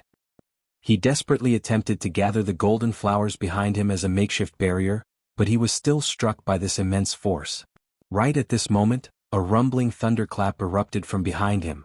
Patriarch Golden Flower turned around with an expression of shock and horror on his face. Over 100 feet away, Hanli emerged from a flash of golden light while slowly withdrawing his fist with a cold smile on his face. Patriarch Golden Flower felt as if his heart had been plunged into a glacial pit. This man was definitely not an early nascent soul cultivator. At the very least, he was a mid-nascent soul cultivator, and all of his treasures and abilities were all far superior to his own. With that in mind, Patriarch Golden Flower naturally didn't dare to engage in battle with Hanli any longer. All of his battle intent was instantly snuffed out as he violently hurtled his golden talisman into the air. At the same time, golden light erupted from his body and he fled into the distance, and in his panic, he was even leaving the woman behind. Hanli was just about to give chase when the golden talisman that Patriarch Golden Flower had just hurled into the air suddenly crumbled. A vast expanse of golden light appeared before exploding, then converging to form over 1,000 thumb-sized golden wasps, all of which came flying toward Hanli. A loud buzzing sound instantly erupted. Hanli was a little surprised by this turn of events, yet he still responded calmly, opening his mouth to blast forth a small cauldron that was enshrouded in azure light. The cauldron spun in the air in front of him before instantly reaching several tens of feet in size, following which Hanli patted the cauldron with his hand. A resounding boom rang out as blue flames surfaced over the giant cauldron, enshrouding the entire cauldron within. The lid of the cauldron was then slowly lifted amid a loud rumbling, opening up a gap around a foot wide. A burst of azure light shot forth from the gap, swelling drastically in size to form an azure net over 100 feet in length. Brilliant azure light flashed and the net swept through the air, sweeping up all of the golden wasps within in the blink of an eye.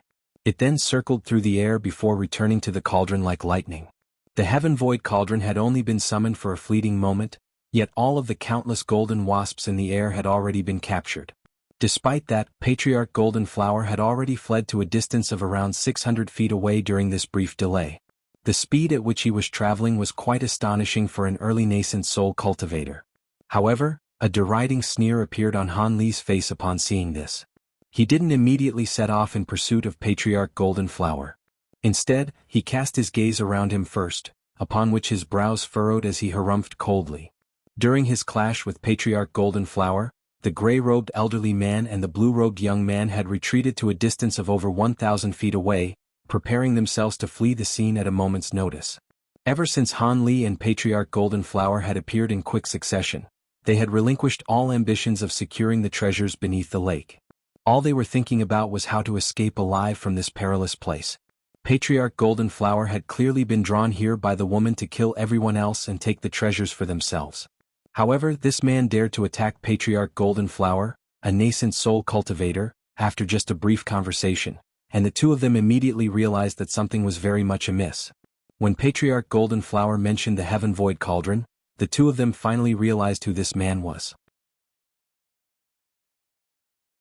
Even though they were only core formation cultivators, they were disciples of Manhuzi, so there was no way that they wouldn't have heard about the Heaven Void Cauldron.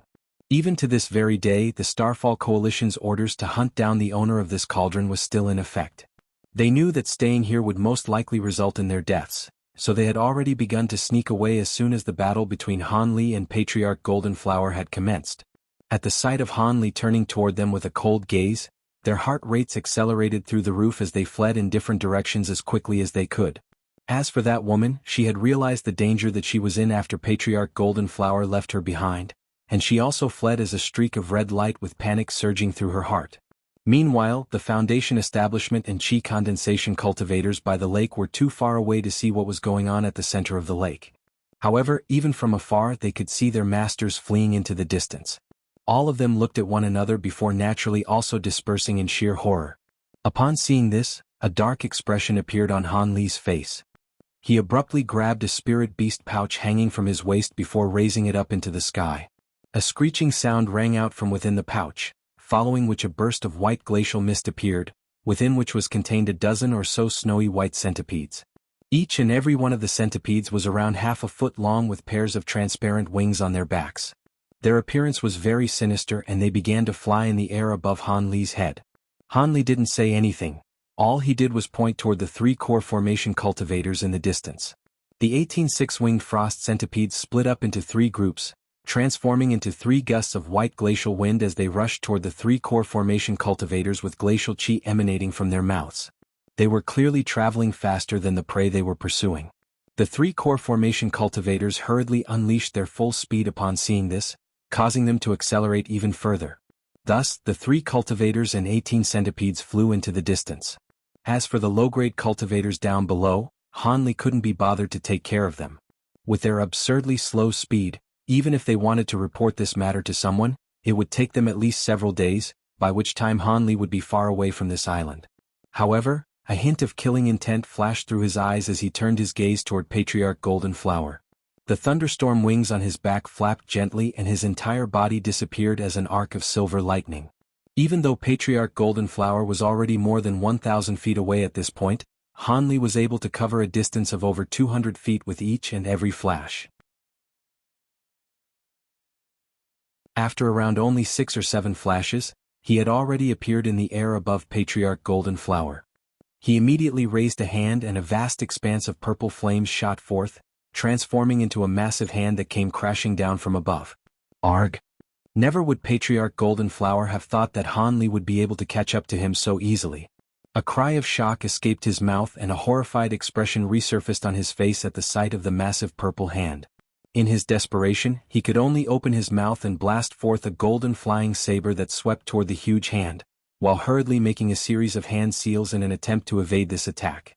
However, a massive hand manifested by purple apex flames was not something that an early nascent soul cultivator could deal with. Ever since Han Li had attained these glacial flames, all he had to be wary of were late nascent soul cultivators and 10th grade demon beasts. The golden flying saber struck the massive hand, but the former was immediately coated in a thick layer of purple glacial ice following a flash of purple light, upon which it plummeted straight down from above. The massive purple hand spread open right before Patriarch Goldenflower's petrified eyes, before ensnaring his body within its palm. A howl of anguish erupted as the purple flames on the hand rose up a further several feet. Patriarch Goldenflower was transformed into a purple ice sculpture in the blink of an eye. Upon seeing this, Han Li immediately cast an incantation seal and the massive purple hand brought its 5 fingers together in a violent manner. Following a crisp cracking sound, the entire ice sculpture was shattered. A flash of golden light emerged from the shards of ice as Patriarch Goldenflower's nascent soul attempted to escape. However, Hanli was already prepared for this. The huge hand disintegrated into raging purple flames at his behest, immediately trapping the nascent soul within. The nascent soul was only able to last a few seconds within the flames before it was reduced to nothingness.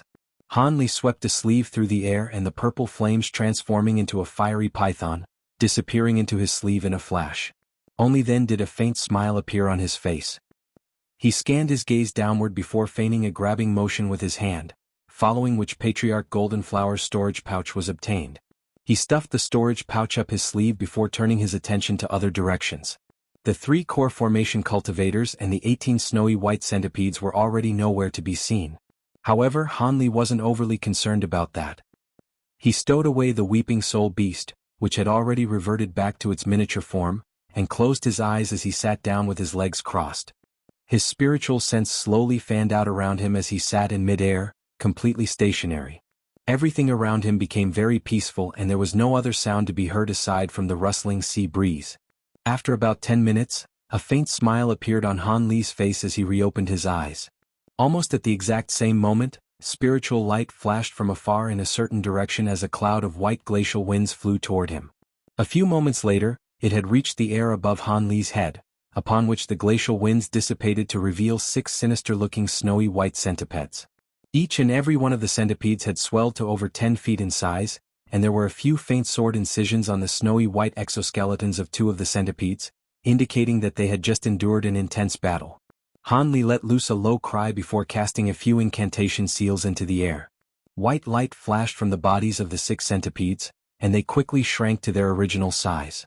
Hanli then brought out his spirit beast pouch and the 6 centipedes flew into the pouch as streaks of white light. A short while later, the other 2 groups of centipedes already returned.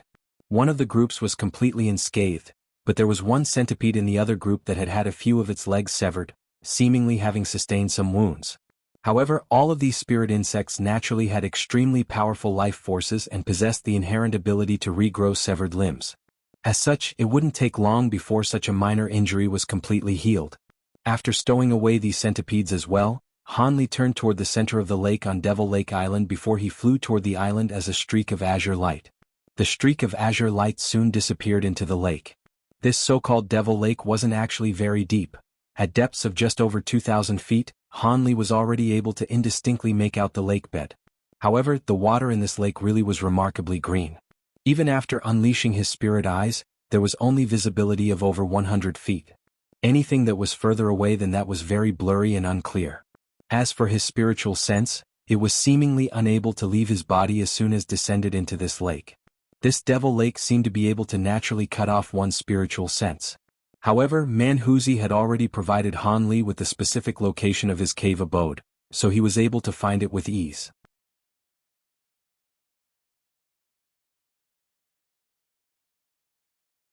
Hanli swept his gaze around him before flicking a finger, upon which a burst of azure sword chi flew toward a rock on the lake bed. A loud thump rang out and before the sword chi had even struck the rock, a layer of faint blue light appeared down below, keeping the sword chi at bay. However, this layer of blue light was extremely feeble and only lasted a few seconds before it was sliced open by the sword chi. The entire barrier of light that disintegrated into spots of light before disappearing. Down below, the rock disappeared in a flash as if it had merely been an illusion. However, a 5-colored barrier of light took its place, encompassing an area with a radius of over 1,000 feet on the lake bed. Spiritual light of all types of colors surged erratically over the surface of the light barrier, making it impossible for anyone to identify what lay beneath the barrier. Hanli could detect immense spiritual power emanating from the light barrier and his eyes narrowed as he stroked his chin. That blue light barrier was just a simple illusionary restriction.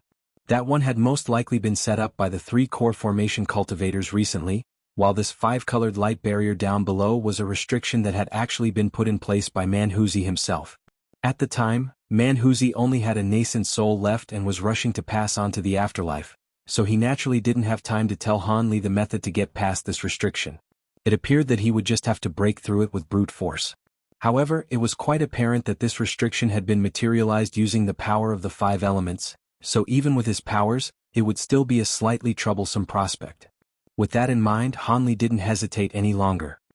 He made a hand seal and the silver light flashed within the storage pouch hanging from his waist, following which a humanoid figure emerged behind him.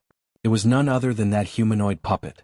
36 golden flying swords then shot forth from Han Li's sleeve before converging amid a ringing sound, forming a massive golden sword that was over 100 feet in length. An incantation seal was cast onto the surface of the giant sword.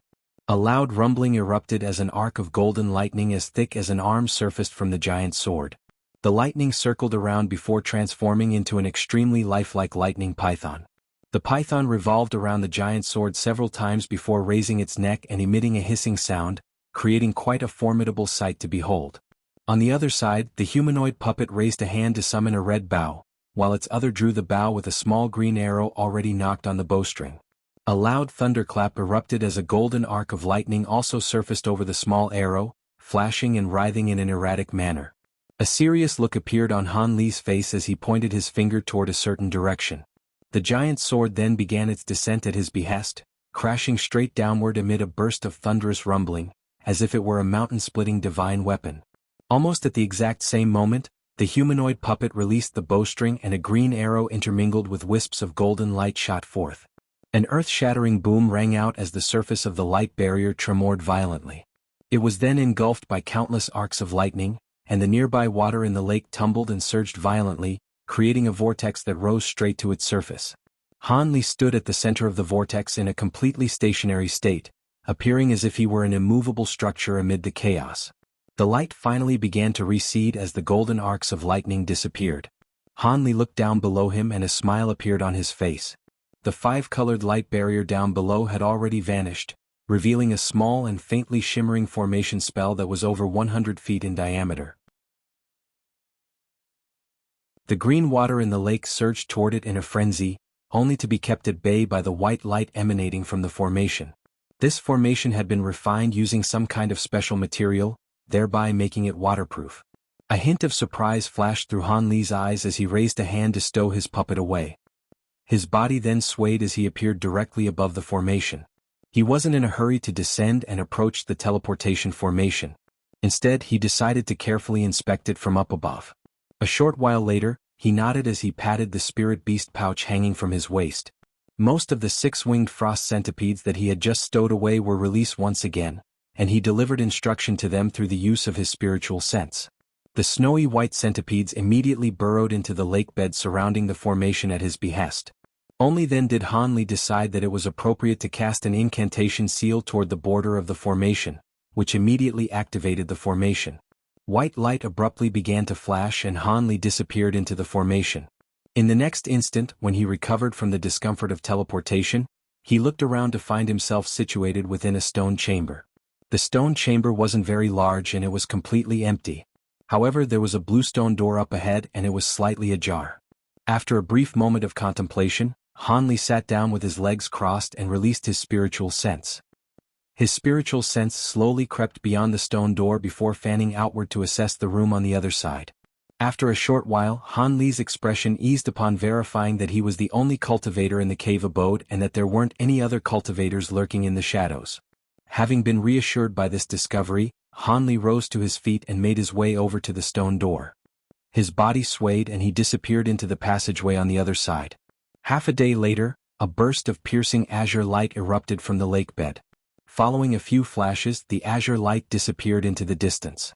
Han Li was situated within the azure light with a smile on his face, fiddling absent-mindedly with a faint golden or fragment in his hands. His trip to Manhuzi's secret cave abode had proven to be quite a fruitful one. Manhuzi's collection was far more plentiful than he had anticipated. Regardless of whether it was those materials and treasures that were worth several million spirit stones each, or those priceless tomes and secret techniques, many of them were prized treasures that Han Li had only ever heard, yet never had the chance to witness in person. As such, he was overjoyed by his bountiful trip. However, the treasure that excited him the most among Manhuzi's collection was a fist-sized fragment of auric essence. In the Great Gene, Han Li had already collected most of the auric essence required to refine the remaining half of his flying swords. With the addition of this fragment of auric essence from Manhuzi's collection, He had gathered all of the materials he required and could add auric essence into all of his flying swords. As such, he would finally be able to set up the complete Aureate sword formation with all 72 flying swords. In the past, Hanli had set up half of the sword formation with 36 flying swords, and that had already been powerful enough to pose a serious threat to a late nascent soul cultivator. If he were to complete the entire sword formation, it would definitely be unimaginably powerful. It was no wonder that the creator of the Azure Essence sword art had proclaimed that anyone who mastered the Aureate sword formation would be invincible in the human world. Hanli was very much looking forward to witnessing the power of the completed sword formation. He exhaled gently and flipped over his palm, upon which the auric essence disappeared, having been stowed away into the storage pouch. After that, he continued onward at a leisurely pace. Hanli wore a contemplative look for a while before suddenly opening his mouth to produce a small cauldron that was roughly an inch in size. It was none other than the Heaven Void Cauldron. Hanli raised a hand and the cauldron hovered over the center of his palm. He made a hand seal with his other hand and cast an incantation seal onto the cauldron's lid. All of a sudden, azure light began to shimmer over the surface of the cauldron as the lid was slowly lifted, opening up a small sliver of space. Golden light flashed and a talisman shot forth from within. Hanli was already prepared for it in advance and a burst of azure light was blasted out of his mouth, striking the talisman with unerring accuracy. The golden talisman immediately shuddered before its light dimmed. It was then immobilized by the azure light, having been forced to a standstill by Hanli's immense spiritual power. Hanli quickly reached out and grabbed the talisman before carefully inspecting it. This was none other than the strange talisman that Patriarch Goldenflower had used on multiple occasions during their battle earlier. Not only could it grant one instantaneous teleportation abilities, it could also transform into golden flowers and wasps, thereby proving itself to be a very powerful and versatile artifact. It appeared that this was a unique talisman crafted by Patriarch Goldenflower. Hanli found it to be very intriguing, and he couldn't help but summon it for inspection and research. At first glance, the talisman appeared to be very ordinary and mundane. Hanli recognized most of the runes on the talisman, and all of them were very common runes. The only things that set it apart were those silver ancient runes inscribed on the four corners and at the center of the talisman.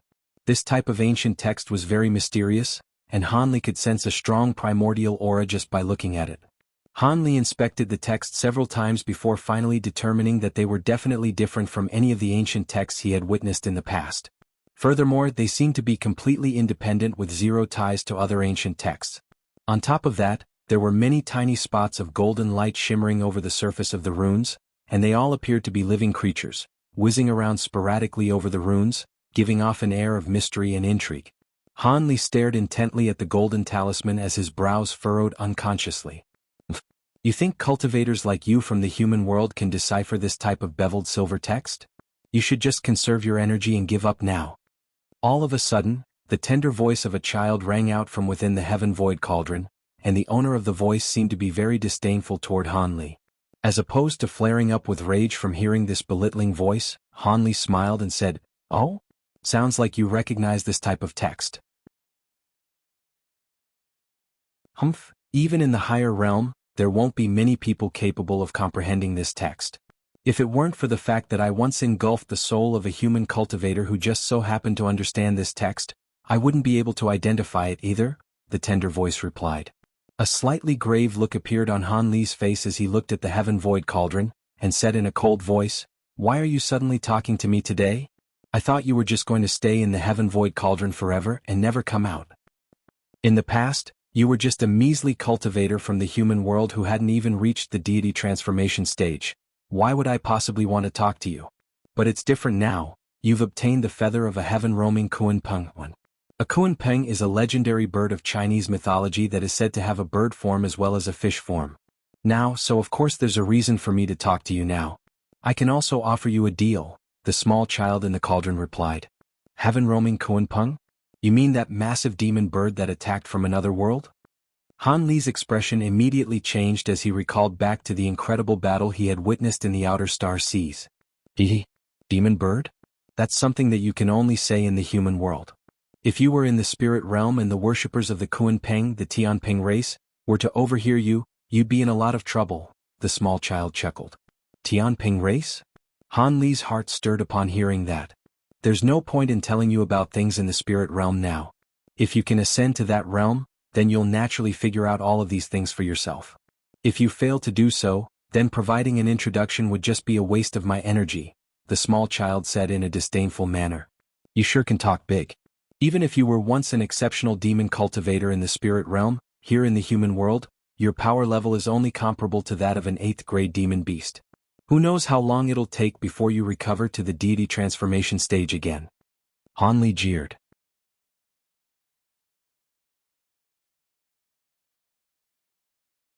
The voice of the small child within the cauldron was coming from none other than that avatar of the endless sky beast, which Han Li had drawn into his cauldron during his battle with Saintess Tianlan. This beast was once just a primitive demon beast with only basic survival instincts, yet after spending over a century in the Heaven Void Cauldron, it had developed intelligence and even recovered most of its memories from its time in the spirit realm. However, it was trapped in the Heaven Void Cauldron, so it naturally couldn't escape. As such, it had no choice but to reside there. After Han Li reached the late nascent soul stage in the Heaven Void Hall, he immediately refined his 2 divine spirit treasures again. After mastering the second layer of the artifact imprint technique, he was finally able to open the Heaven Void Cauldron. The avatar of the endless sky beast immediately unleashed some sort of movement technique from the spirit realm, allowing it to escape right before Han Li's eyes and travel a distance of over 1,000 feet in the blink of an eye. At such an incredible speed, if it were to flash a few more times, even Han Li wouldn't have been able to chase it down. However, an incredible sequence of events ensued thereafter. For some reason, after the beast had traveled about 2,000 to 3,000 feet away from the Heaven Void Cauldron, azure light suddenly erupted from its body and the cauldron in unison, upon which the endless sky beast abruptly disappeared, only to reappear back inside the Heaven Void Cauldron in the next instant. It appeared that it was unable to leave the cauldron. Han Li was naturally ecstatic upon seeing this. Only then did he discover that due to the fact that the beast had resided in the Heaven Void Cauldron for too long, its aura had already been assimilated by the cauldron, thereby placing it in a situation akin to the one that Silver Moon was in. However, it wasn't an insubstantial entity, and nor was it the artifact spirit of the Heaven Void Cauldron. As such, aside from its inability to get far away from the cauldron, it maintained complete autonomy and didn't have to answer to Han Li's commands. Thus, Han Li sealed the beast and tossed it into the cauldron again. He was planning to think carefully about the matter before deciding what to do with this endless sky beast avatar. However, the endless sky beast had suddenly spoken as he was investigating the golden talisman, and was proclaiming this beveled silver text to be runes found only in the spirit realm. Han Li was naturally very surprised to hear this. Ah, deity transformation stage? Why would I want to get there? Here in your human world, it'll be impossible for me to reach that stage even after tens of thousands of years. The small child suddenly began to chortle boisterously within the cauldron. You're telling me you don't want to advance your cultivation base? Do you think I'm a gullible 3-year-old child? Han Li was very skeptical. Looks like you won't believe me until I disclose some things to you, little boy. Let me divulge some information then. I was indeed rather renowned in the demon race of the spirit realm, and my cultivation base had reached a stage that's completely unfathomable to you. However, I went through extensive effort to send my avatar to the human world. Do you think I did all this just so I can become the pitiful guardian beast of the human race? Back in the spirit realm, I have tens of thousands of demon underlings, and the spell warriors are nothing to me. The endless sky beast made no effort to hide his disdain toward the spell warriors. Han Li's brows furrowed, but he didn't say anything. The small child continued, I sent an avatar to this world in order to prepare for a tribulation that I'll face in 10,000 years. If my true body is unable to transcend this tribulation and my soul is destroyed, I'll at least be able to live on through my avatar in this world, so I won't completely cease to exist. Prior to that, there's no need for me to cultivate too quickly. Otherwise, if I reach the deity transformation stage in this world as well, the tribulation will also impact this avatar of mine. I see. That is indeed a self-preservation method. Do all of the powerful beings in the spirit realm do the same thing? Han Li asked in a slightly skeptical voice. Do you think sending an avatar down into this world is an easy task? Not only is there a cultivation-based prerequisite that must be satisfied, you also have to be proficient in techniques that will allow your avatar to leave the realm you're situated in without being harmed, and there are very few of those techniques. On top of that, the expenditure of a realm-transcending stone is required to defy the boundary between realms in order to transport your avatar to this world, and that's a treasure that's extremely rare even in the spirit realm. Furthermore, this process is an extremely perilous one, and I don't even know if the success rate is as high as 1 in 10. With each and every failure, the avatar will disappear in the chaos between realms, thereby expending a portion of your soul. Each time I've failed, I've had to go into seclusion for over 1,000 years at a time to recover the soul fragment that I lost. Prior to this, I'd already made 7 or 8 attempts over the span of 10,000 years, and luckily, I was able to succeed with this attempt. In comparison, it's easier to directly teleport magic powers and attacks to this world through the barrier between realms, the endless sky beast harumphed coldly. Why are you telling me all this? Only asked. The answer to that is very simple. I'm just trying to tell you that we have no conflict of interest whatsoever.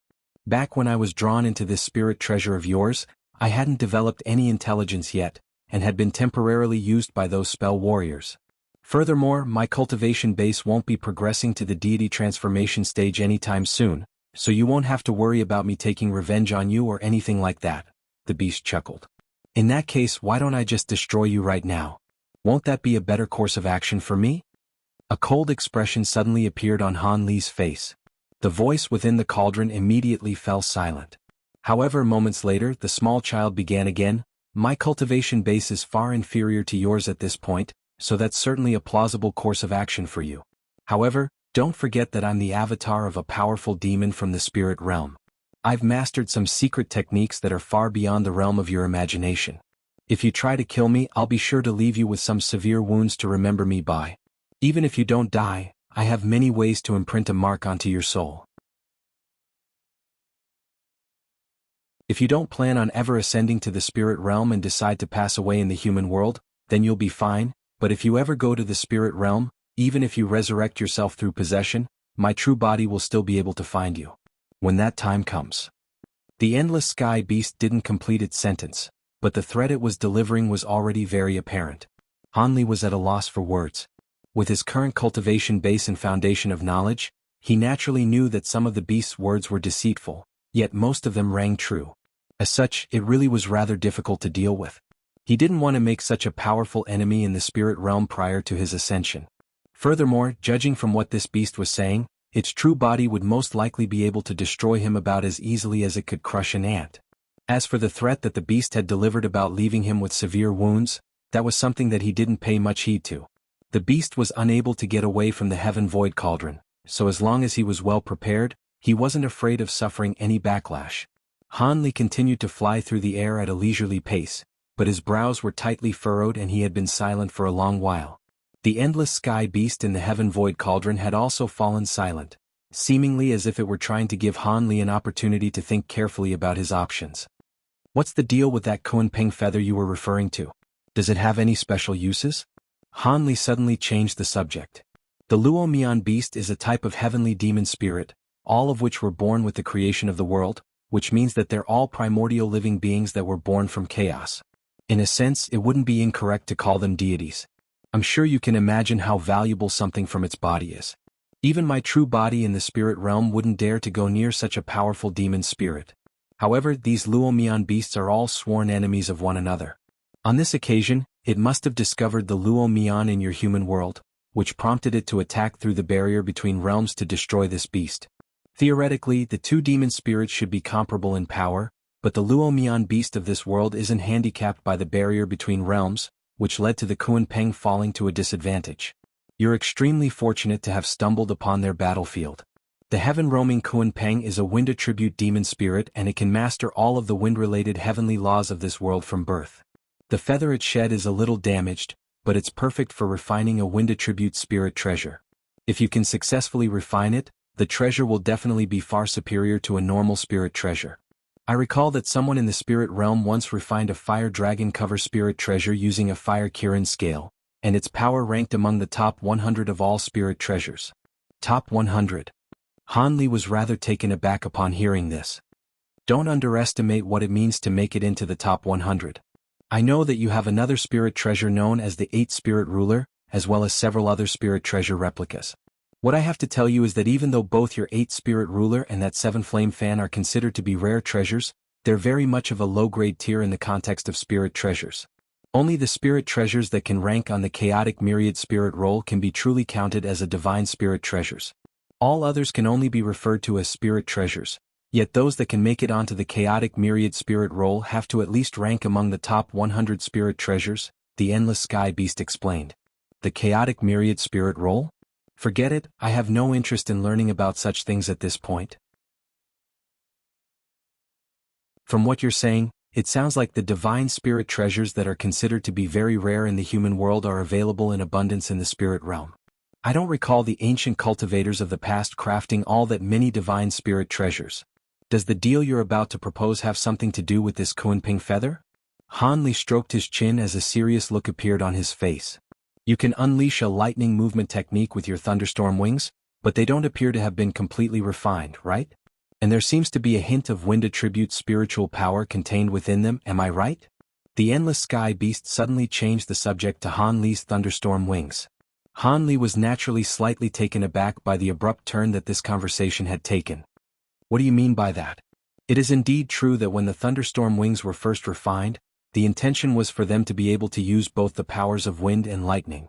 However, only my divine Devilbane lightning can be used, so I can only unleash a lightning movement technique. As for whether it's been completely refined or not, I'm not particularly sure, Han Li replied truthfully. I can tell you a way to use the Kunping feather to refine your thunderstorm wings into a spirit treasure. The feather itself contains wind-related heavenly laws of the world, so you'll be able to use the power of wind even without any wind attribute spiritual power. Due to the limitations on your cultivation base and available materials, you won't be able to refine a divine spirit treasure straight away, but it should be easy to refine a normal low-grade spirit treasure with the use of this spirit feather, the endless sky beast announced in a haughty manner.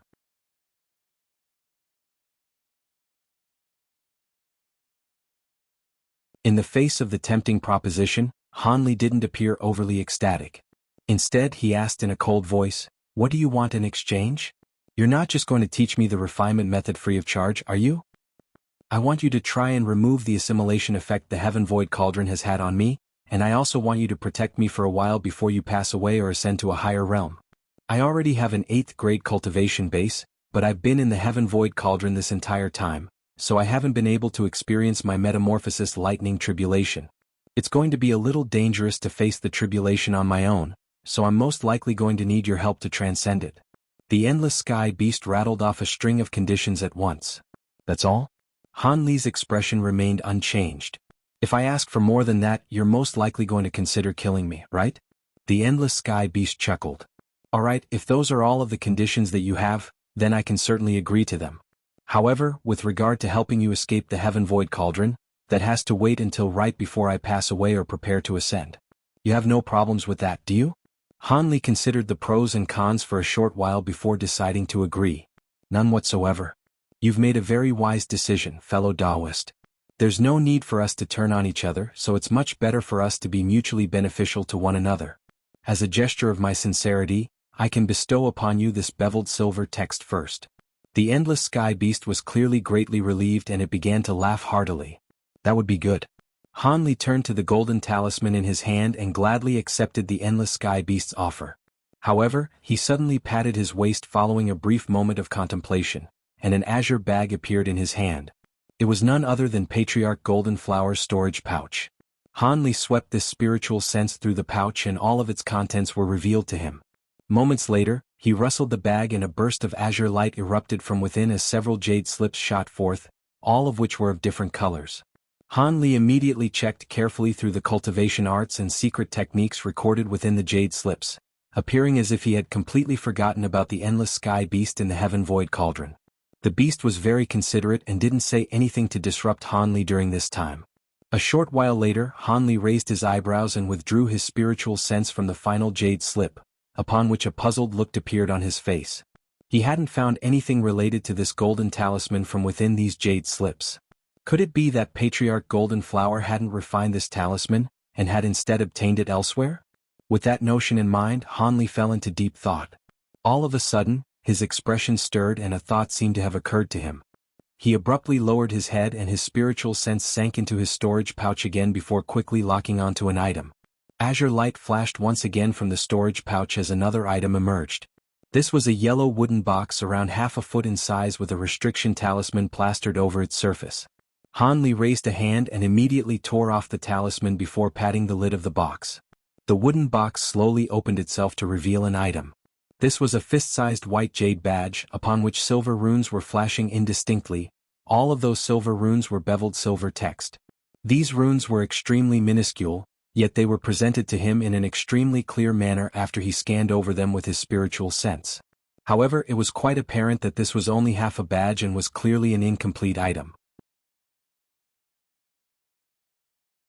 Han Li faltered slightly upon seeing this, yet before he had a chance to inspect the badge more carefully, the silver runes on the badge suddenly flashed wildly before the badge itself flew into the distance as a streak of silver light. Han Li's heart jolted with surprise, but he had been somewhat prepared after seeing the restriction talisman plastered over the wooden box. As such, the silver light had only traveled around 10 feet before his hand shot forth like lightning. Azure light erupted from his 5 fingers in unison. The space around him began to emit a buzzing sound, following which the silver light began to shudder unsteadily. The light faltered as a result, and the jade badge was revealed again. Han Li wore a dark expression as he brought his 5 fingers together.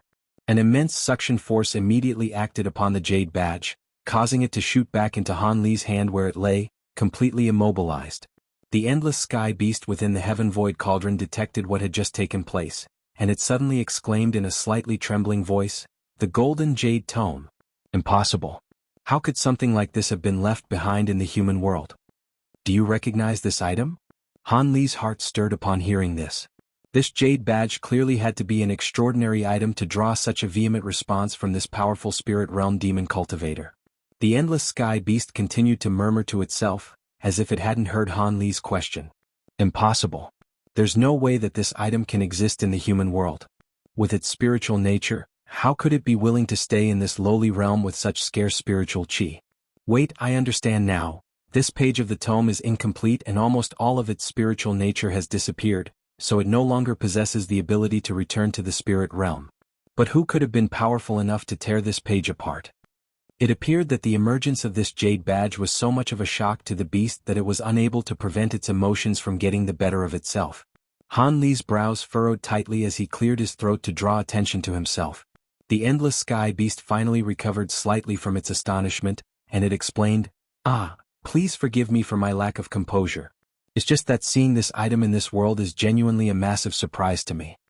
Han Li waved the jade badge slowly in front of the heaven void cauldron, and asked, "Judging from your reaction, it seems that this is quite the extraordinary item. From the sounds of it, this is something from the spirit realm?" "Quite the extraordinary item, you say? If I tell you its origins, you'll be given a massive fright as well. This item didn't originate from the spirit realm.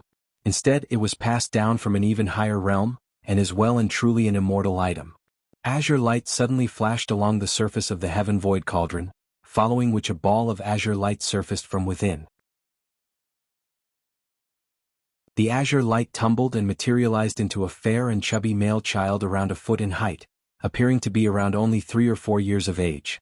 However, the small child wore a rather unbefitting dark expression on his face, and was staring intently at the jade badge in Han Li's eyes with complex emotions flashing through his eyes. There seemed to be a hint of envy, but also a trace of wistfulness.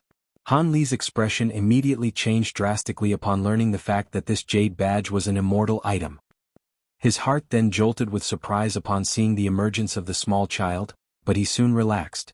This small child was merely a human form manifestation of the endless sky beast, which it had materialized using the spiritual chi on the cauldron. Prior to the seal on its true body being undone, there was no way that it would be able to leave the heaven void cauldron. Han Li's attention was then completely drawn to this golden jade tome. An immortal item? Did I hear that right? Han Li stared at the jade badge in his hand with a skeptical expression. Compared to the true immortal realm, the boundary between realms is much weaker between the human world and the spirit realm. However, it's not all that uncommon for immortal items to fall into our spirit realm. It's just that this golden jade tome is simply far too renowned, which is why I couldn't help my reaction, the endless sky beast sighed. "Oh, if it's not too much trouble, could you tell me about this item?" Han Li asked. "Of course I can. This item is so renowned among the human race of the spirit realm that virtually everyone knows about it, so this is not a secret. To begin with, I'll have to tell you a little bit about the immortals of the true immortal realm. It's common to find immortal items in the spirit realm as they often drop down into our world due to a variety of reasons. However, there are very few of those immortal items that are actually useful. For some reason, ever since the inception of historical records in our spirit realm, there have almost been no immortals who have descended into our spirit realm. I say, almost, because in the extremely distant past, the remains of an immortal had appeared in our spirit realm, and this golden jade tome was an item that was found with those remains.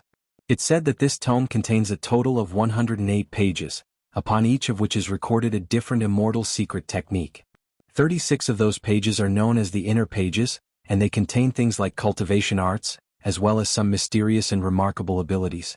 The remaining 72 pages are known as the outer pages, and they contain a vast array of information regarding areas such as talismans, formation spells, and pill refinement.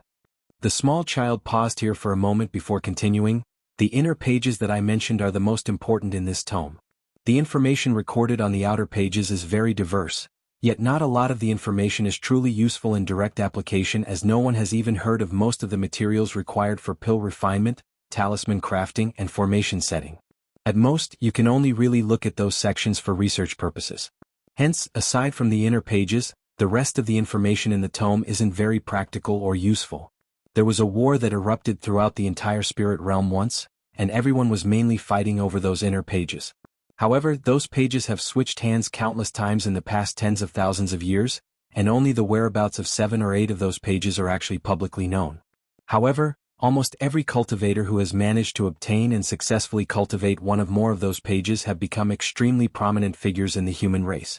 Even if they can't compare with the 3 emperors, they're still powerful enough to rule over a large settlement. However, what's most tempting to everyone is that in the past 100,000 years, it's said that all cultivators in the spirit realm who have attained the Great Tao have used cultivation arts from this jade tome. Regardless of whether this is true or not, it's enough to make all of the human cultivators erupt into a frenzy. Human cultivators? Have all of the pages of the jade tome fallen into the hands of our human race?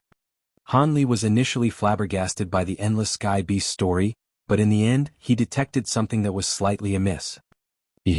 In the beginning, our demon race also participated in the war to secure the inner pages of the Golden Jade Tome. However, not long after that, all of our seniors discovered that the tome only contains cultivation arts that are suitable for human cultivators. If a demon cultivator like us were to use any of those cultivation arts, not only would it not benefit us in any way, it would even severely damage our cultivation base, to the extent that some have even self-detonated on the spot. After some experimentation, our demon race completely gave up on this jade tome. The pages are indeed extremely precious, yet they're completely useless to our demon race. The remains of that immortal was also a set of human remains, so it's no surprise that the cultivation arts on the golden jade tome were created for you humans. Han Li stroked his chin and mused in a thoughtful manner. I see. But if no immortal has ever descended into the spirit realm, how do you know that set of human remains were the remains of an immortal? Perhaps they were merely the remains of an extremely powerful cultivator from the spirit realm.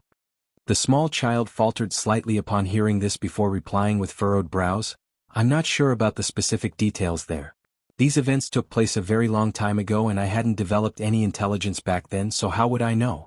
However, what I'm sure of is that at the time, many of the most powerful beings among the human and demon races gathered together to verify that those were indeed the remains of an immortal, so I can only assume that to be the case.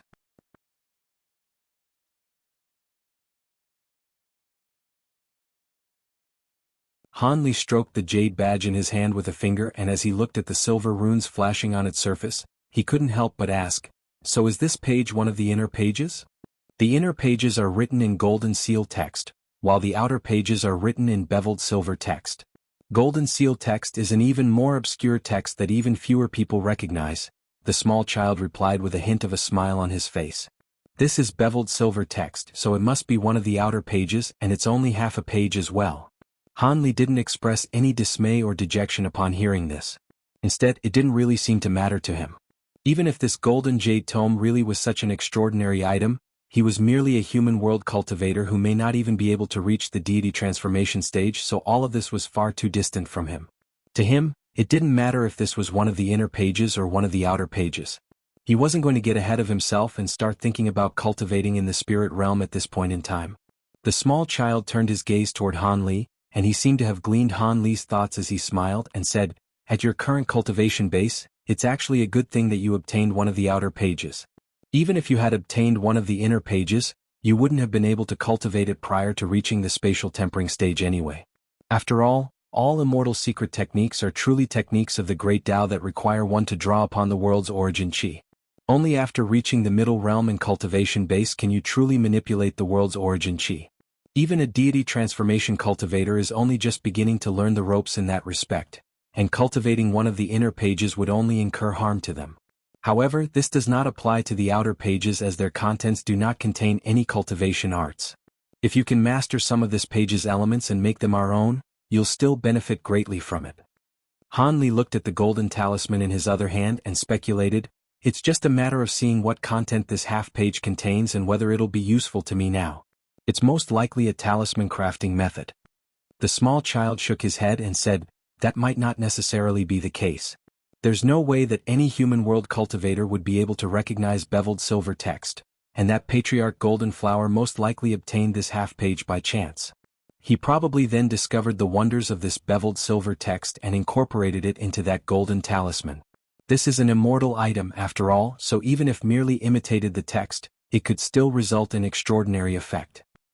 If that's the case, then I really do have to carefully read through this half-page when I get the time. How about you bestow upon me the beveled silver text right now?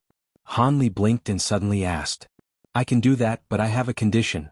After you glean the contents of the half-page, you have to lend it to me as well.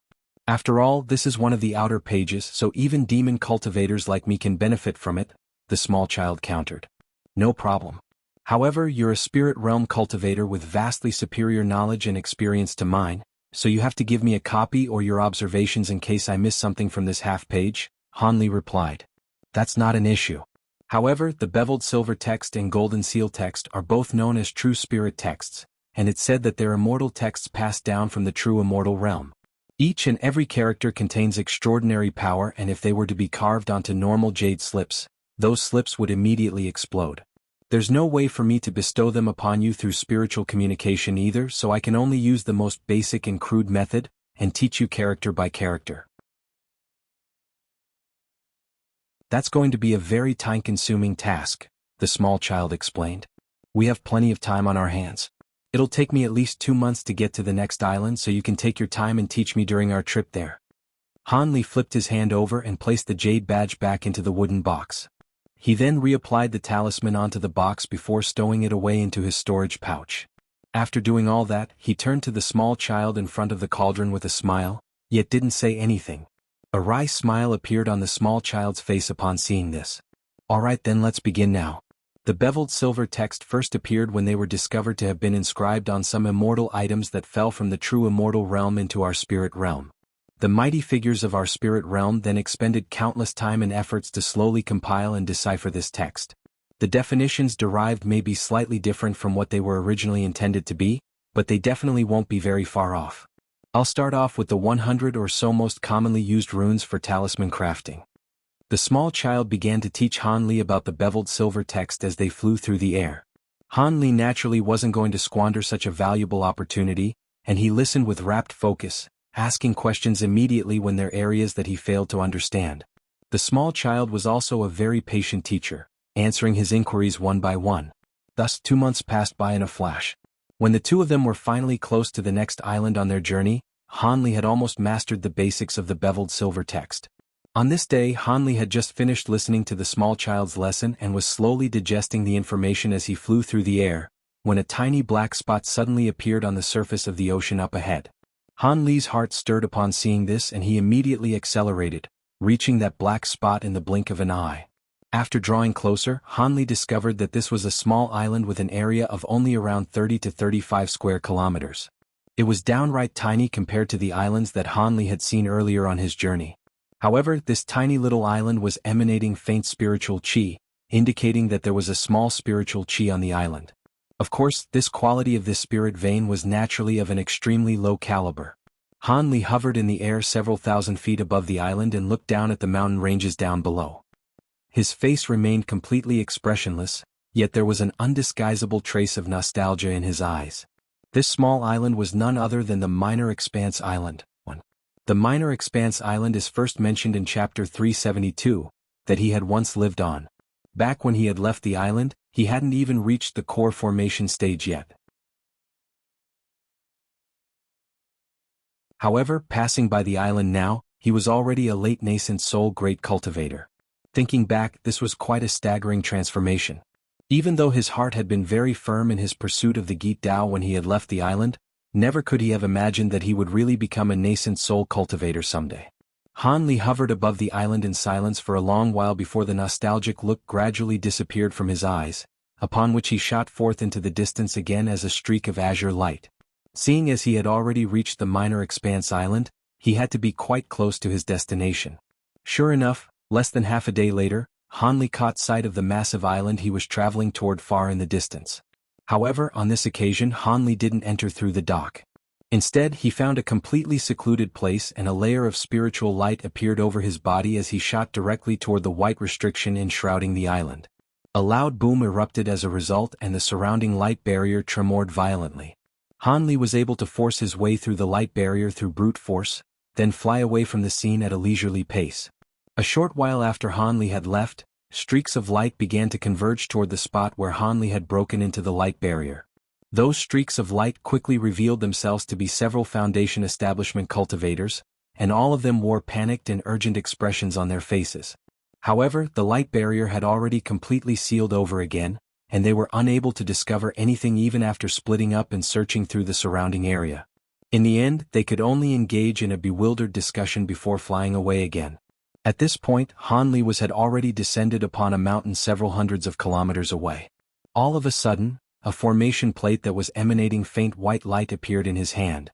Han Li opened his mouth and a ball of azure spiritual chi was blasted onto the formation plate as he began to chant something. White and azure light immediately began to intermingle with one another along the formation plate, and the plate itself became extremely bright and dazzling.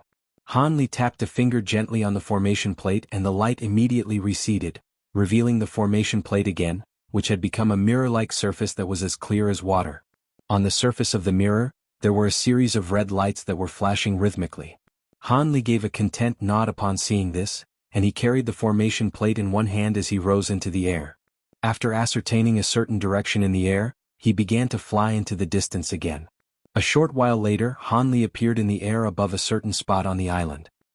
He looked down at the farmstead down below and an incredulous look appeared in his eyes. Isn't this where the Gu clan manor was once situated? Why are Wen Siwei and the others staying here? Han Li murmured to himself with a surprised and perplexed look on his face. Han Li was hovering in the air above the manor without making any attempt to conceal himself, so his actions naturally created a stir among the mortals in the manor. Moments later, two streaks of light suddenly flew out from one of the rooms down below before reaching Han Li in the blink of an eye. The lights then receded to reveal an elderly man and a middle-aged man, both of which were at the Foundation establishment stage. You are. Han Li looked at the two of them with slightly furrowed brows. Upon catching sight of Han Li's facial features, the two of them immediately delivered respectful salutes with stunned expressions on their faces. We pay our respects to Senior. We didn't know that you would be visiting this place, so please forgive us for not preparing a more thorough welcome. These two were both Wen Siwei and her Dao Companions Foundation establishment disciples. They were aware of the fact that Han Li was a great cultivator, so they were naturally filled with awe and veneration. Why are you living here? Where are you masters? Han Li asked expressionlessly. This is the residence of one of my in-name disciples, so I decided to bring everyone here. Master and his Dao companion find this place too rowdy for their liking, so they're living in a makeshift cave abode nearby with their daughter, the elderly man replied in a respectful manner. An in-name disciple of yours? Is he a member of the Gu clan? A peculiar look appeared on Han Li's face. That's right. You know of the Gu clan as well, Senior? The elderly man was suddenly struck by a sense of unease. The master of the Gu clan had some ties with me in the past, but that was over 200 years ago, Han Li replied. What? Is that so? The elderly man was stunned to hear this. And now, I'm back at this place. Looks like I really do have some sort of affinity with the Gu clan. I'm going to meet your masters first. Get you in-name disciple from the Gu clan to see me later, Han Li instructed in an implacable tone. Yes, I'll be sure to do so. The elderly man was both stunned and elated to hear this. He didn't know what kind of ties Han Li had had with the Gu clan in the past, but at the very least, it didn't sound as if they were enemies. Han Li nodded and sent his spiritual sense sweeping through the air, allowing him to quickly track down the location of Wen Siyue and her Dao companion.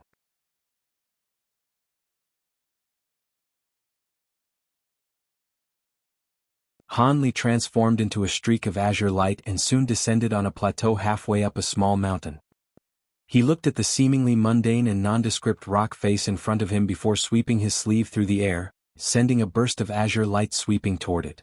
A loud thump erupted as the azure light struck the rock face, following which a burst of light appeared over the mountain's rocky surface.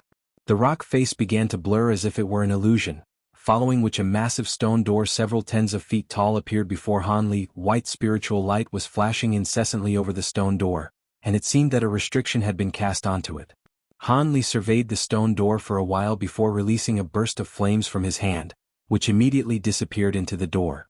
Moments later, an elated female voice was transmitted to him from the other side. "Senior Han, we're so glad you're here. Please wait for a moment, my Dao companion will come out to welcome you right away." A few seconds later, the white light on the stone door flashed violently a few times before dimming completely. A loud rumbling sound then rang out as the stone door was slowly opened, while 2 women and 1 man emerged from the cave abode within. They were none other than Wen Siyue's couple and their young daughter. Han Li turned his attention to the young girl, and was slightly taken aback by what he saw. The young girl had been stickly thin with a sickly yellow pallor on their previous encounter, but since then, she had grown into a gorgeous young woman who bore more than a hint of resemblance to her beautiful mother. It appeared that she had recovered quite well after the poison had been expelled from her body. This was what her appearance should have been like had she not been afflicted by her conditions. Wen Siyue was the most familiar with Han Li among the 3, so she came forward with a captivating smile on her face and extended a respectful curtsy as she said, "We pay our respects to Senior Han. We didn't think that you would arrive so quickly, so we made no preparations in advance. Please forgive us for our oversight, Senior. My trip went relatively smoothly, so I arrived here a little earlier than I planned." Han Li waved a hand indicating for them to skip the formalities. "We've been eagerly awaiting your arrival, Senior. Please come in and have a seat in our humble cave abode." Wen Siyue stepped aside with a dainty smile to allow Han Li passage into the cave abode. "Sure. I also want to see the level of mastery your daughter has achieved in the formation spellbook I left her. If she's reached a satisfactory level of mastery, then I'll take her under my wing." Han Li nodded in response before taking a glance at the young woman again. A blush appeared on Tianqiner's face from Han Li's gaze, and she immediately ducked her head. In contrast, Wen Siyue and her Dao companion were ecstatic to hear this, and they hurriedly led Han Li into their cave abode. Han Li spent a day and a night inside the cave abode. During this time, Wen Siyue and her Dao companion, as well as their Foundation establishment disciples, had all come to pay their respects to Han Li at different points. The elderly man from earlier had brought along a young body who appeared to be around 7 or 8 years old to see Han Li, and they also entered the cave abode, but they didn't immediately come out. Another day later, a streak of silver light shot forth into the air from the small mountain, within which the figures of a man and a woman could be indistinctly identified. A few flashes later, the azure streak of light had disappeared from view. A month later, within the heavenly south region, which was countless kilometers away from the scattered star seas. Within a massive barren valley, several black-robed cultivators were flying through their air on their respective treasures. They all appeared to be quite graceful in flight, but they were absurdly slow, and it was quite apparent that none of them were high-grade cultivators. After flying for a while, the black-robed cultivators suddenly flew toward the rock face beside them and disappeared into an extremely well-concealed cave. They traveled over 100 feet into the cave, upon which they arrived at a stone door that was shimmering with spiritual light, indicating the presence of a restriction. The group was led by an intimidating and brawny black-robed man, and he strode over to the stone door before making a hand seal and chanting something at the same time. After a long while, he raised a hand and cast an incantation seal, which disappeared into the stone door in a flash, sending ripples running through the flashing spiritual light as a result. The stone door wobbled slightly before slowly rising into the air. "Which junior martial brother is it?" Before the group had passed through the entrance, a lazy voice sounded from within. A ball of black chi then flew out from the cave and reached the brawny man in a flash, following which the yin chi dissipated to reveal an elderly man with pale features. "Oh, if it isn't junior martial brother Meng. Are you here to take over from me?" The elderly man initially wore a dark expression on his face, but he faltered slightly upon seeing the brawny man before immediately putting on a smile. The brawny man was a mid-foundation establishment cultivator while the elderly man was only an early foundation establishment cultivator, so he naturally didn't dare to treat this junior marshal brother of his with disdain. "That's right, senior marshal brother fan. I've been deployed here to guard this spirit mine in your place. Is this cave the entrance of the mine?" The brawny man asked expressionlessly. "Haha, you sure do have a straightforward personality, junior marshal brother Meng. Indeed, the entrance to the spirit mine is in here. However, is this all the people that you have with you? It doesn't appear to be enough." The elderly man was rather perplexed by the lack of numbers in this small group. "Our ghost spirit sect isn't as powerful as it once was. Most of our disciples have to contribute to the effort to ward off the controlling spirit sect and devil flame sect. I had to work very hard just to gather this group of people. Thankfully, this is the core region of our sect and we're only overseeing some mortals, so this should be enough," the brawny man harumphed in response, seemingly also very displeased with the current situation. "That makes sense. You'll just have to work slightly harder, junior marshal brother Meng." The elderly man could only nod with a resigned expression upon hearing this. "That's enough of this depressing conversation. Senior marshal brother, please take me to the mines and show me around first," the brawny man said as he cast his gaze into the cave. "Of course. Please come with me, junior marshal brother." The elderly man nodded and made a hand seal to close the stone door again before leading the group of black-robed cultivators deeper into the cave. After a few twists and turns, the group appeared in front of a massive fissure in the ground that's several tens of feet wide. There was faint light flashing within the rift and it appeared to be leading to the underground. There were two black-robed chi condensation cultivators sitting with their legs crossed on either side of the entrance to the rift. The two of them hurriedly rose to their feet and extended respectful salutes at the sight of their approaching foundation establishment marshal brothers. The elderly man waved a hand in a calm manner before leading the brawny man and his group directly into the rift. 15 minutes later, the elderly man had led the brawny man on a tour of almost the entire mine. There were many passageways within the mine that were rather complex and convoluted, within which there were many young and fit mortal men that had been hired to mine for spirit stones. The elderly man led the way while providing an introduction like a tour guide, seemingly very familiar with every single inch of this place. It was no wonder that this was the case. If anyone were to stay in this place for over 10 consecutive years, they would most likely be able to navigate the passageways even with their eyes closed. The brawny man and his group listened carefully but didn't say much. After the group made another turn, another passageway appeared before them, this one leading downward, seemingly reaching even deeper underground. The elderly man's brows furrowed slightly upon seeing this passageway and he shook his head to himself. Instead of leading the group down that passageway, he turned and prepared to lead them back in the way that they had come. "Senior marshal brother fan, where does this lead to? Why aren't you taking us down there to have a look?" The brawny turned to his senior marshal brother with a perplexed look. Many years ago this was once a restricted area and the sect had deployed a few disciples solely to guard this place, but it's been abandoned long ago and all of the guards have been withdrawn, the elderly man replied in a casual manner. "A restricted area? What's in there? And why was it abandoned in the end?" The brawny man was intrigued to hear this. The elderly man hesitated momentarily before deciding that this was an inconsequential matter, and explained, "Nothing much, there's only an ancient teleportation formation in there, but it's been in disuse for a long time and isn't functional anymore. As for why this place was once a restricted area and why it was abandoned later on, I'm afraid I do not know. However, it seemed to have something to do with Marshal Uncle Wang Chan." "Marshal Uncle Wang? So it's—" The brawny man was startled to hear this, and his voice abruptly cut off mid-sentence, as if he were extremely wary of something. "Keep it to yourself, junior marshal brother. Marshal Uncle Wang is not someone that the likes of us can express our opinion on," the elderly man said with a meaningful look. The brawny man was silent for a moment before suddenly asking, "In that case, would you be able to take me down there, senior marshal brother?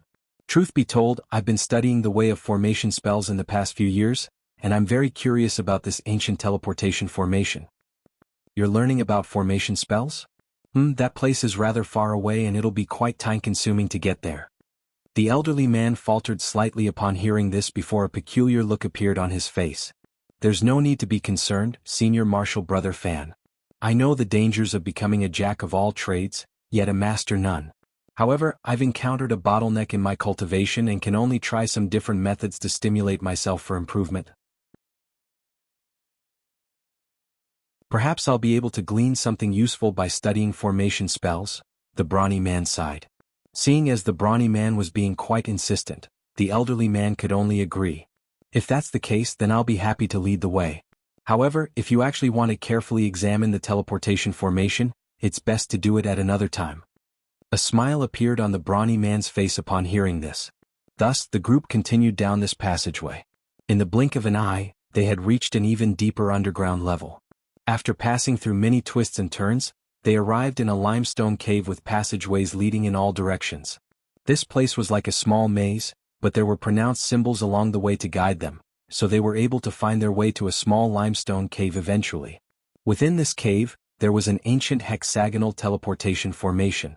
"This is it, Junior Marshal brother," the elderly man said as he pointed to the teleportation formation. TSK, so this is an ancient teleportation formation. I've seen some basic descriptions of these formations in some tomes in the past, but I've never actually seen one in person. The brawny man's eyes were shimmering as he looked at the teleportation formation. He made his way over to the formation before walking in a few circles around it, staring at it with rapt focus the entire time. The elderly man stroked his beard and looked on with a smile in silence. As for the chi condensation disciples with them, they were also quite curious about the teleportation formation, but they didn't dare to stand next to their Foundation establishment seniors, and could only stand guard by the entrance of the cave. I heard that this teleportation formation is actually in perfect condition. It's most likely only dysfunctional because there's something wrong with the teleportation formation on the other side. Otherwise, I'd also really like to teleport to the other side just to see where it leads to. In any case, you'll be guarding this place for many years from now, so you'll have plenty of time to study this formation. Let's go back for now. After a while, the elderly man felt as if they had spent enough time here, so he urged the brawny man to go back with him.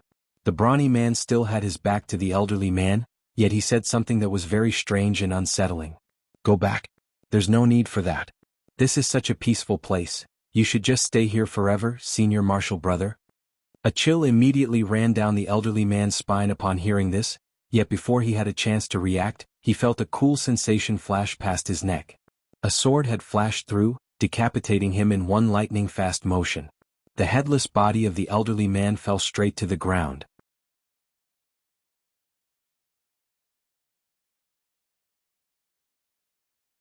Only then did the brawny man turn around.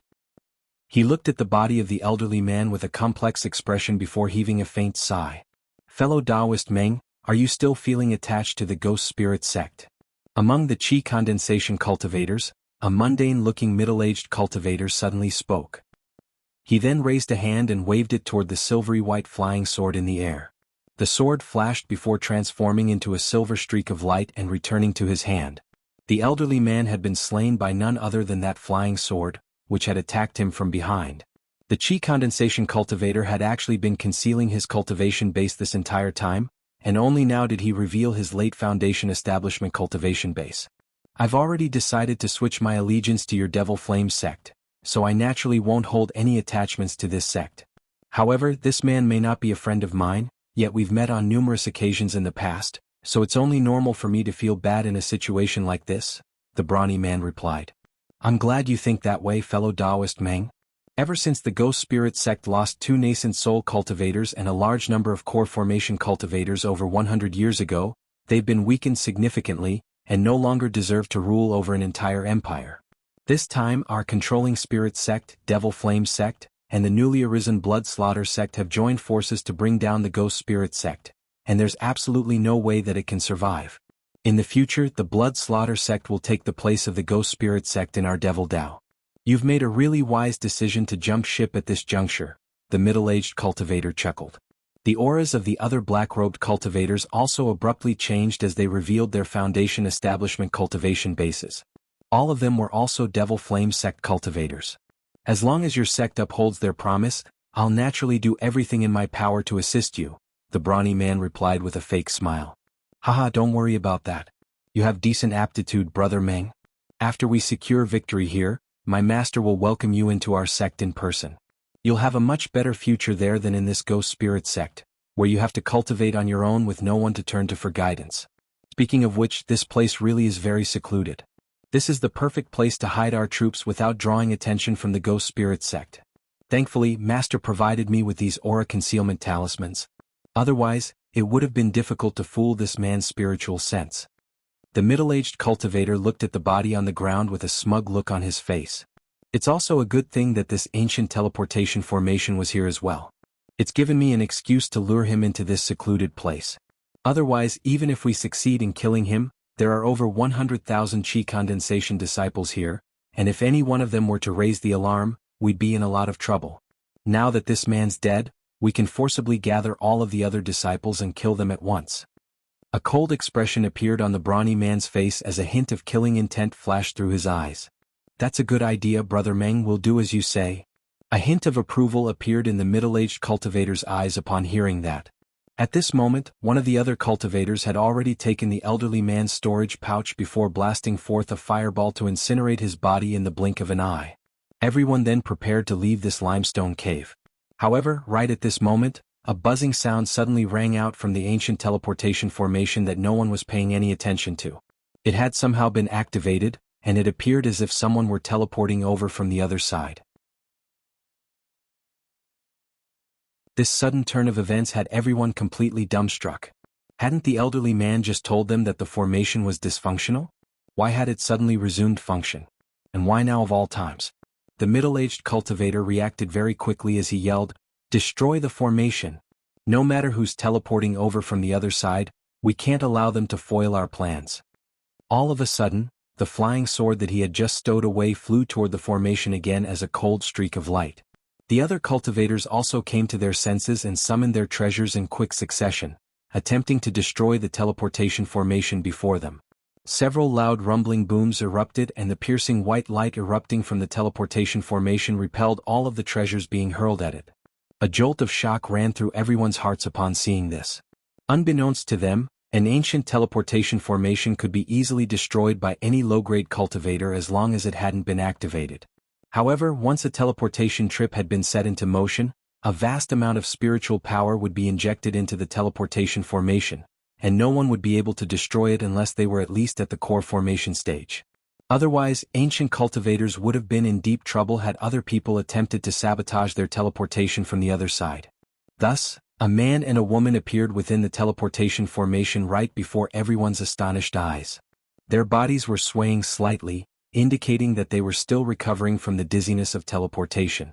The middle-aged man could see that the man appeared to be over 20 years of age, while the woman seemed to be only in her teens.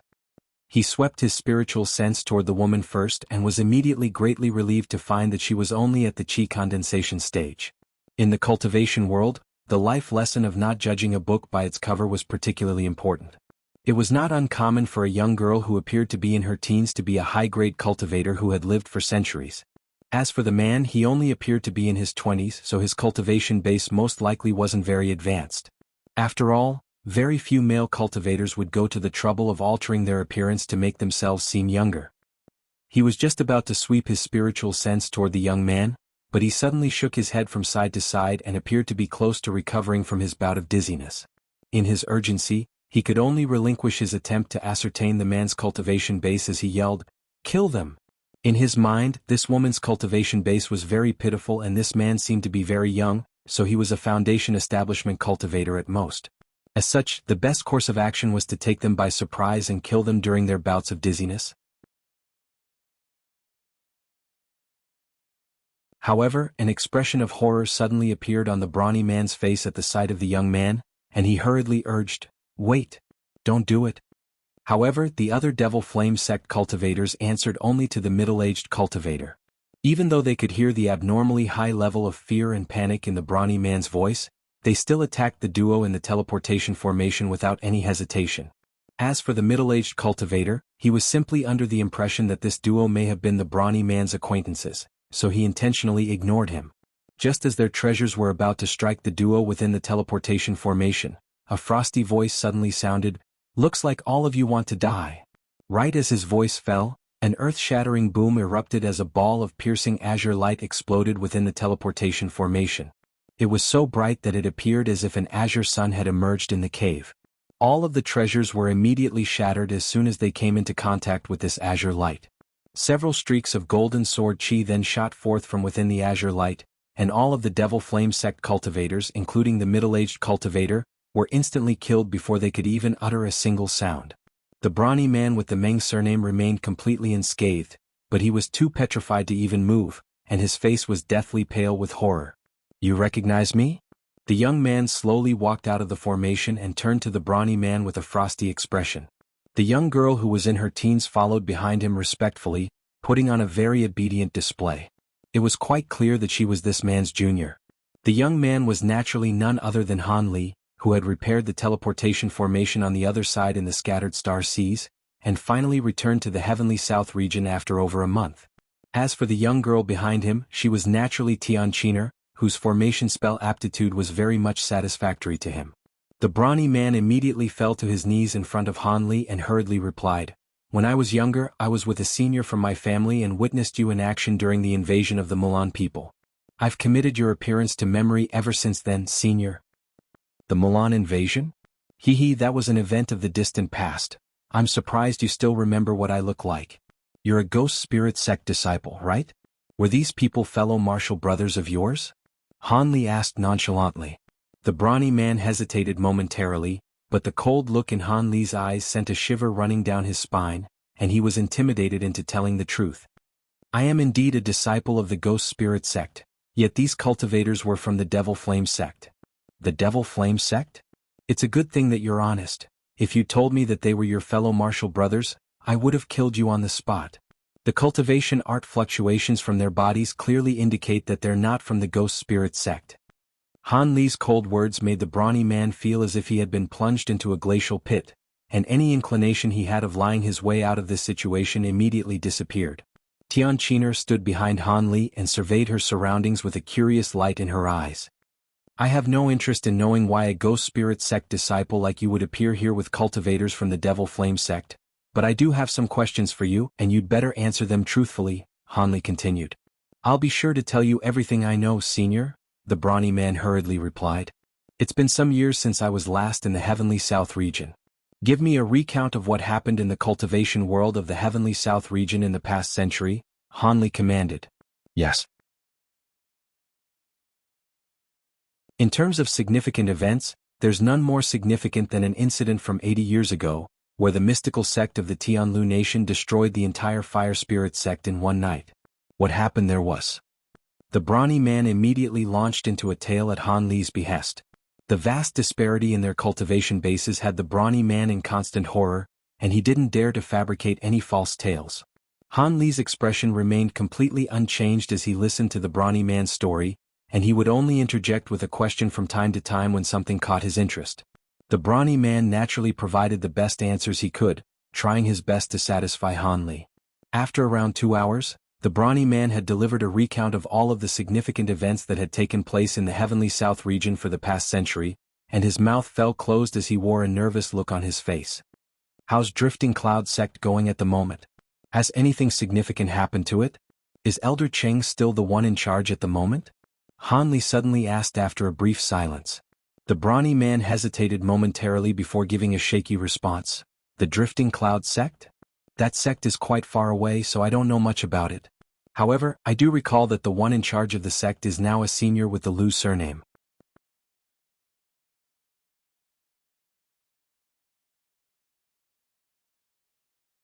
"So Elder Cheng must have passed away already," Han Li murmured to himself. He stared up at the roof of the cave and seemed to have fallen into the deep thought. The roof of the cave up above seemed to have been punctured by ghost spirit sect cultivators in the past, but after 100 years, there were no noticeable signs at all indicating it had been repaired. The brawny man could see that Han Li was rather absent-minded, but he still didn't dare to do anything and maintained a respectful expression on his face. All of a sudden, Han Li raised a sleeve without any premonition and burst of azure light swept toward the brawny man's head. The latter's heart jolted with shock upon seeing this, but before he could do anything, he had already fallen onto the ground, having been completely knocked out. Han Li took a glance at the unconscious man on the ground before suddenly flicking his fingers in quick succession, sending several streaks of golden sword chi flying into the formation behind them. A loud boom erupted and the formation was completely destroyed. Aside from the large crater that had been left in the ground, nothing remained to suggest that the teleportation formation had ever existed. Seeing as the formation over in the scattered star seas had been repaired by him, there was no need for the teleportation formation on this side to continue to exist. Otherwise, if someone else possessed a greater teleportation medallion like the did, they would also be able to teleport to the scattered star seas. Han Li wanted this to be a shortcut that was exclusively available to him and had no intention of sharing it with anyone else. He was already extremely familiar with the structure and construction process of teleportation formations, so if required, he could erect the same teleportation formation again in this place at any time. In any case, with his current staggering wealth, the costs of materials for setting up teleportation formations, which had once seemed astronomical to him, were no longer a problem. After doing all of that, Han Li reached out and feigned a grabbing motion toward the brawny man on the ground. An immense suction force dragged the latter's head firmly into Han Li's hand. A flash of light then appeared in his eyes as he began to unleash his secret technique. After a while, Han Li released his 5 fingers and the brawny man tumbled to the ground once again. Han Li murmured to himself expressionlessly, "You're lucky that you told the truth. I'm not a man who likes to eat his words, so I won't kill you, but I naturally have to wipe away your memories of seeing me appear from this teleportation formation." Han Li had unleashed a secret technique to alter this man's memories. As such, he could only recall that an unidentifiable high-grade cultivator had seemingly descended from the heavens before killing all of the Devil Flame sect cultivators, and the ancient teleportation formation had been unintentionally destroyed by the shockwaves radiating from their battle. At Han Li's current cultivation base, unless if a deity transformation cultivator were to step in, no one would be able to break the restriction that he had set, so he could naturally rest assured. After that, Han Li released a few fireballs to incinerate the bodies of the Devil Flame sect cultivators into ashes. Brilliant azure light then erupted from his body, sweeping up the young girl behind him as they shot forth, directly upward. An earth-shattering boom rang out and the roof of the cave that had been repaired by the Ghost Spirit sect was punctured again.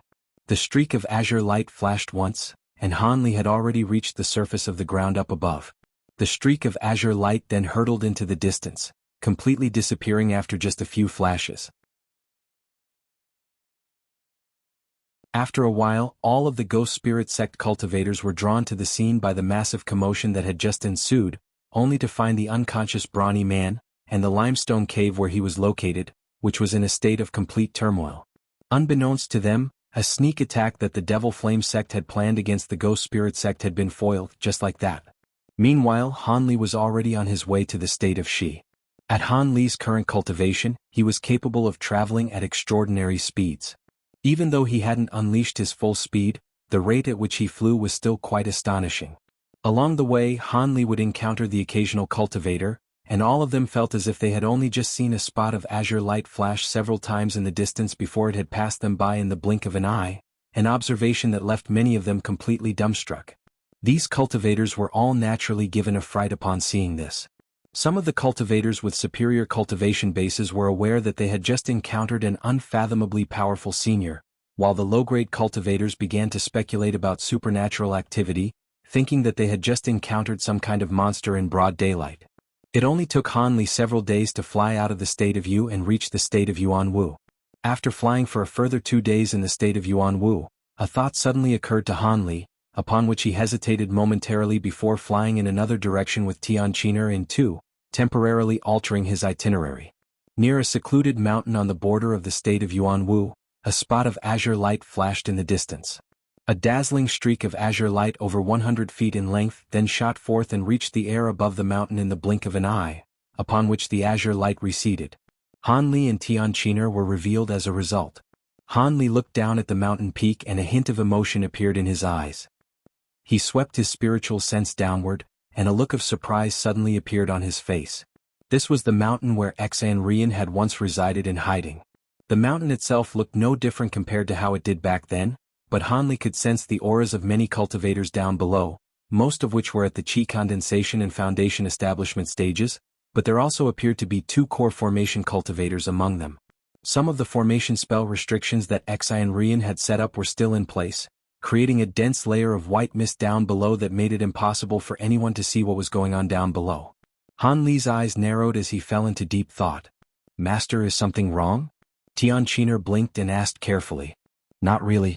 It's just that I haven't been here in a few years, and it seems that some welcome guests have settled in this place," Han Li replied indifferently. However, the young girl could see hints of displeasure on Han Li's face, and she immediately knew that it was best not to pry further into the matter. However, Han Li suddenly turned to her, and asked her something that caught her completely off guard. "What do you think of this mountain?" Tian Qiner was very confused by this question, and she carefully examined the small mountain down below before replying hesitantly, "This mountain? The spiritual qi here isn't very abundant, but the scenery isn't bad. This was the residence of one of my past acquaintances." A hint of disappointment appeared on Han Li's face, but he soon recomposed himself before raising a hand.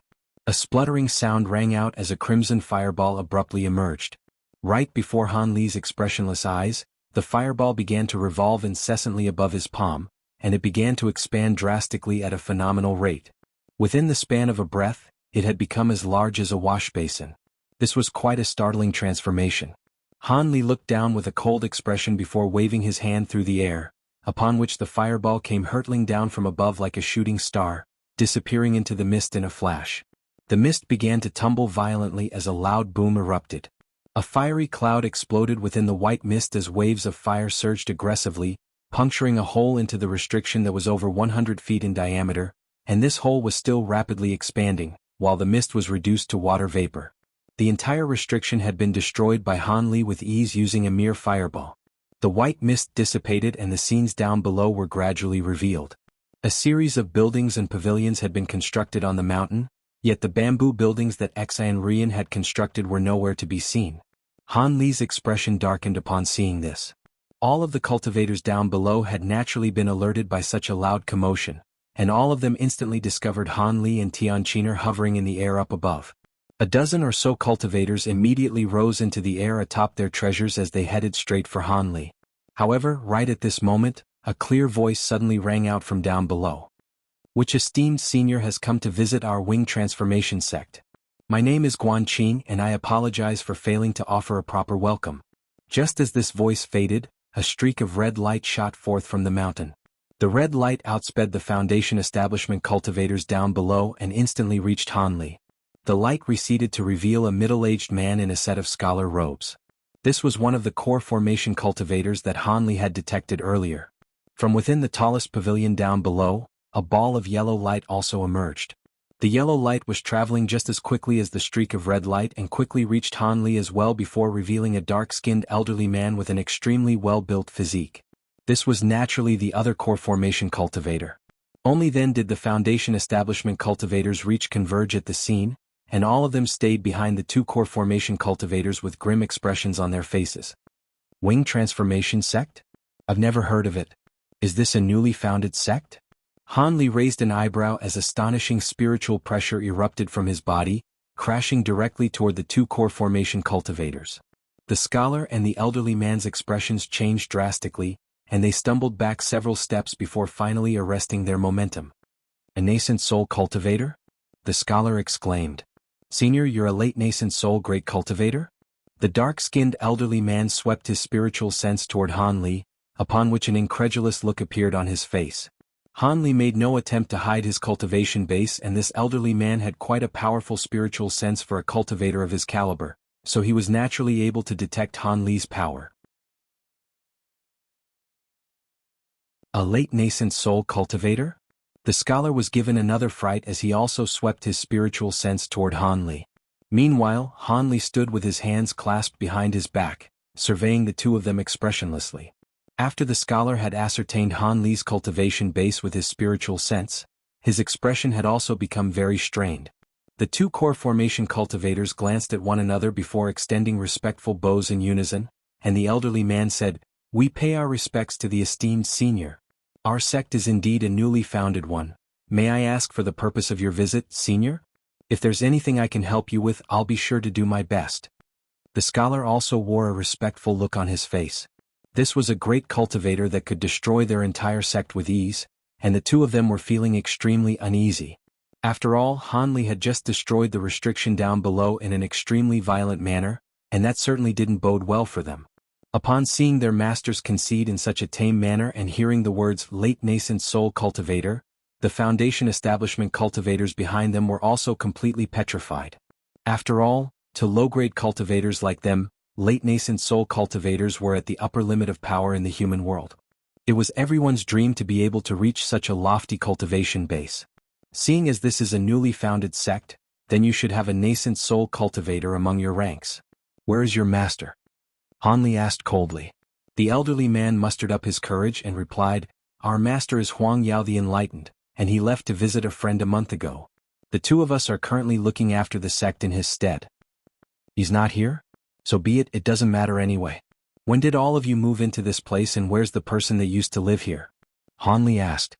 The elderly man was slightly taken aback by this question, and he turned to the scholar beside him as he replied, Our sect moved here 70 years ago. As for the person who once lived here. The scholar was also surprised by this question, but without even turning his head, he immediately yelled, Feng Ji, come here, this senior has something to ask you. Right as his voice fell, all of the Foundation establishment cultivators turned to one of their members in unison. This was an elderly man with refined features who appeared to be over 60 years of age. This cultivator by the name of Feng Ji also wore a stunned look on his face.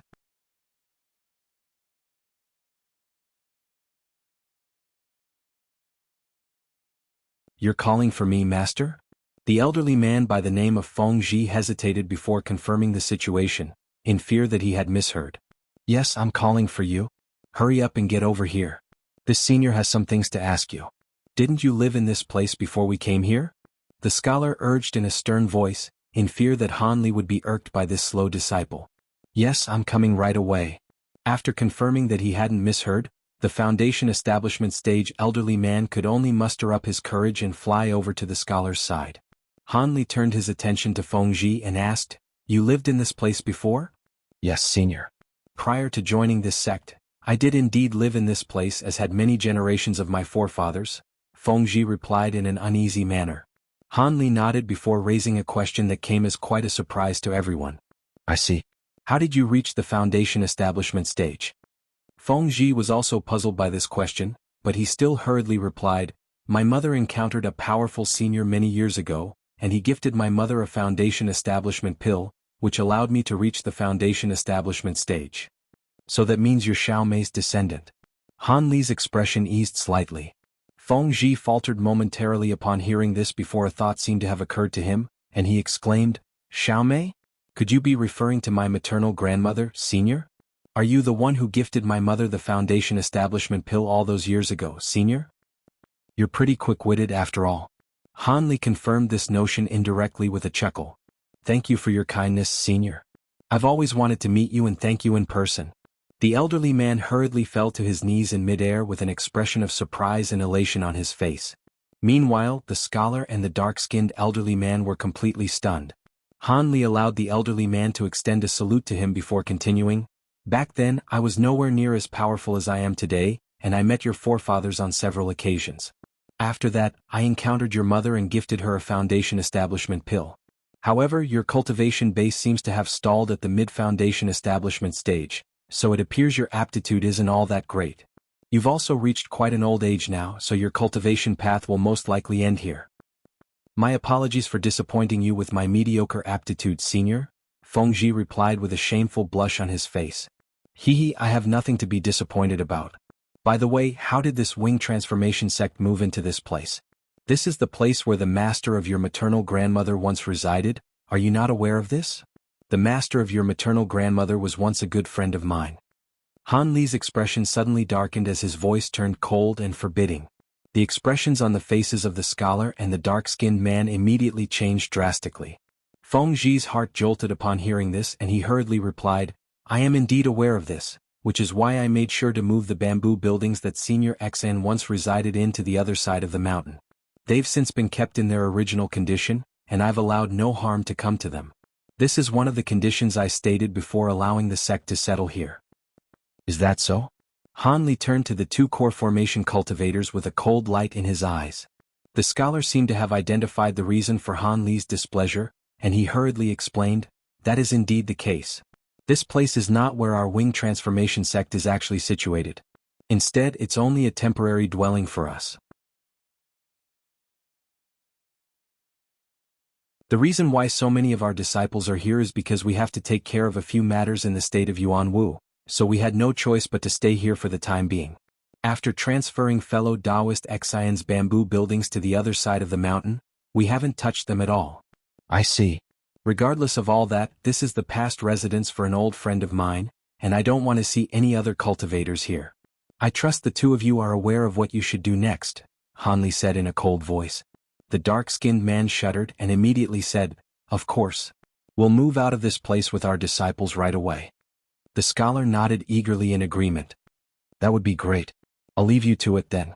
Take me to fellow Taoist Xian's bamboo buildings. Hanli turned his attention to Fengji and asked him to lead the way. Right away, senior. Fengji naturally didn't dare to delay as he gave a respectful reply. He bowed toward the scholar before activating his treasure and flying toward the other side of the mountain. Azure light erupted from Hanli's body, sweeping up Tianqiner within as he flew along behind Fengji. The scholar heaved a sigh of relief before transmitting his voice to the dark-skinned man as he asked, "Is that man really a late nascent soul cultivator? We haven't made a mistake here, have we? Why is it that he doesn't look like any of the three legendary great cultivators?" Even from so far away, he still didn't dare to communicate directly with words. That should be the case. The spiritual pressure he released just then was several times more terrifying than even our masters. That man is indeed not one of the three legendary great cultivators. Perhaps a fourth great cultivator had finally appeared? The dark-skinned man speculated. If that's really the case, then news of this man should have spread through the entire Heavenly South region already, the scholar murmured. Forget about it. No matter who he is, he's definitely someone whom our master wouldn't even dare to mess with. Let's hurry up and evacuate this place. If we're too slow in moving out and he decides to change his mind, we'll be in big trouble, the dark-skinned man said with a grave expression. You're right, senior marshal brother. I'll start the evacuation process right away. What a pity that we have to give up such a fantastic dwelling though, the scholar sighed reluctantly. Humph, we're already extremely fortunate. Thank heavens you recruited Fengji into our sect. Without him here, I feel like that man would have destroyed our sect in a fit of rage. How come I didn't know that this disciple of yours has ties with such a powerful senior? Were you aware of this, junior marshal brother? And who was the person that lived here in the past? To think that they were once the acquaintance of a late nascent soul cultivator, the dark-skinned man sighed. You stumped me there, senior marshal brother. You already know this. I accepted Fengji as my disciple very early on, but that was only because he was a foundation establishment cultivator. In terms of aptitude, his is very mediocre, so I didn't pay much attention to him and don't know a lot about him as a result. I did ask him about the former owner of the bamboo buildings here once. After all, the restrictions here are rather crude, but they're very practical and useful. However, Fengji told me that this person was only a qi condensation cultivator, so I paid this matter no heed. The scholar was also becoming quite confused. A qi condensation cultivator and a late nascent soul cultivator. Even if this were many years in the past, surely the disparity between them is a little too large. The dark-skinned man was feeling rather speechless. The scholar could only give a wry smile upon hearing this. After that, the two of them didn't dare to delay any longer, and immediately led the other cultivators back to the buildings down below. At their behest, the 300 to 400 disciples present all began to pack up their belongings in preparation to vacate this site. At this moment, Hanli had made his way into a green jade building with Tianqiner by his side. The jade building was very clean and well maintained, but its age was very apparent. Fengji led the way and explained in a fawning manner, after these bamboo buildings were transferred to this place, I did as I was told by my mother, and cast some spiritual light on them at regular intervals to prevent them from rotting, and also cleaned them regularly. That's good to hear. Han Li's lips twitched as he strode into the main hall of the jade building before surveying his surroundings. If he recalled correctly, this pavilion was the one that Xan Rian had once resided in. Everything here was still the same, yet she had already passed away. Han Li heaved an internal sigh as he turned his gaze toward Tianqiner, upon which his heart stirred slightly in response to what he saw. Tianqiner's eyes were completely glazed over as she stroked the bamboo tables and chairs within the hall. As she began to slowly walk around the room, she appeared to have fallen into a trance. A complex expression flashed through Han Li's eyes upon seeing this. He was silent for a while before waving Fengji away as he instructed, "Leave us alone in this place. I'm going to spend a day here with my disciple, and you can come back again tomorrow." Han Li's voice was completely implacable, and Fengji's heart stirred slightly as he nodded respectfully before departing. Han Li's body swayed and he appeared in a corner of the hall, where he sat down with his eyes closed and began to meditate, leaving Tianqiner to slowly wander Xanrian's past residence. The next morning, Feng Zhi came to the bamboo building uneasily to meet Han Li again, only to discover that he and his disciple were nowhere to be seen. However, there were 2 vials of unidentifiable pills left on the bamboo table. Feng Zhi was ecstatic upon seeing this. Pills left behind for him by a late nascent soul cultivator were naturally prized treasures in his eyes. He carefully stowed the pills away and at the same time, he had made up his mind. He was going to maintain these bamboo buildings to the best of his abilities. If this senior decided to visit this place again, perhaps more cultivation resources would be bestowed upon him for his efforts. Han Li was, of course, oblivious to Feng Zhi's thoughts as he was already hundreds of thousands of kilometers away. However, the entranced look in Tianqiner's eyes refused to fade. Instead, she was becoming even more absent-minded and unsettled. Tianqiner hadn't spoken a single word ever since they left that mountain, but she suddenly said, "Master, why did you take me to that place? Did those bamboo buildings have something to do with me?" "I couldn't be sure whether they had something to do with you or not, but I can almost be certain now that they are indeed related to you," Han Li replied calmly. "What do you believe in reincarnation?" Tianqiner was just about to ask another question, when Han Li cut her off with a question of his own. Upon hearing this, Tianqiner's expression changed drastically.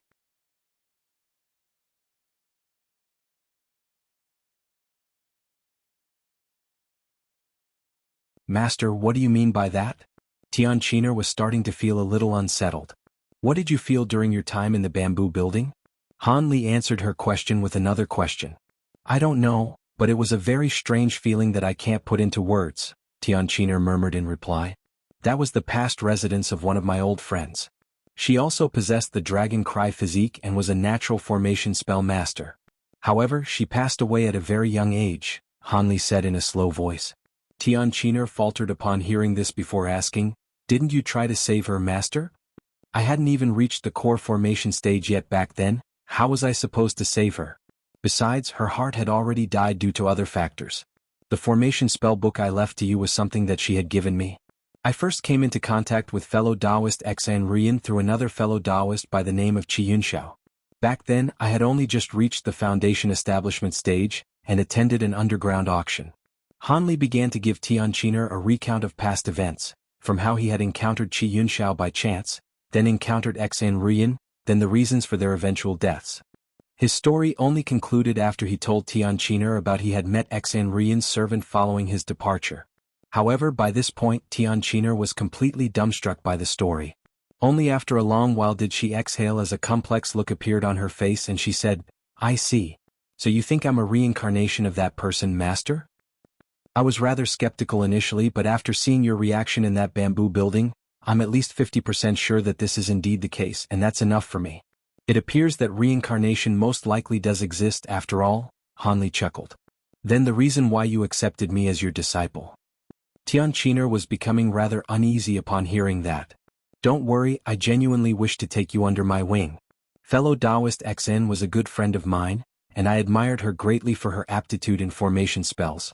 I accepted you as my disciple partly because you could very likely be the reincarnation of my old friend, but I also want to raise you to become a true formation spell master, as you could prove to be very useful to me in the future. Of course, if you change your mind and no longer wish to be my disciple, I can take you back to the scattered star seas right away," Han Li said calmly. "I don't know if I'm a reincarnation of Master's old friend, but even if that were the case, I can't remember anything about my past life. I am extremely fortunate that a great cultivator like Master has decided to accept a Qi condensation stage disciple like me. How could I possibly give up on such a brilliant opportunity?" Tianqiner hurriedly shook her head with a panicked expression, as if she really were afraid that Han Li would change his mind about taking her under his wing. After all, no official disciple acceptance ceremony had been held yet, so she was only an in-name disciple of his. "Good. I can't guarantee you much else at the moment, but at the very least, I'm confident in my abilities to get to you to progress safely to the core formation stage," Han Li said with a smile. "Qiner is willing to serve her master wholeheartedly." Tianqiner immediately pledged her loyalty to Han Li. "All right, when we get back to the Drifting Cloud sect, I'll officially take you as my disciple. I've never officially accepted any disciples in the past, But I do have an unnamed disciple. You'll be able to see her at the sect, Han Li continued with a smile. Tian Qin'er's heart stirred upon hearing this, and an elated smile appeared on her face. After that, Han Li accelerated even further, and the two of them disappeared into the distance in the blink of an eye. A few months later, Han Li and Tian Qin'er reached the state of Shi. Several days after that, a streak of piercing azure light appeared near the Dream Cloud Mountains. When they were roughly 50 kilometers away from the mountain ranges, an ear-splitting cry suddenly erupted from within the azure light. The cry was like the roar of a dragon, but also like the cry of a phoenix, and even the nearby clouds were disturbed by the powerful resulting sound waves. The streak of azure light was traveling at an incredibly fast speed, and covered a distance of several tens of kilometers in just a few flashes. The immense spiritual power imbued within the cry had alerted all three of the major sects within the Dream Cloud Mountains. Everyone within those sects, from ordinary Qi condensation and foundation establishment disciples, to nascent soul elders, were all stunned upon hearing this cry from afar. All of the nascent soul cultivators sprang into action at once, emerging from their respective sects to see which powerful being was declaring his arrival at the Dream Cloud Mountains in such a reckless manner. Thus, when Han Li was still close to 10 kilometers away from the mountain ranges, 5 streaks of light had already come out to meet him, and they appeared to be nascent soul cultivators from the 3 sections. Han Li's heart stirred up seeing this. His emotions had been in a state of disarray at the thought of being able to see Nangong Wan again soon, but he was forced to calm himself down here. The azure light receded and the loud cry subsided as Han Li revealed himself with Tian Qin'er by his side. He then turned his attention to the 5 streaks of light hurtling toward him. Moments later, a rare joyful smile appeared on his face. When the 5 streaks of light were around 300 to 400 feet away from him, the lights receded to reveal 5 cultivators, most of whom Han Li recognized. A blue-robed middle-aged man identified Han Li from afar, and following a split second of stunned inactivity, he yelled with surprise and elation, "Junior Marshal Brother Han." He was none other than Lu of the Drifting Cloud sect, the very same elder Lu who had invited Han Li to join the sect many years ago. "You look well, Senior Marshal Brother Lu." Han Li's smile widened as he cupped his fist in a salute. "So it's fellow Taoist Han Li? I was wondering who would be capable of putting on such a mighty display of power." Brother Han, have you already reached the late nascent soul stage?" The next person to speak was a cultivator in a set of red robes. He was none other than Child Fire Dragon of the Ancient Sword sect. At this moment, he wore an expression on his face that suggested that he had just seen a ghost. Han Li took a glance at Child Fire Dragon as he said with a smile, "Brother Lan, you've also reached the mid-nascent soul stage, haven't you?" Child Fire Dragon gulped before replying drily, "Surely you jest, Brother Han. How can my progression to the mid-nascent soul stage compare with your breakthrough to become a great cultivator?"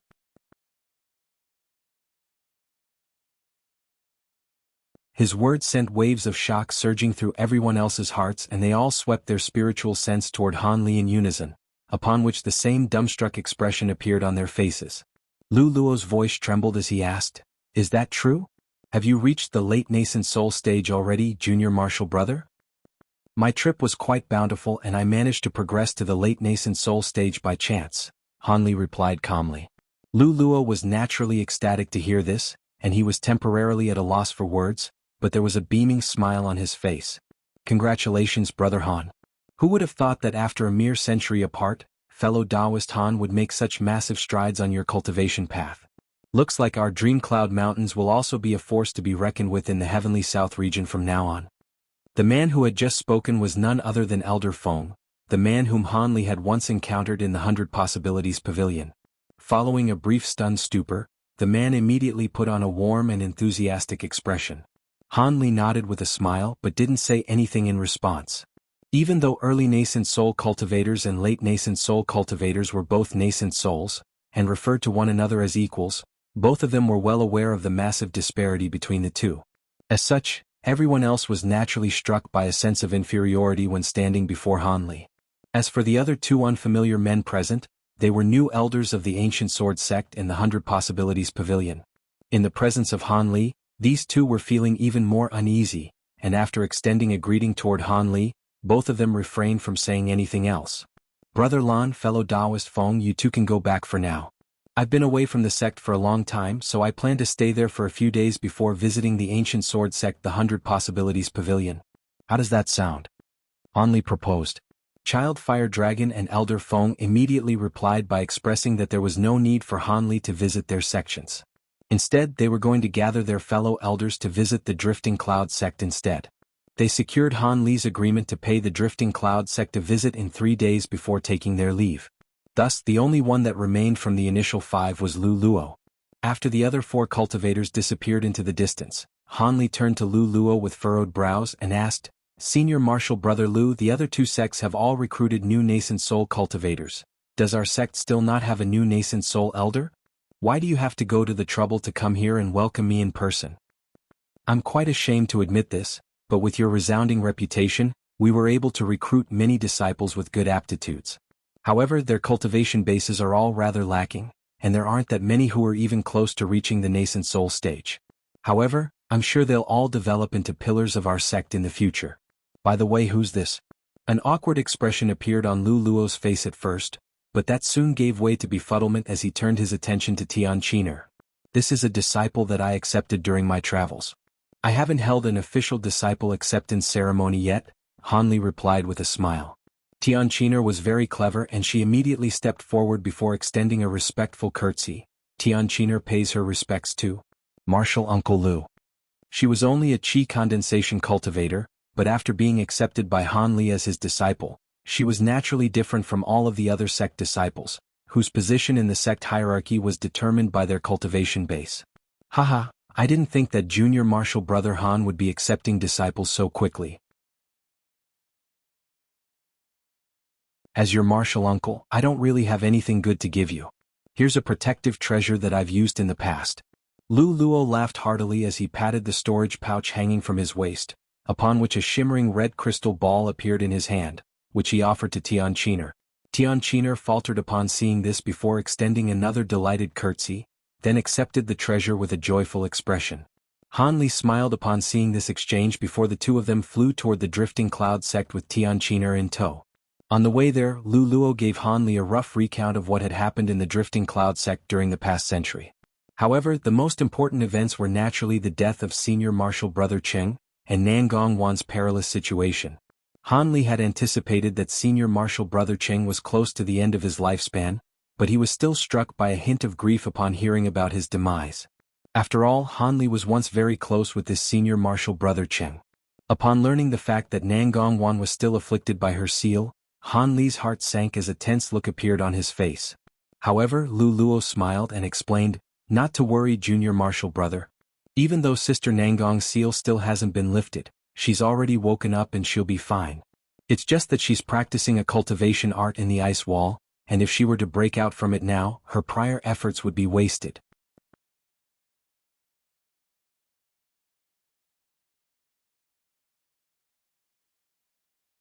Hanli's heart eased slightly upon hearing this. It appeared that the situation was just as he had anticipated. Even without lifting the seal on Nangong Wan's body, she would still be fine.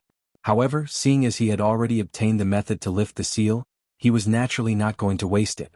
It would be best to alleviate Nangong Wan's condition in case she was to be afflicted by any unforeseen troubles in the future. Thus, Hanli quickly made his decision. While chatting with one another, the 3 of them had already reached the restriction formation around the Drifting Cloud sect.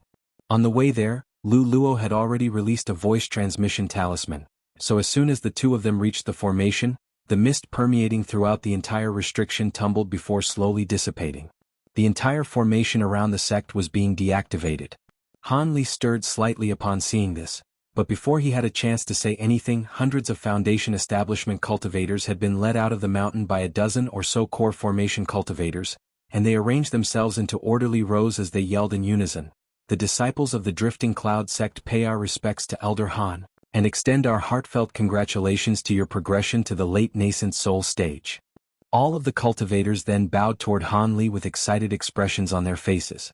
It was quite clear that Lu Luo had already disclosed the news of Hanli's progression to the late nascent soul stage in the voice transmission talisman that he had just released. That was why these disciples had gathered together to present such a grand welcome to this Elder Han. After all of the Drifting Cloud sect disciples were well aware of what it meant for a great cultivator to emerge in their sect.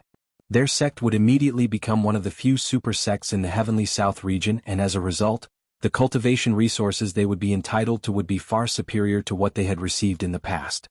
As such, how could they not be ecstatic? Han Li turned to Lu Luo with a wry smile and said, "Senior Marshal Brother Lu, was there really a need to kick up such a big fuss?" "Haha, of course, Junior Marshal Brother Han. You've become a great cultivator, so the sect disciples naturally have to gather here to present a warm welcome. We're also planning to hold a grand ceremony to celebrate this event, and we're going to invite all of the elders from the other sects to attend. Otherwise it would be an insult to your lofty status, Junior Marshal Brother," Lu Luo chortled. "Do whatever you want then. Don't expect to me participate in preparing these events though, the most I'm willing to do is to be in attendance on the day," Han Li sighed in a resigned manner. As per convention in the Heavenly South region, if a cultivator were to reach the late nascent soul stage, a grand celebration was mandatory in order to inform the entire region of this news. In doing so, all of the other sects would be alerted to this news, and the Drifting Cloud sect would establish itself as a super sect. Han Li wasn't opposed to bolstering the reputation of the sect, so he didn't state any objections. Thus, Han Li descended upon the Drifting Cloud sect right before the admiring eyes of countless disciples, and entered a spacious hall within the sect. Han Li sat in the main seat within the hall and Lu Luo sat next to him, but his seat was positioned slightly off-center, thereby indicating that Han Li was the star of the show. Han Li didn't make any remark upon seeing this. He was the only late nascent soul great cultivator in the sect, and if he weren't willing to take up the mantle, then major problems would arise. Not only would the disciples of the sect be concerned about whether Han Li was abandoning the sect, the other sects would also become suspicious about the situation in their sect. Sooner or later, trouble was going to be brewed. As such, Han Li willingly sat down in the main seat within the hall, but he refrained from saying anything. After all, it had been many years since he had returned to the sect and he was completely unfamiliar with the situation within the sect, so it was best to leave the logistics to Senior Marshal Brother Lu. As it turned out, Lu Luo was nowhere near a standout among nascent soul cultivators, yet he was very good at managing the sect's internal affairs. He organized all of the new core formation disciples in the sect to pay their respects to Han Li one after the other, then officially announced the news of Han Li's progression to the late nascent soul stage again. Then he began to hand down some missions to all of the ecstatic disciples in preparation for the upcoming celebration. Han Li sat in his seat with an indifferent expression as he swept his gaze nonchalantly over the disciples before him. Most of the disciples who had the right to be here were core formation disciples, and the rare foundation establishment disciples among them were all responsible for important duties within the sect. No matter which disciple he turned his attention to, the disciple would always lower their head in order to avoid Han Li's gaze as a sign of respect.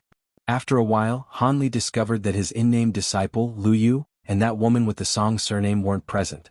Han Li stirred slightly with a peculiar look on his face upon arriving at this realization.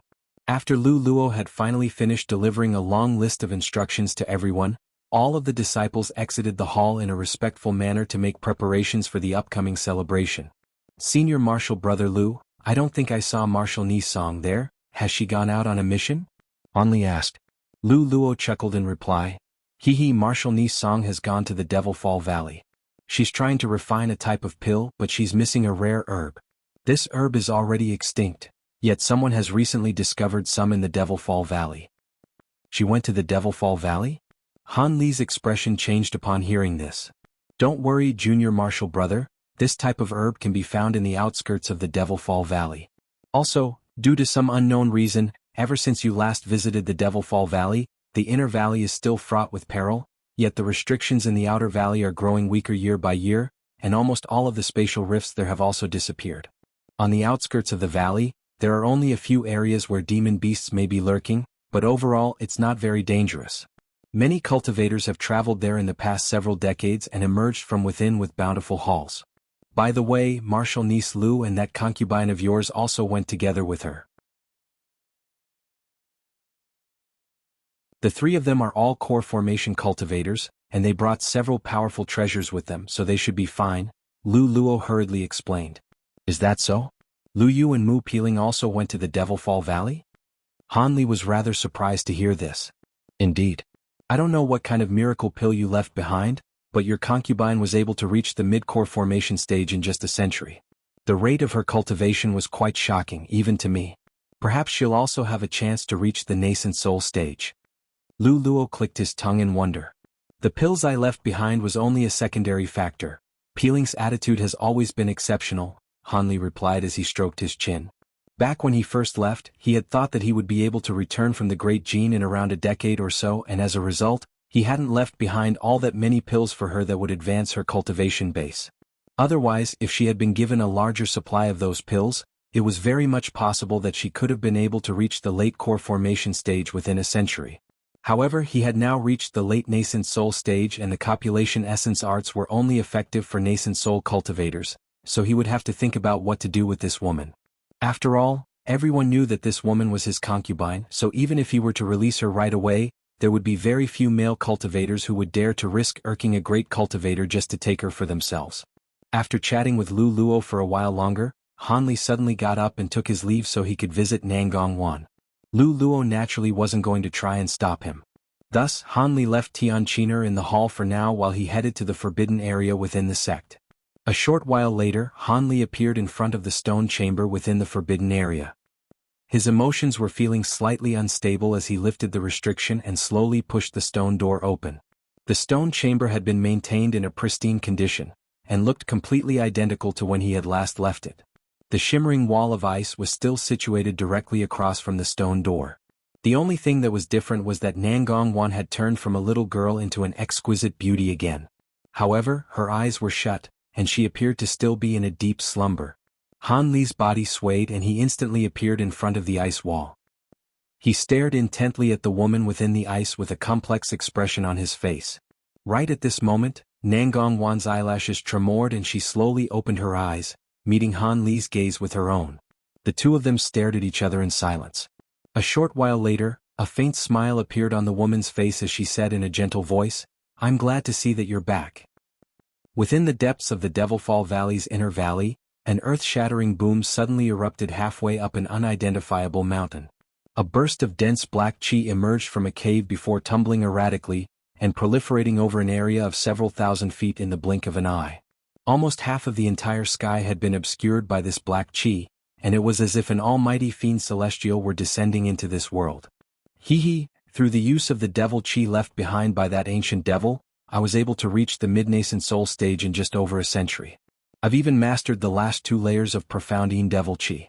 It looks like it really was the correct decision to take such a big risk in coming to this Devilfall Valley. Next, I just have to find a few powerful treasures within the valley and I'll have nothing to fear, even if that man comes again. After that, I'll find a way to enter the myriad depth devilish abyss, then draw upon the devilish chi there to nurture this devilish corpse body. In that case, it won't be impossible for me to reach the late nascent soul stage. Other devil cultivators are afraid of self-detonation from absorbing too much devilish chi, but I have the body of a devilish corpse so I have nothing to fear. When the time comes I'll reach the late nascent soul stage and kill that man, then engulf his soul. I'll be only Han Li in this world then and that's how it should be. A coarse voice rang out from within the black chi, followed by a burst of deranged laughter. All of a sudden, the black chi surged violently toward a certain direction, disappearing in the blink of an eye. Within a bamboo forest on the outskirts of the Devilfall Valley, a ball of red light suddenly shot forth before fleeing rapidly into the distance. However, a delicate cry erupted and 3 streaks of lights of different colors hurtled through the bamboo forest at an even more incredible speed, catching up to the red light after just a few flashes. The 3 streaks of light flashed toward the ball of red light, and a peculiar cry erupted from within as a strange bird over 10 feet in size plummeted to the ground. A white streak of light then flew through the bamboo forest, reaching the fallen bird in a flash before revealing a beautiful woman in a white dress. The woman feigned a grabbing motion, and a purple herb rose up from the bird's carcass before landing in her hand.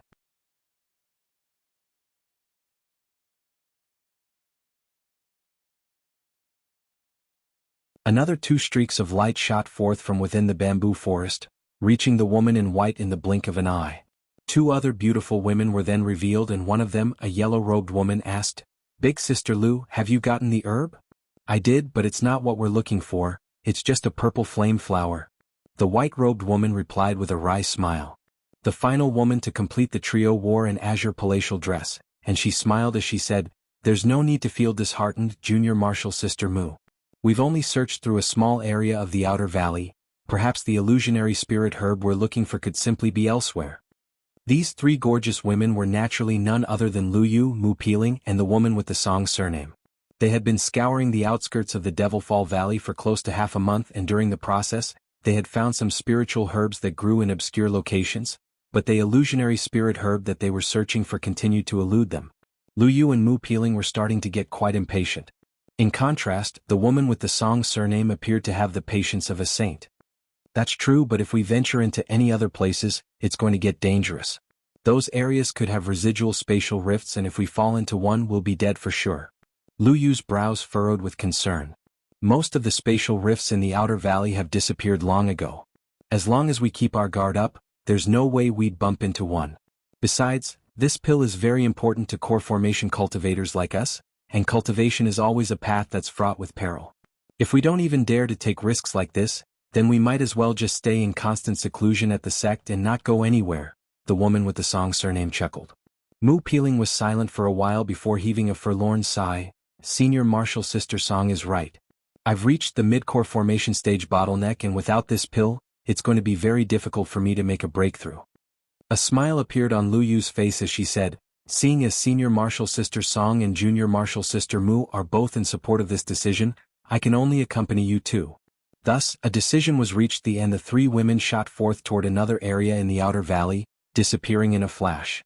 At the same time, in the forbidden area of the Drifting Cloud sect, the door to the stone chamber was opened again, and Han Li emerged from within with a hint of elation in his heart.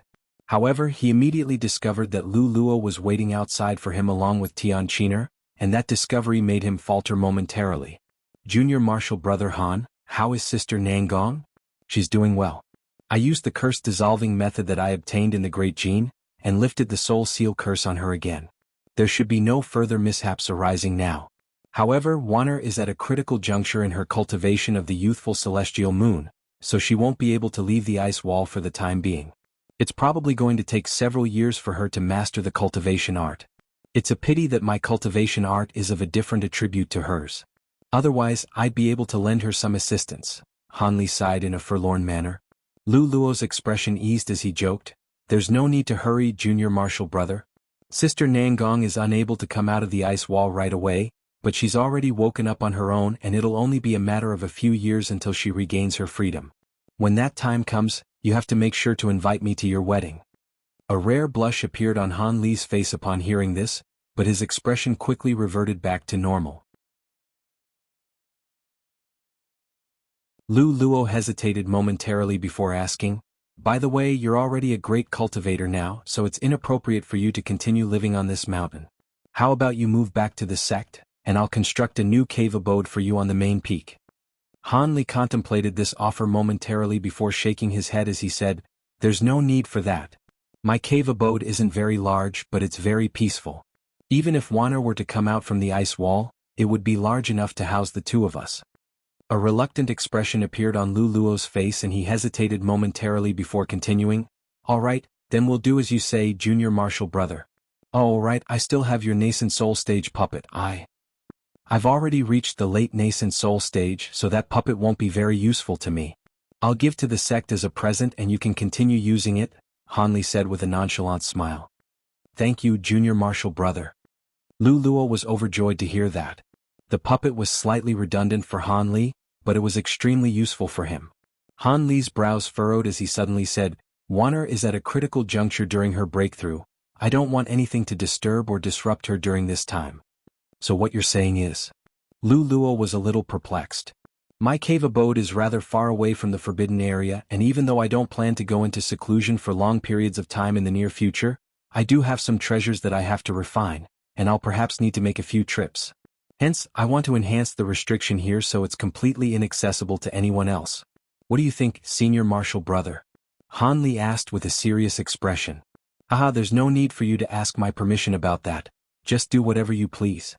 I was planning to hand over the reins on this forbidden area to you after you came back anyway, Lu Luo replied with a smile. A smile appeared on Han Li's face, and a thought suddenly seemed to have occurred to him as he pointed to Tian Qiner, and said, Thank you, Senior Marshal Brother. Also, I might have to trouble you to look after this disciple of mine from time to time." He then divulged the information regarding Tian Chiner's dragon cry physique, as well as the fact that she could be a reincarnation of a good friend of his. Lu Luo immediately understood Han Li's intentions, and he nodded without any hesitation as he promised, "Tiske, so reincarnation truly does exist. Don't worry, if you're not around to administer timely treatment, I'll be sure to repress the yang energy backlash in Martial Niece Tian's body." Then I'll have to trouble you, Senior Martial Brother Lu. In the meantime, I'll try to find some Yin-type spiritual pills, and if they're potent enough, they'll also be able to temporarily repress her dragon cry physique so you won't have to always step in, Han Li assured. In response, Lu Luo waved his hands in a nonchalant manner. Tian Chiner was quite touched by Han Li's gesture. She had always been concerned about what would happen to her if her master were to go on a long journey or into extended periods of seclusion. Who would have thought that Han Li already had everything planned in advance? Lu Luo then spoke to Han Li about the upcoming celebration, and the potential visits from the Ancient Sword Sect and 100 Possibilities Pavilion before departing. As soon as Lu Luo exited the forbidden area, Han Li immediately pulled out several formation flags and formation plates from his storage pouch in order to alter the restriction around the entire stone chamber.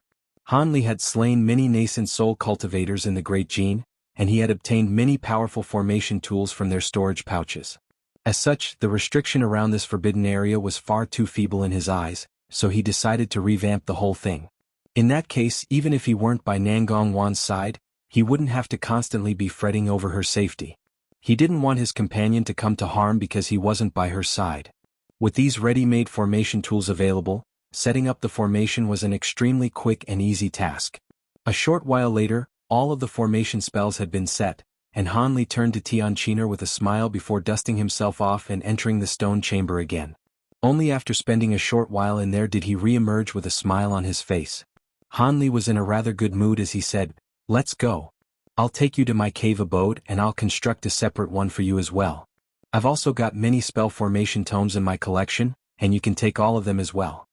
Azure light then flashed over his body, sweeping up Tian Chiner with him as he departed from the forbidden area, flying toward the interconnected mountains where he once lived. A short while later, the azure streak of light flew out of the restriction formation around the drifting cloud sect. Han Li traveled to the interconnected mountains to the east of the sect and circled around in the air before landing on one of the mountain peaks down below. He swept a sleeve through the air and over 10 golden flying swords shot forth, transforming into streaks of golden light that were over 100 feet in length, which disappeared in a flash. Han Li then sat down with his legs crossed, making hand seals in silence. However, loud rumbling was erupting incessantly halfway up that mountain peak. Tian Chiner stood behind him with curiosity shimmering in her eyes as she surveyed her surroundings. At Han Li's current power level, constructing a small cave abode naturally wouldn't take too much time. Less than 10 minutes had passed when he abruptly opened his eyes and said, "All right, the cave abode is complete. You can arrange the interior however you like. Let's go in first, and if there's something you don't like, I can make some adjustments for you. If you're missing some things, you can take my elder badge to the sect and get everything you need. I'm going to be in my cave abode refining a few treasures in the next few days so you can familiarize yourself with the sect first." "Yes, master." A hint of excitement appeared on Tian Chiner's face upon hearing this. Han Li flipped his hand over, and several shiny objects appeared over his palm. There was a badge, a flag, a bead, a flying sword, a bronze mirror, as well as 6 or 7 other treasures of remarkable appearance. You should be able to use these treasures, and they're all pretty decent. Refine them and use them to protect yourself. That badge is a treasure to activate the restriction around these mountain peaks. Refine that one first before you leave this place. Thank you, master. Your kindness will not be forgotten. Tian Chiner's parents were both core formation cultivators, so she could immediately identify that these treasures were far better than pretty decent. All of them appeared to be either high-grade or top-grade treasures, and she would definitely be able to make use of them even after reaching the core formation stage. As such, she immediately expressed her gratitude before accepting the treasures with elation. Han Li chuckled as he flew toward another mountain peak as an azure streak of light, flashing a few times through the air before disappearing from view. Meanwhile, Tian Chiner was extremely excited as she fiddled around with her treasures for a long while before joyfully heading to her own cave abode. On the other side, Han Li had already returned to the cave abode that he had been absent from for close to a century. Everything was still in an identical state to when he left them, and a strong sense of nostalgia welled up in his heart. He then pulled out the spiritual herbs, spiritual medicines, spirit beasts, and spirit insects from his storage pouch, planting the medicines and herbs in the medicine garden, then placing the beasts and insects into the appropriate rooms. He then entered the secret chamber without any hesitation to refine his second batch of azure bamboo cloud's warm swords, preparing to infuse them with his newly obtained auric essence. However, that was only the first step. Han Li was also planning to infuse the myriad-year profound jade he had obtained from the North Night Palace into the swords as well. In that case, all of his flying swords would possess glacial powers, thereby making them even more formidable. Han Li was very much looking forward to seeing how his magic treasures would turn out following this refinement process.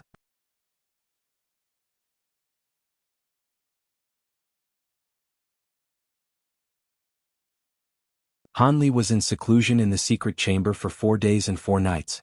When he finally emerged from the secret chamber with a pleased look on his face, he discovered that Lu Luo was sitting with his legs crossed outside the restriction of his cave abode, and it was unclear how long he had been waiting out there.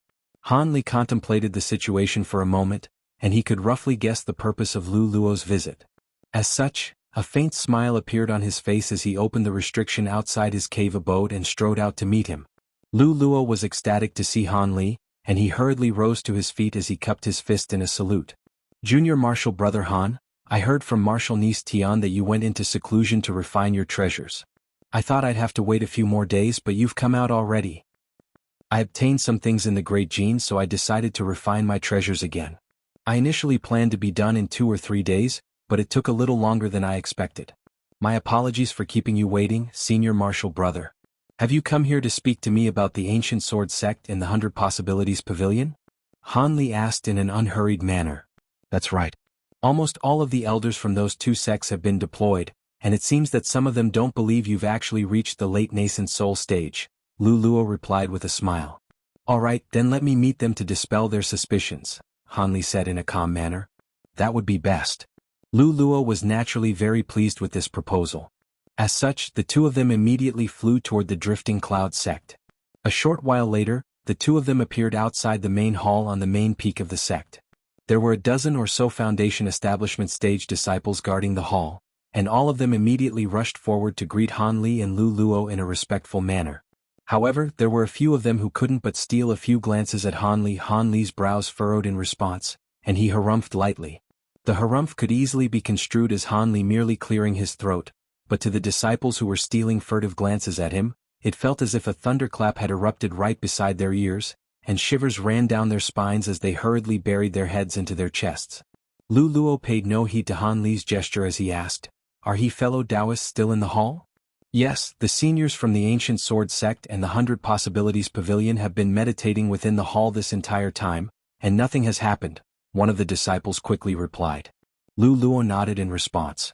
Meanwhile, Han Li had already ascertained the cultivation bases of everyone in the hall with his spiritual sense. There were 2 mid-nascent soul cultivators and 3 early nascent soul cultivators in there. It appeared that the Grand Elders from both sects had arrived in person.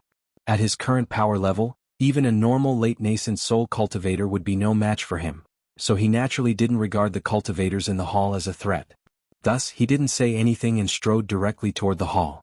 Lu Luo faltered slightly upon seeing this before hurriedly following along, making sure to walk a step behind Han Li as a gesture to highlight who the star of the show was. Lu Luo had only taken a few steps when, to his surprise, he discovered that Han Li had disappeared. He could physically see Han Li, but if he were to use his spiritual sense to try and detect Han Li's presence, he would discover nothing but empty air. Lu Luo immediately drew a sharp breath, yet at the same time he was feeling slightly concerned. This type of complete aura concealment technique could only be used by high-grade cultivators against cultivators of a lower caliber, whose spiritual sense were far inferior to their own.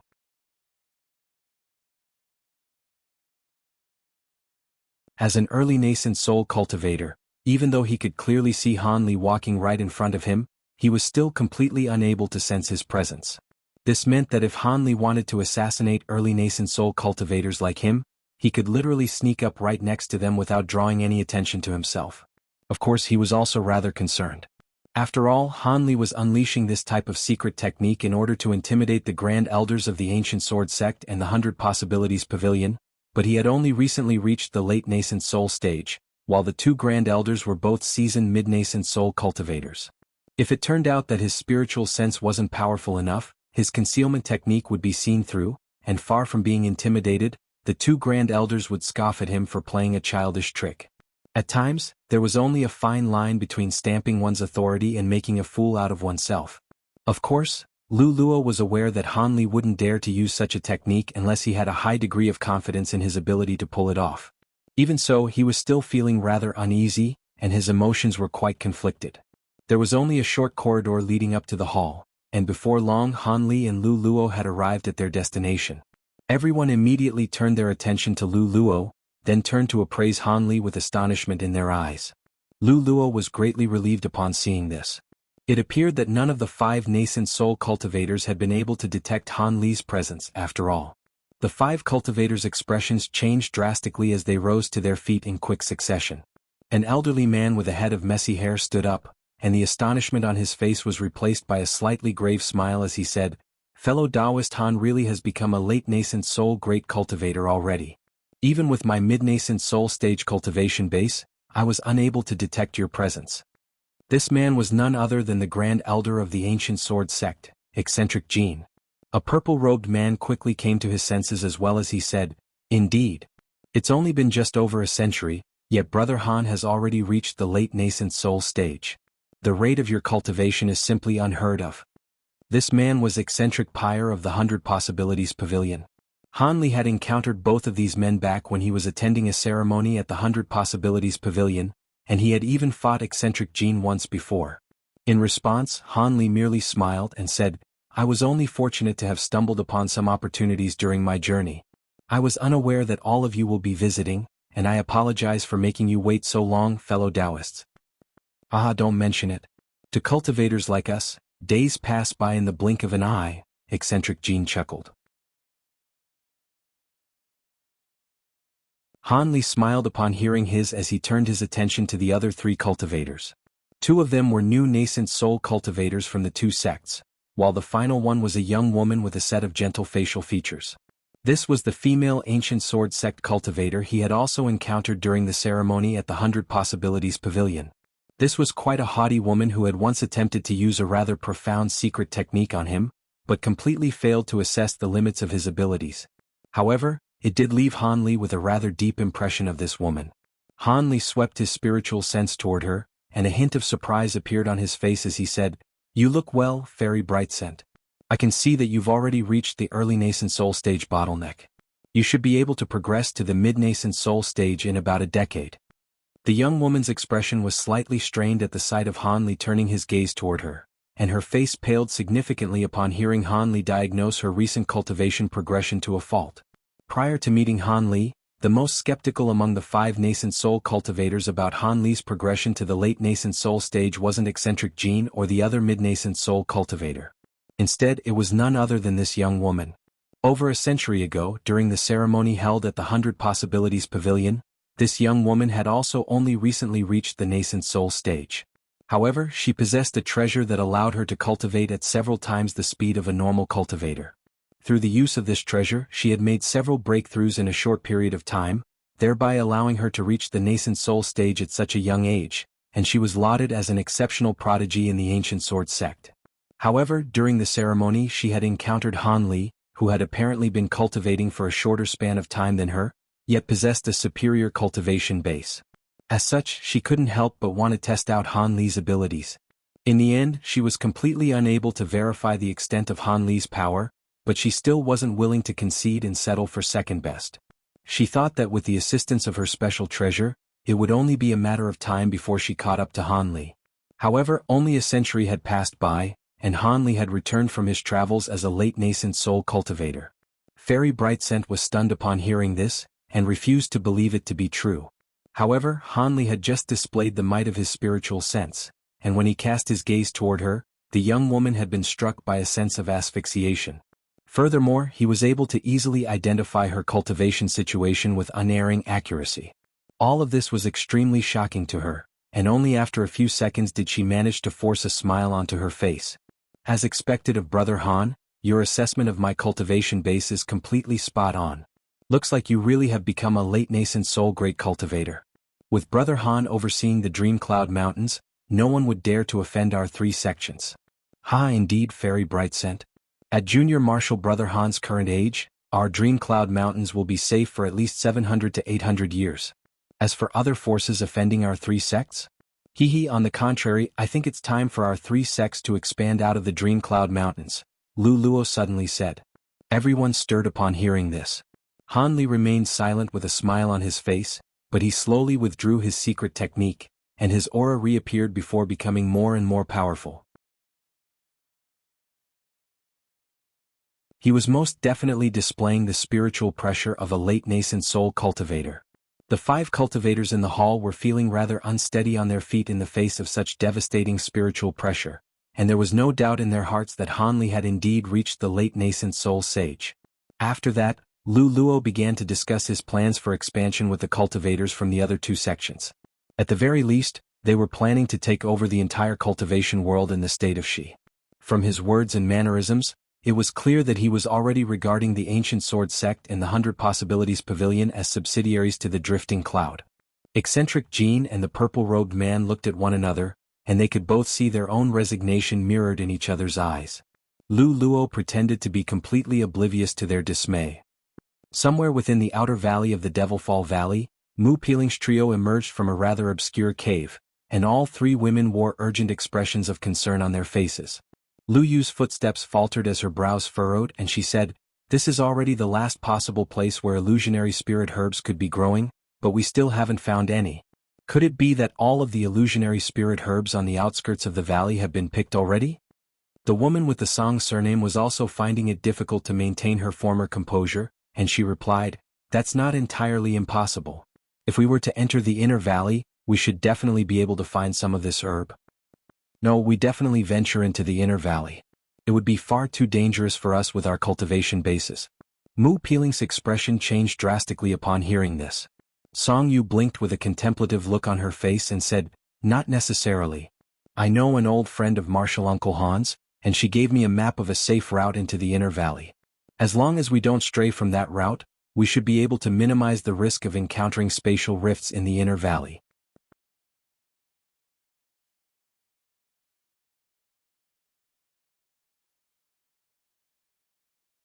"Marshal Uncle Han? You're referring to?" Mu Peeling faltered upon hearing this and was beginning to stutter a little. "That's right, I mentioned him to you once before, Junior Marshal Sister Mu. Fellow Taoist Violet Spirit once ventured into this valley with Marshal Uncle Han, which is how they were able to map out this safe route," Song Yu replied with a gentle smile. "I met fellow Taoist Violet Spirit once several decades ago. She really was an exquisite beauty, even a woman like me was entranced by her beauty. I heard that many prominent male cultivators have pursued her and many intense battles have taken place as they've attempted to compete over her. She's even being referred to by some as the most beautiful female cultivator in the Heavenly South region. However, this woman is rather mysterious and Master seemed to have made her acquaintance very early on, so she's kind of like a close confidant of his. You're going to have to be careful, Sister Mu." Lu Yu giggled in a teasing manner. A faint blush appeared on Mu Peeling's face as she scoffed, "What do I have to be careful about?" Song Yu adopted a serious expression as she asked, "Stop teasing Junior Marshal Sister Mu, Junior Marshal Sister Lu, let's get back to business. Are we going to venture into the inner valley or not?" Mu Peeling and Lu Yu's smiles faded and they looked at one another to find their own hesitant expression mirrored in each other's eyes. "Senior Marshal Sister Song, is the map that this Violet Spirit gave you really a map of the route that Master once took? If that's the case then we could certainly try it. After all, the illusionary spirit herb is very important for both of our upcoming breakthroughs, and I really don't want to go back empty-handed," Lu Yu said with furrowed brows. Mu Peeling was rather hesitant, but she succumbed to the temptation in the end and sighed, "If we're only searching for the herb close to the entrance of the inner valley, then I can come along as well." Song Yu nodded before extending words of caution. "Alright, now that that's settled, it looks like we'll be taking a risk. Let me make this clear in advance, though. We'll only be searching the area within several hundred kilometers of the entrance, and if we still can't find the illusionary spirit herb there, then we'll immediately exit the inner valley. No one is allowed to venture in any further. The pill is important but not as important as our lives. Of course. If we were to venture deeper into the inner valley, even with a map at our disposal, it would still be akin to suicide for mere core formation cultivators like us. I heard that there are some ancient beasts within the inner valley that even nascent soul cultivators wouldn't dare to face in battle, Lu Yu said with a smile. Those ancient beasts normally lurk within the depths of the inner valley, so we should be fine if we stay near the entrance. Let's not waste any more time with words. We've already spent a lot of time here, so we should make haste, Mu Piling said in a decisive manner. The other two women didn't want to delay any longer either, and the three of them shot forth as streaks of light toward a certain direction. 5 days later, at the border of the inner valley, amid a world of ice and snow, 3 women appeared in the bone-chilling wind. Not far behind them was a massive ice crystal, and they were situated on the very same path that Han Li and Violet Spirit had taken with the other Ghost Spirit sect disciples all those years ago. The 3 women had already conjured up dense light barriers around their bodies, so they didn't have to fear these biting winds. After discussing quietly among themselves for a while, the 3 women rose only several tens of feet above the ground before flying slowly toward the distance, not daring to speed up in the slightest. This realm of ice and snow wasn't very large in area, so it only took the 3 of them less than half a day to fly out of this region, upon an extremely lush mountain appeared before their eyes. The 3 of them were ecstatic upon seeing this, and they split up to search for the herb again.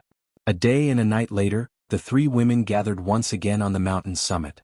After looking at one another, wry smiles appeared on all of their faces. There are many spiritual medicines here on the mountain that can't be found in the outer valley, but there are no illusionary spirit herbs here, Lu Yu said in a gloomy voice. Same story on my end. I didn't find the illusionary spirit herb, but I gathered all of the ingredients required for another pill that I'm trying to make. At the very least, I won't be leaving this place completely empty-handed.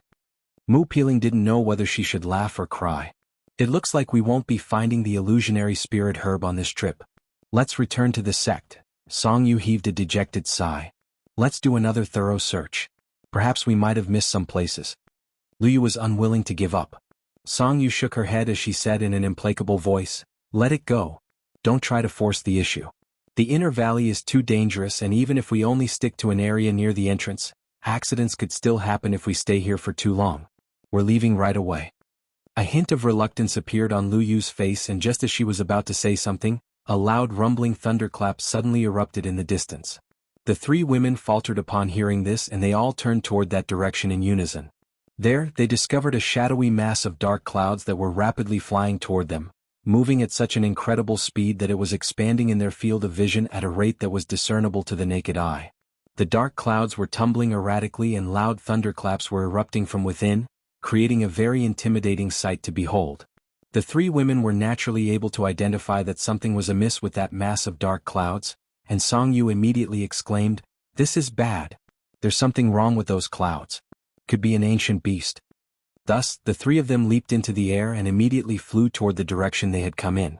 The rumbling creature within the dark clouds seemed to have caught sight of the 3 women, and it sped up even further as it hurtled toward them. At the same time, a burst of cold cackled rang out from within. "It's not an ancient beast, it appears to be a Devil Dao cultivator." Lu Yu's roots lay in the Devil Dao herself, so she immediately managed to identify what these dark clouds were upon hearing the cold cackling. Regardless of what it is, it definitely doesn't harbor any benevolence toward us.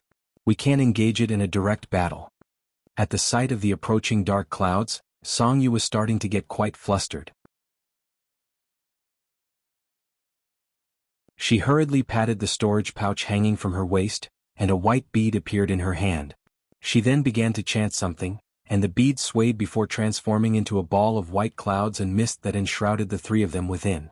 The white cloud then shuddered before flying through the air like a shooting star, traveling at a speed that wasn't inferior to that of the dark clouds behind them. "You dare to use these pitiful tricks against me?" An eerie voice sounded from within the dark clouds before they tumbled and materialized into a massive black hand. The hand disappeared in a flash, transforming into a streak of black light over 100 feet in length. Its speed also increased drastically, and just a few flashes later, it had already gained significantly on the 3 women. "That's a nascent soul devil cultivator behind us. We have to think of a way to impede him." Song Yu's urgent voice sounded from within the white cloud. I'll release my spirit insects. Even if I have to sacrifice my centipedes, I'll make sure to stop him in his tracks for now, Luyu offered. As soon as her voice fell, 7 or 8 snowy white centipedes that were around half a foot in length shot forth from within the white cloud before throwing themselves at the pursuing black light. 6-winged frost centipedes. Haha, if it isn't Luyu, you little brat. Are you trying to use these little bugs to hold me off? The man within the black light began to chortle with amusement. Several thin pitch-black tendrils suddenly shot forth from within the black light, puncturing the bodies of the white centipedes in a flash. Meanwhile, the streak of black light itself simply skirted around the centipedes without any pause or hesitation. The centipedes were completely stationary as they hovered in midair. Only after a short while were they completely engulfed in black flames and were incinerated into nothingness. The 6-winged frost centipedes were somehow completely unable to withstand these peculiar black flames. The 3 women within the white cloud were horrified upon seeing this. In particular, Luyu was extremely stunned. She didn't know who this devil cultivator was and his voice sounded very unfamiliar to her, but he had somehow managed to glean her identity just from seeing her centipedes. The black streak of light was simply far too fast, and before the 3 women could think of any strategies to keep it at bay, it was already upon them. It circled through the air before transforming into a massive black hand again, reaching out toward the white cloud without any inhibition. The 3 women cried out in unison as 3 swords, a long halberd, and a scepter shot forth from within the white cloud at the same time. Black light flashed over the surface of the massive hand and it grabbed a hold of all of those treasures. When it spread open its fingers again, all of the treasures had disappeared.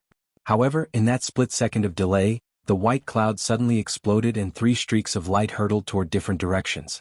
The 3 women were splitting up so that at the very least, not all of them would be doomed.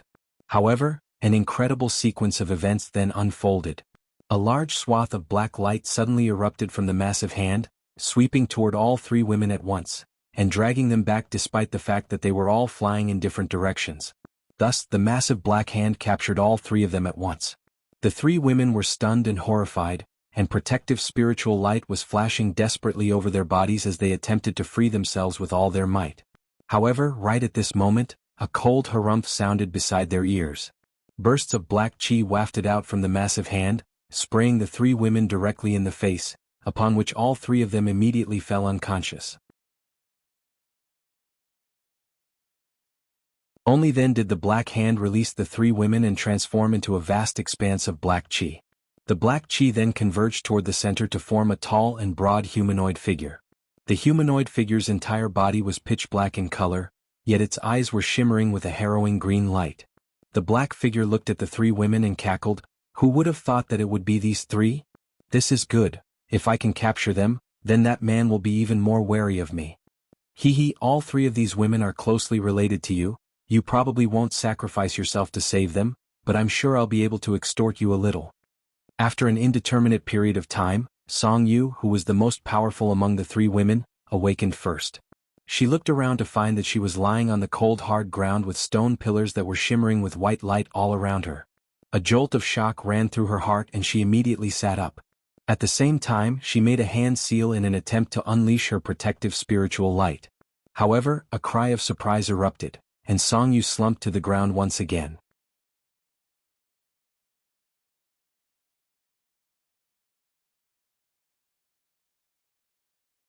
"I've already placed a restriction on you, so don't even think about using your magic power. You're now no different from a mortal." A lazy voice suddenly sounded, drawing the horrified gaze of Song Yu. In the corner of a cave, there was a tall and broad shadowy figure sitting with his legs crossed. Due to the fact that he had been sitting completely still, Song Yu had failed to notice him initially. Almost at the exact same moment, she discovered that she was indeed unable to draw upon any of her magic power. It appeared that a powerful restriction really had been placed upon her, and her heart sank upon making this discovery. "Who are you? And why have you captured us?" Song Yu looked around to discover Mu Peeling and Luyu lying next to her. Even though they were both unconscious, they appeared to be largely unscathed, and she was very relieved to see this. I didn't think that I would encounter the 3 of you in the inner valley. You can only blame your terrible luck for running into me, and doing so right at a juncture when the 3 of you could prove to be useful to me. Marshal Ni's song, if the 3 of you stay here without trying to pull any shenanigans, I won't hurt any of you. However, if you try to escape, then don't blame me for hurting you, the humanoid figure threatened in a cold voice. Song Yu faltered slightly upon hearing this. Martial niece? I don't recall having a senior like you in our sect. You must have the wrong person, senior. It's no surprise that you don't recognize me. All you have to know is that you're my martial niece. How's that little brat, Violet Spirit? The humanoid figure asked. You know Violet Spirit? Who are you? Song Yu yelled with alarm. It's simple for me to show you who I am, the shadowy figure murmured before suddenly rising to his feet and making his way towards Song Yu. After just a few steps, the humanoid figure had emerged from the darkness and revealed himself to Song Yu. He wore a set of long black robes with a skeletal head on his shoulders. There was also a pair of large tusks protruding from his mouth, creating an extremely terrifying sight to behold. Furthermore, the man had an arm exposed, and that arm appeared to have been constructed from shimmering metal, which was also very unsettling. Song Yu repressed the horror and disgust in her heart as she asked, Who are you? I definitely haven't met you before. Really? In my current state, it's no surprise that you don't recognize me, the black-robed figure mused calmly. However, a peculiar look suddenly appeared in his eyes as he turned towards Song Yu. As their eyes met, Song Yu was abruptly struck by a sense of familiarity, and a thought suddenly occurred to her. You're... That's impossible. Song Yu exclaimed. You finally recognized me. Don't be so alarmed, the current me isn't that man yet.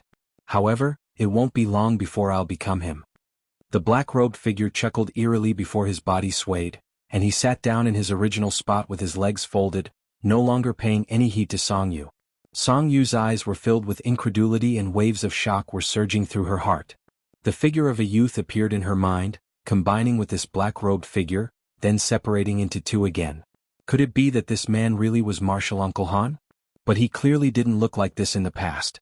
Could it be that something happened to him during his journey so he had been forced to resurrect himself through possession? But that couldn't be the case either. Even though this martial uncle of hers was only at the mid-nascent soul stage, his combat prowess was not inferior to that of late-nascent soul cultivators, so how could he have been reduced to such a pitiful state? Furthermore, even if his body really had been destroyed and his nascent soul was forced to possess a new vessel, why didn't he return to the sect to rest and recover? Why would he hide in this Devilfall Valley instead, and why would he attack the three of them? What do you mean by that? Song Yu was an extremely intelligent woman, but even her brain was unable to keep up with what was happening. The black-robed man suddenly opened his eyes and harumphed, Humph, you two are clearly already awake, so why do you continue to pretend to be unconscious?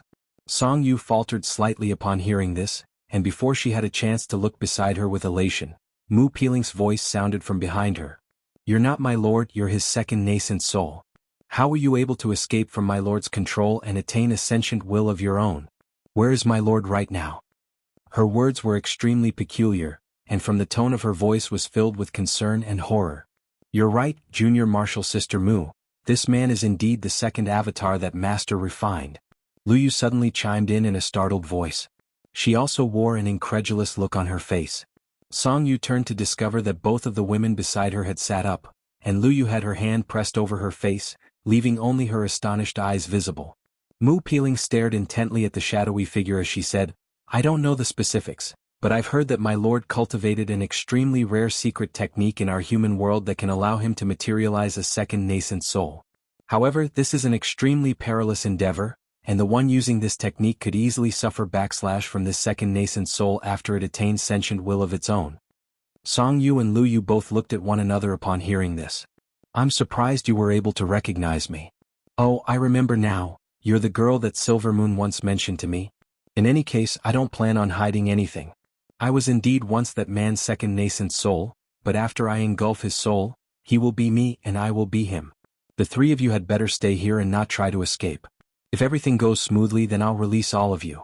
This is an extremely obscure location in the inner valley, and even if that man were to search for you in person, there's no way that he would be able to find this place, the black-robed man willingly admitted.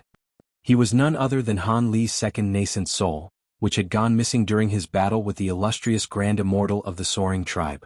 At the time, the nascent soul had been severely wounded by an illustrious Grand Immortal, and it should have been completely destroyed. However, the second nascent soul had cultivated in the profound devilish chi that Han Li had bestowed upon it, which activated the protective ability of the ghost-sifting banner, which had been injected with myriad depth devilish chi. As such, the nascent soul was sucked into the banner, where pure devilish chi had been injected into it as part of emergency treatment. If Han Li weren't too far away from the nascent soul, once the second nascent soul awakened, it would automatically return to Han Li's side. However, Han Li had also been severely wounded at the time and was forced to seal himself in ice before drifting all the way to the Great Gene. As such, after the second nascent soul is completely healed, it was unable to find Han Li, and began to roam the grasslands. About 2 or 3 decades later, it finally developed a hint of sentient will and immediately returned to the Great Gene. It then traveled to the Devilfall Valley. Nad easily found the sovereign devil corpse, which was stumbling around in the inner valley like a zombie. Even though the devil corpse had been severely damaged by an ancient devil before, it was able to slowly recover to its former state. However, it was moving around completely instinctively as it had lost Han Li's guidance. If several centuries were to pass, it wouldn't be impossible for the devil corpse to attain sentient will of its own. However, after being discovered by the second nascent soul, it was able to use the restriction that Han Li had used in the past to easily take over the devil corpse and engulf the tiny hint of essence within. This was why the second nascent soul hadn't possessed any other cultivator, and instead headed straight for the Devilfall Valley. After all, it would be very difficult to possess a nascent soul cultivator's body, and there was a good chance that the roles would be reversed, and the prey would kill the hunter. This devil corpse had the power of a nascent soul cultivator, but it just so happened to not have any sentient will, so it was the ideal possession target. Thus, the second nascent soul sought it out without any hesitation. The nascent soul drew upon the residual devilish chi left behind by the ancient devil's body in the spatial rift, then used the sovereign devil corpse's corpse chi as a foundation, and recruited the assistance of the ghost-sifting banner, allowing it to cultivate most of the profound devilish chi in just a short few decades. As such, it was able to reach the mid-nascent soul stage. After that, it discovered a few treasures within secret locations in the valley and refined them before preparing to exit the valley, and it just so happened to bump into Mu Peeling's trio. Initially, he didn't know that it was these 3 women that he was hunting down. However, due to the fact that it had cultivated the profound devilish chi, then been injected with pure devilish chi, and finally engulfed the sovereign devil corpse's essence, the nascent soul had become completely different from Han Li. It was extremely aggressive and vicious, and it immediately attacked these 3 core formation cultivators. On the one hand, killing them would completely eradicate any possibility of them revealing its location to anyone, and on the other hand, it would be a good way to vent its ferocious tendencies. However, after sifting through Han Li's memories, the second nascent soul was able to identify the 3 women, and after a brief hesitation, it changed its mind. Instead of killing them, it captured the 3 women and set up a restriction to detain them here. Mu Peeling was lamenting over her misfortune, but she still mustered up her courage and asked, "How long do you plan on holding us captive?" The reason why she was able to immediately recognize this second nascent soul was because when Silvermoon had been delivering pills to her, she had also given Mu Peeling a nameless jade pendant, which she had always carried with her since. At the time, Silvermoon had hidden a wisp of the second nascent soul's aura in that jade pendant, thereby allowing the carrier of the pendant to detect the second nascent soul's presence at close quarters. Mu Peeling had always been quite perplexed about why Silvermoon had done that, but she suddenly understood the reason behind this now. She had most likely anticipated that there was a possibility that the second nascent soul would escape from Han Li's control, and she had given her this jade pendant to avoid any potential mishaps. As such, she was able to use this treasure to immediately identify who their captor was. Upon hearing Mu Peeling's question, the black-robed figure glared coldly at her and replied, "Of course it's when there's only one Han Li left in this world." After making sense of the situation, Song Yu had also recomposed herself, and she asked in a calm voice, "With martial uncle's abilities and rate of cultivation, do you really think you have a chance? The current me is indeed no match for him, but I have a good chance of being able to escape with my life. Besides, with the 3 of you held captive, he's going to be a lot more wary, so that gives me even better chances. As for how I'm going to be able to bring him down, that's not something for you 3 to worry about." The black-robed figure chuckled, yet didn't reveal anything. Then, Lu Yu was just about to say something, but the black-robed figure suddenly cut her off. "All right, I know what you 3 are plotting, but don't even think about it. The only scenarios in which you 3 will be able to escape from here will be when I engulf that man's soul, or he wipes away my sentient will and reduces me to his second nascent soul again. For now, all 3 of you should just take a long nap." The black-robed figure suddenly made a hand seal and began to chant something. Spiritual light of all colors suddenly began to shimmer on the ground around the three women as large swaths of black chi emerged. Only then did the three of them discover that they were situated at the center of a massive formation. The trio was inundated by black chi and fell unconscious again. Only then did the black-robed figure sitting in the corner stop his chanting and undid his hand seal. However, there was a complex and indecisive light shimmering in its eyes as it looked at the black chi.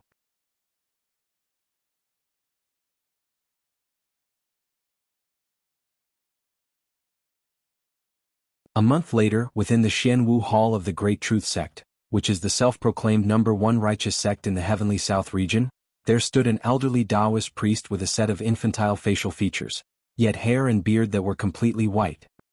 He was staring at the white jade slip in his hand with furrowed brows, and there was an indecisive look shimmering in his eyes. A short while later, he heaved a long sigh and called out, "Come!" As soon as his voice fell, two middle-aged Taoist priests walked in from outside the hall. The two Foundation Establishment Taoist priests bowed and asked, "What can we do for you, sect master?" The Taoist priest handed over the jade slip with a grave expression and instructed, "Send this invitation to the golden iridescent valley. Tell them that a fourth great cultivator has appeared in the state of Shi, and that the Drifting Cloud sect has extended invitations to their celebratory ceremony. As the Grand Elder, if he's going to attend the ceremony in person or if other seniors will attending in his stead." The two Taoist priests' expressions changed slightly upon hearing this before both of them said in a respectful manner, "Yes, sect master. We'll be sure to deliver the message." The two of them then took the jade slip and left the hall as two streaks of light. At the Heavenly Yang Pond, a renowned restricted area of the Harmonious Bond sect. This was not a very large pond, only several thousand feet in size. However, the pond was enshrouded under dense mist all year round, and no one was allowed to enter the mist without permission, even the nascent soul stage elders of the sect. Normally, there would be barely any people around in a radius of 10 kilometers around the Heavenly Yang Pond. However, at this moment, there were 5 or 6 cultivators standing side by side over 100 feet away from the mist. All of them wore different attire, and there were both men and women among them, but the one thing they had in common was that all of them were looking at the mist before them in silence. The fourth great cultivator, eh? That Han brat sure is progressing quite fast in his cultivation. I knew that he would get to this point sooner or later, but I didn't think that he would ascend to the heights in just a century. Seeing as this is the case, it looks like I'll have to attend this celebratory ceremony in person. A faint sigh sounded from within the mist. The cultivators outside the mist continued to stand rooted to the spot, and none of them dared to say anything in response. On a certain island among the 7 spirit islands, there was an azure-robed elderly man with a set of plain features standing at the edge of a cliff. His hands were clasped behind his back and he had cast his gaze out calmly across the boundless ocean. However, in one of his hands was a white jade slip that was shimmering with faint spiritual light. Within a pavilion on the state of Bailiang's gem-cut mountains, there was a man with a set of refined features sitting across from a portly elderly man, both of whom were seated in wooden chairs. The elderly man wore a careful expression as he asked, "Senior Wu, will you be attending the Drifting Cloud sect's celebratory ceremony in person?" That man has reached the late nascent soul stage at such a young age, and with his remaining lifespan, he'll be able to stand at the pinnacle of the Heavenly South region for 7 to 8 more centuries. If we re-establish good relations with him, then our 6 sects have nothing to worry about. What do you suggest, Marshal Nisley? You've taken over the sect, so you want to invite that man back to your valley? The man asked in an indifferent voice. You're misunderstanding me, senior. With his current lofty status, Hao would be willing to return to our measly Yellow Maple Valley. However, he does have some ties with our valley, and if we can strengthen those bonds, it would undoubtedly be beneficial to our 6 sections. The man was silent for a moment before saying expressionlessly, "Don't expect me to be able to contribute to this matter. I was once rather close with Junior Marshal Sister Nangong, but I've never contacted her again ever since she left with that man. However, I'll be representing the Masked Moon sect to attend this ceremony. It would be great if you'd be willing to make the trip in person, Senior Wu." The elderly man was ecstatic to hear this. It's no wonder that your Yellow Maple Valley is so nervous about this man. Ever since fellow Taoist Ling Hu passed away, no other nascent soul cultivator had appeared in your valley. If it weren't for the fact that fellow Taoist Ling Hu once made an agreement with this man and notified our 5 sects about it, Your yellow Maple Valley would have most likely been banished from the stage of Baelyang already, the man chuckled. I apologize for our incompetence, senior. An awkward look appeared on the elderly man's face upon hearing this. Within a span of 2 months, the entire Heavenly South region had erupted into a frenzy. All of the cultivation sects of decent scale in the entirety of the Heavenly South region had received the invitation sent out by the Drifting Cloud sect. They were claiming that one of their elders had reached the late nascent soul stage, and they were holding a grand ceremony to celebrate this event, which was why these invitations had been sent out. It wasn't made clear on the invitation which elder they were referring to, but Hanli had established himself long ago as the #1 cultivator in the Heavenly South region beneath the late nascent soul stage, so it wasn't difficult to guess that Hanli had to have been the elder in question. Thus, all of the sects were in a state of uproar. Some of the sects were completely overawed and immediately agreed to attend the ceremony. Some of the larger sects were rather suspicious about the authenticity of this news, but they also all agreed to send at least an elder to attend the ceremony. Thus, Han Li's name shook the entire Heavenly South region once again. Regardless of whether one was an itinerant cultivator who had been dwelling in seclusion for many years or a member of a prominent cultivation sect, it was extremely likely that they had heard Han Li's name at one point or another. Everyone was discussing spiritedly about the fourth great cultivator of the Heavenly South region, who had ascended to the late nascent soul stage at such a young age. Thus, 3 months passed and the Drifting Cloud sect ceremony was held. There were over 100 nascent soul cultivators in attendance, and several times that number in core formation cultivators who had also arrived at the Dream Cloud Mountains.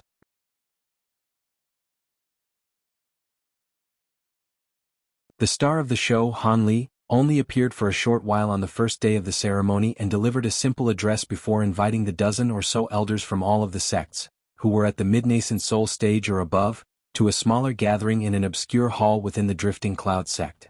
Among them there were 2 late nascent soul great cultivators, namely Old Devil Concord of the Harmonious Bond sect, and Wei Wuya of the Flowing Mind sect. After 3 days and 3 nights, all of these nascent soul cultivators finally re-emerged from the hall, all of them with horrified expressions on their pale faces. Wei Wuya and Old Devil Concord were also quite disheartened and wore strained expressions on their faces. Some of the cultivators present at the ceremony naturally noticed this, and tried to inquire about what had happened during their gathering. However, the nascent soul cultivators being questioned either remained silent with wry smiles on their faces, or shook their heads with fearful expressions, or completely ignored the questions being directed toward them in general. That made all of the cultivators even more curious. The ceremony lasted half a month, during which time Han Li made no further appearances. To everyone's surprise, the dozen or so most powerful nascent soul cultivators present took no offense to this whatsoever, and as soon as the ceremony came to a conclusion, all of them fled the Drifting Cloud sect as if they were escaping from something extremely fearsome. Thus, all of the remaining cultivators were even more curious about what had taken place in that obscure hall. What could have possibly petrified so many powerful nascent soul cultivators to such an extent? Even though none of the nascent soul cultivators in question were willing to disclose any information to those who had attended the ceremony, all of them had a few close friends and relatives whom they revealed the situation to. Thus, the news that everyone had been dying to hear was leaked in the end anyway. However, the contents of the news shook the entire Heavenly South region again. It was revealed that this new great cultivator of the Drifting Cloud sect had challenged Wei Wuya and Old Devil Concord to a sparring match during the small gathering. This was quite a normal request. After all, this elder Han had just reached the late nascent soul stage, so he was taking this opportunity to test out his abilities as well as to intimidate all of the other mid-nascent soul cultivators. However, what came as a surprise to everyone was that he had challenged both Wei Wuya and Old Devil Concord at once. Furthermore, the result of the sparring match had everyone even more flabbergasted. Han Li unleashed several incredible techniques and summoned a few absurdly powerful treasures to easily defeat the 2 great cultivators. Wei Wuya and Old Devil Concord had stood at the pinnacle of the Heavenly South region for several hundred years, yet even after joining forces, they were still swept aside with ease by Han Li, and both of them had sustained some injuries during the sparring match. What was even more astonishing to everyone who had witnessed the match was that Han Li didn't even appear to have unleashed all of the tricks up his sleeve. All of the nascent soul cultivators were completely speechless. During the remaining time, Han Li held a discussion with all of the nascent soul cultivators about cultivation experiences and insights. However, all of them felt as if they were sitting on a bed of nails the entire time, and the last thing they wanted to was to remain in Han Li's presence for any longer. Thus, all of them fled the obscure hall at the conclusion of the 3 days, looking as if they had just seen a ghost. This astonishing news spread like wildfire, and it was naturally the case that most people didn't believe this to be true. However, the news continued to spread, and all of the nascent soul cultivators who had been present during the sparring match chose to remain silent, and not even a single one of them stepped forward to refute these claims. Only then did everyone realize that this news could indeed be true, and the entire Heavenly South region was completely stunned. Thereafter, anyone who discussed any topic concerning Han Li spoke in hushed tones, regardless of where they were and to whom they were speaking, and they didn't dare to extend any disrespect toward Han Li with their words. Thus, Han Li's reputation as the #1 cultivator in the Heavenly South region slowly began to spread.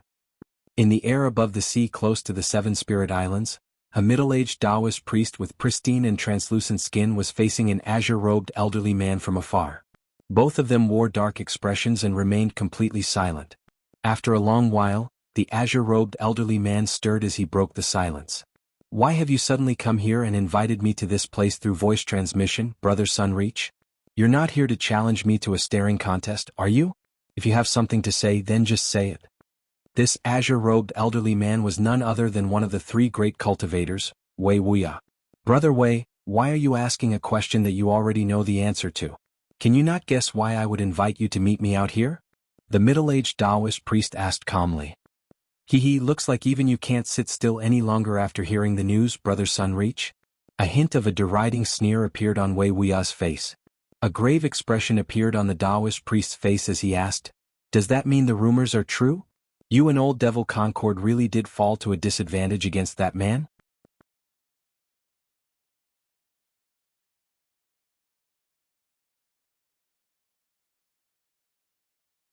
Wei Wuya's eyes narrowed as he asked, "We fell to a disadvantage? Even you think that to be true? What do you mean? Could it be that you and Concord really were unable to defeat that Han brat?" Master Sunreach exclaimed. "You think far too highly of me, Brother Sunreach. Even after we joined forces, we were only able to last a short while before both of us were completely crushed," Wei Wuya replied with a wooden expression. "That's impossible. No matter how powerful that Han brat is, he's still just a new late nascent soul cultivator. It would already be extraordinary if his combat prowess were slightly superior to one of ours. How could it be the case that both of you combined were unable to defeat him?" Master Sunreach shook his head vehemently, refusing to believe this. A fearful look flashed through Wei Wuya's eye as he said, "I take no pleasure in admitting mine and Concord's inability to match a new great cultivator. Do you think there's any reason for me to lie to you? Also, you can laugh at me all you want, but I'm not afraid to tell you that this man is unfathomably powerful. On the surface, it appeared that we suffered a close defeat, but he hadn't even used his full power yet.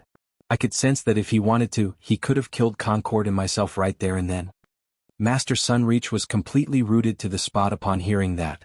"Of course, if you don't believe me, you're free to head to the Drifting Cloud sect and challenge him for yourself. You came all this way here from the Great Truth sect, so I suppose that must be what you're planning to do already." A cold smile suddenly appeared on Wei Wuya's face. Master Sunreach's expression changed slightly upon hearing this, but he didn't refute that assumption, indicating that Wei Wuya had indeed been right. "If I were you, I would save myself the humiliation. In any case, I'm about to reach the end of my lifespan anyway, so no matter how powerful that Han brat is, it doesn't matter to me.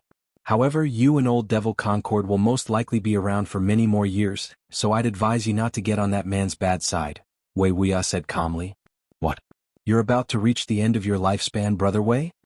Master Sunreach faltered slightly before a shocked expression appeared on his face. "Indeed.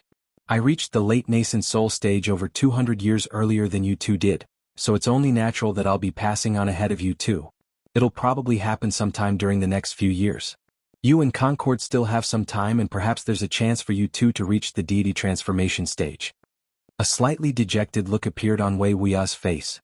"Brother Wei, you." Master Sunreach wanted to say something, but he didn't know what to say, and a complex expression appeared on his face. "Regardless of how powerful we become, everything will come to an end as long as we haven't attained the great Tao. Brother Sunreach, you and I have known each other for many years, and I'd advise you to listen to me one last time. Do not get involved in the affairs in the Heavenly South region. Just focus on your own cultivation and think about nothing else.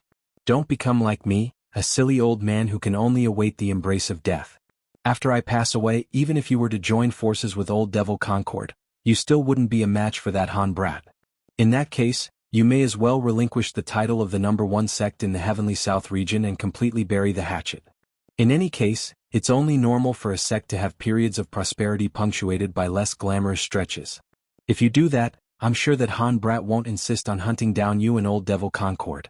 You'll be able to then focus wholeheartedly on reaching the deity transformation stage, Wei Wuya urged.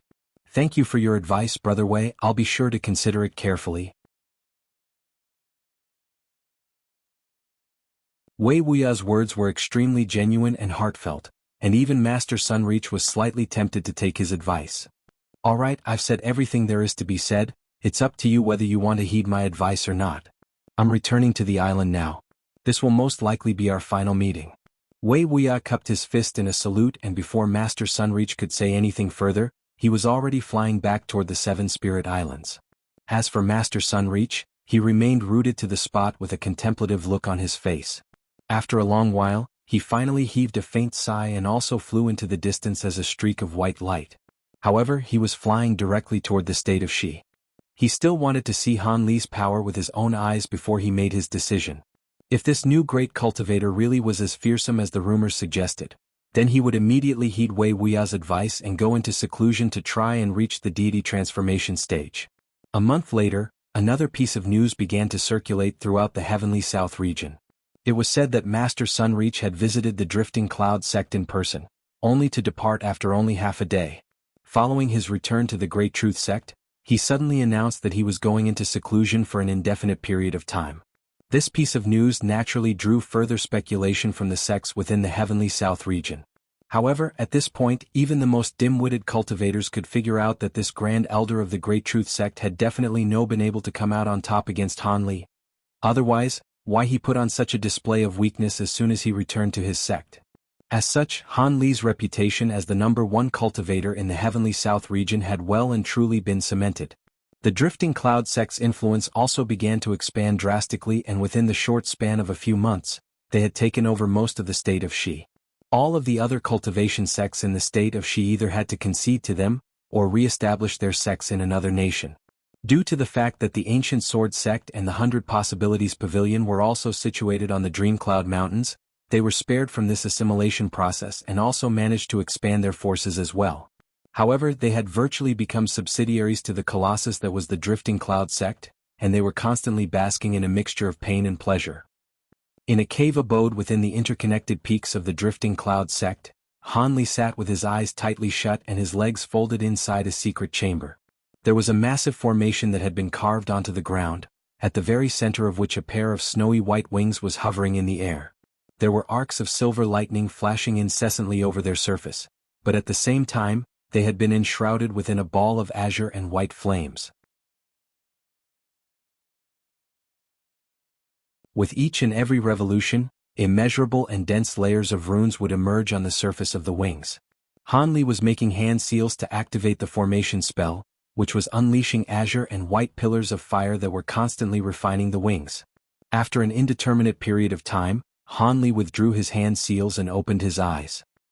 He looked at the wings rotating slowly within the flames and pointed a finger toward it. The wings immediately shuddered as azure light erupted from within. The silver arcs of lightning running along its surface also rumbled violently, creating an astonishing commotion. However, Han Li's brows were slightly furrowed with discontentment. After a brief pause, he suddenly opened his mouth and expelled a small azure cauldron from within. The cauldron spun around in the air before landing on the ground before him. What is it now? I've already elaborated on the refinement method for you on more than one occasion. A faint sigh sounded from within the cauldron. The voice was clearly very tender, yet the tone being used was very mature and jaded, creating quite an amusing contrast. However, Han Li was not amused at all as he said in a cold voice, I've already infused the Kuan Ping feather into the thunderstorm wings in accordance to your refinement method. It's able to use wind attribute spiritual power now, but it's only about as powerful as a spirit treasure replica like the Tri-Flame fan. It's nowhere near as powerful as you had proclaimed it would be. Were you intentionally lying to me? Han Li's expression was extremely dark. That's impossible. The Kuan Ping feather is an extraordinary treasure. How could it have only resulted in such a minimal enhancement effect? Let me see the thunderstorm wings you're refining first. Spiritual light shimmered on the lid of the cauldron and a faint humanoid figure emerged. It was none other than the projection materialized by the endless sky beast. Hanli didn't say anything as he waved a hand toward the wings. The thunderstorm wings shot forth as a streak of azure and white light before hovering above the small child's head. The small child looked up at the wings with an intense, unblinking gaze. His expression changed from time to time as he made certain observations, and only after a long while did he close his eyes in deep thought. The small child opened his eyes again and remarked, "I know what happened. This Kuan-Ping feather is far more difficult to refine than I'd anticipated. We've infused it into the wings, but the power of the wind-related heavenly laws of the world within haven't been completely captured. As such, it only possesses the power of a spirit treasure replica and isn't even close to a divine spirit treasure." "Then how do I capture that power?" Hanli asked in a cold voice. "If you want to activate the power, you'll have to either switch to a wind attribute cultivation art, which you should be able to do at your current cultivation base, or find a top-grade wind attribute spirit stone," the small child replied. "Switching to a wind attribute cultivation art or finding a wind attribute top-grade spirit stone. I can do neither of those," Hanli immediately replied. "Then there's nothing I can do. Perhaps there are other ways, but there's no way that those methods would be viable here in the human world, so it would only be a waste of time for me to elaborate on them," the small child said in a resigned manner. So what you're saying is, my refinement method was correct, yet your predictions were wrong?" Hanli accused. That does appear to be the case." An awkward expression finally appeared on the small child's face. A light flashed through Hanli's eyes, and his expression suddenly eased as he said, "So be it. I'm already satisfied with the thunderstorm wing's ability to activate the powers of wind and lightning at the same time.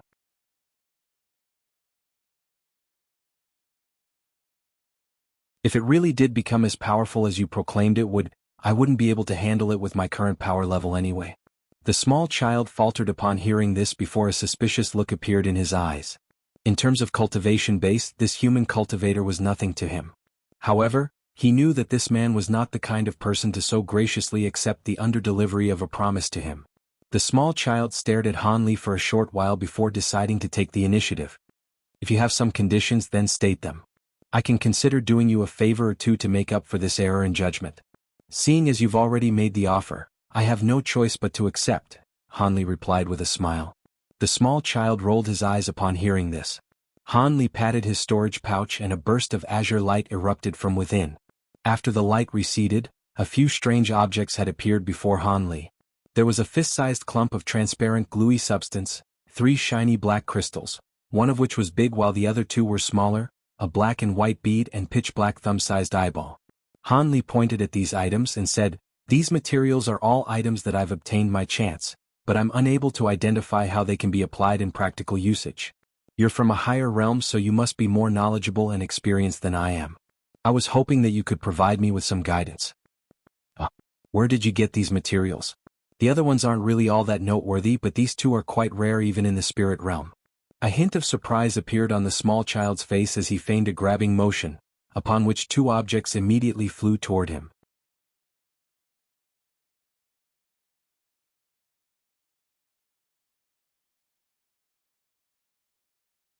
Hanli turned to discover that the endless sky beast's attention had been drawn to the transparent substance and that inky black eyeball. "Do you recognize what they are? Please tell me how you obtained these 2 items first, fellow Taoist Han." The small child turned to Hanli with a hint of bewilderment in his eyes. "I found one of them in a fire cauldron that had been burning for an indefinite number of years, while the other one is the third eye of a 3-yed demon beast," Hanli replied. "That makes sense, it's exactly as I thought then." The small child nodded as if he had expected that response. He picked up the ball of transparent substance first and introduced, "This thing from that fire cauldron is known as the fire spirit threads, and they're an exceptional material for refining fire attribute armor, which are quite rare even in the spirit realm. Its true form is an even rarer form of Een-type ore, and if it were to be constantly heated by scorching flames and melted as a result, it would form this type of substance." Fire spirit threads. Hanli looked at the transparent substance in the small child's hands, and a peculiar look appeared on his face. This was the first time that he had ever heard of this substance, but no matter how he looked at it, it didn't appear to be in a thread-like form at all. A hesitant look then appeared on the small child's face as he said, "This is not the fire spirit thread's final form. It's going to require a cultivator who specializes in fire attribute cultivation arts to refine this substance into strands before it reaches that stage. Hee, that's something that's going to be beyond you. Fire spirit threads are a rare treasure in itself, and it can either be used as a material or refined directly into weapons. If you were to refine them into weapons, their powers wouldn't be inferior to that of the average flying sword. However, what's rather strange is that this type of fire spirit thread should be faint blue in color, yet your one here is semi-transparent. It seems to be a little different from how I remember it to be." A thought occurred to Han Li and his expression changed slightly as he asked, "Oh, I see. How long would it normally take for this kind of substance to form over flames?" The reason why this material is quite rare is precisely because it takes a long time to form. At a minimum, it'll take over 100 years and at most, it can even take up to several centuries. Normally speaking, the longer this process, the smaller the material's mass will become, but it'll also increase in purity, the small child explained. "I see." A flash of enlightenment appeared in Han Li's eyes. "What is it? Have you thought of something?" The small child looked at Han Li with a curious expression. "Nothing much. Tell me about the other thing." Han Li smiled and didn't reveal anything as he turned his attention to that eyeball. The small child's expression darkened slightly, but he decided not to pry any further into the matter in the end. Instead, he cast his gaze toward the black eyeball and said, "This eyeball is an extraordinary treasure and even I'm quite drawn to it. It's a pity that only my avatar had descended into this world and this treasure's attributes aren't right for me either. If I were to cultivate it, the benefits I would derive would be limited, yet it could damage my spiritual sense." "Is this eyeball really such a big deal?" Han Li faltered upon hearing the small child's words and a skeptical look appeared on his face. Back when he had slain that three-eyed demon beast, he had felt that this eyeball was indeed rather special. However, he didn't think that it was anywhere near as important a treasure as the endless sky beast was proclaiming it to be. You don't know anything. You've heard about heavenly true spirits like dragons and cheelants, right?" "Of course I've heard of them. Those heavenly spirit beasts have long ceased to exist in our human world, but there have been many stories passed down about them. Does this eyeball have something to do with them?" Han Li was very surprised to hear this. The small child explained with a serious expression, "No, but it's close enough. This is the third eye of the Ci Lai beast, the sworn enemies of the dragons, and this eye is the vastly renowned Law Destruction Eye in our spirit realm. This beast has 3 heads and 5 tails, and there's only one eye on its central head, which is the Law Destruction Eye. It's said that the Ci Lai beast will never open this eye on normal occasions, but once it does, it'll be able to directly tear open space and slay enemies through the powers of the eye alone. Of course, this eye on its own won't be quite that powerful. However, if it were to be cultivated using some kind of secret technique, it can be used to unleash some strange abilities. It can be used to directly attack the enemy and see through the majority of illusionary techniques. Even movement and teleportation techniques can't escape the tracking abilities of this eye. This is why some cultivators who specialize in techniques like the Heaven's Eye technique regard this eyeball as a revered treasure and would go to great lengths to try and obtain it." Han Li drew a sharp breath upon hearing this. He stared blankly at the eyeball in the small child's hand and was momentarily at a loss for words. If this was the true Law Destruction Eye of a Ci Lai beast, then its value wouldn't be far off from the Golden Jade Tome. However, this Law Destruction Eye doesn't appear to be very pure. Looks like the 3-eyed demon beast that you killed wasn't a true Ci Lai beast, but was only a spirit beast that inherited a part of the Ci Lai beast's bloodline. Also, it appears that you extracted the eyeball before it had a chance to grow into full maturity. I don't know whether to congratulate you on your luck or lament your loss." The small child sighed with a shake of his head. "What do you mean by that?" Han Li asked. "It's very simple. If this were the eyeball of a mature Ci Lai beast, then it would naturally be impossible for someone of your cultivation base to cultivate the Law Destruction Eye. However, seeing as it's not a fully mature eye, you can give it a try, but the Law Destruction Eye that you attain from cultivating this eye won't be anywhere near as powerful. Also, this eye isn't the eye of a true Ci Lai beast, so the abilities that you'll attain from cultivating it will also be slightly different from those of the true Law Destruction Eye," the small child explained in a serious manner. "So you're saying that the abilities of this eye will be far inferior compared to those of the Law Destruction Eye?" Han Li asked. "Normally speaking, that would be the case, but this is not without exceptions.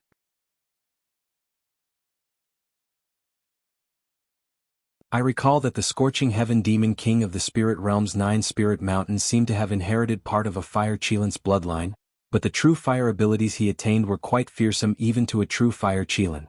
However, these cases are extremely rare, but if I recall correctly, you seem to be planning on sneaking over to the spirit realm through a spatial node.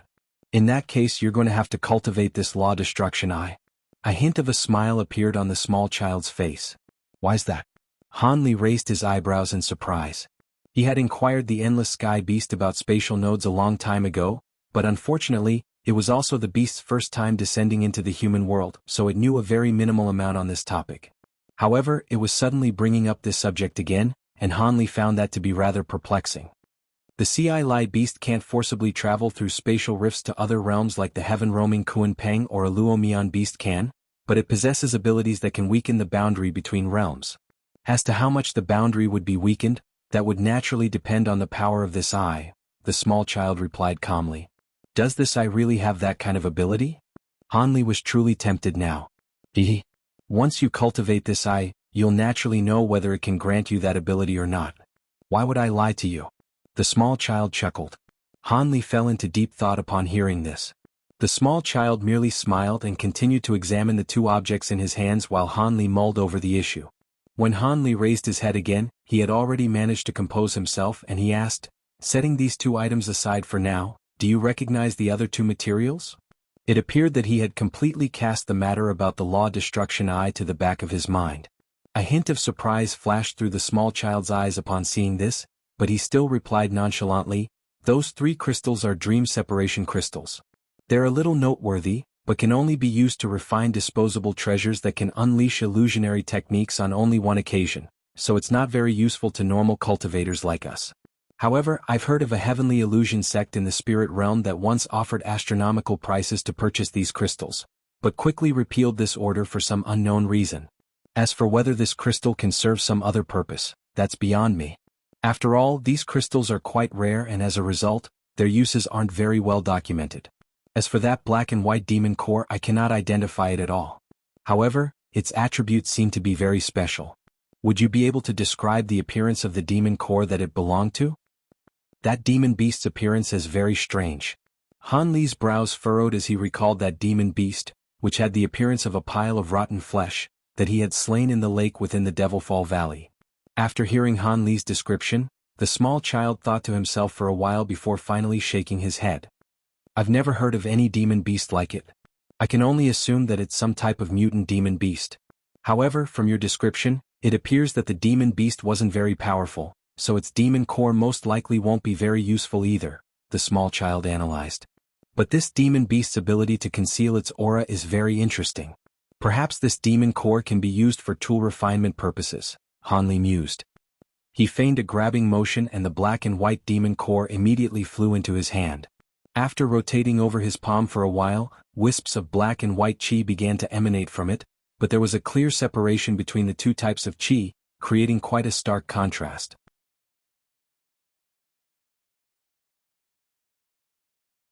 The small child turned his gaze to Hanli and hesitated momentarily before offering, "How about this? As compensation for my error in judgment with regard to your thunderstorm wings, I can provide you with the methods to refine the fire spirit threads and law destruction eye. However, whether you'd like to refine these two items and whether you can succeed in doing so is completely up to you." "Alright, we'll do as you say." Hanli accepted the offer without any hesitation, as if he had been waiting for the small child to make that offer all along. The small child faltered momentarily upon seeing this, and a slightly gloomy expression appeared on his face as his body swayed and disappeared. The two objects in his hands naturally fell toward the ground. However, Hanli reached out and grabbed the transparent substance in the black eyeball before they could fall very far. Almost at the exact same moment, the Endless Sky Beast began to transmit its voice to him, and the contents of the voice transmission were none other than the refinement methods for these two items. Hanli's heart stirred and he immediately sat down with his eyes closed, paying close attention to the voice transmission.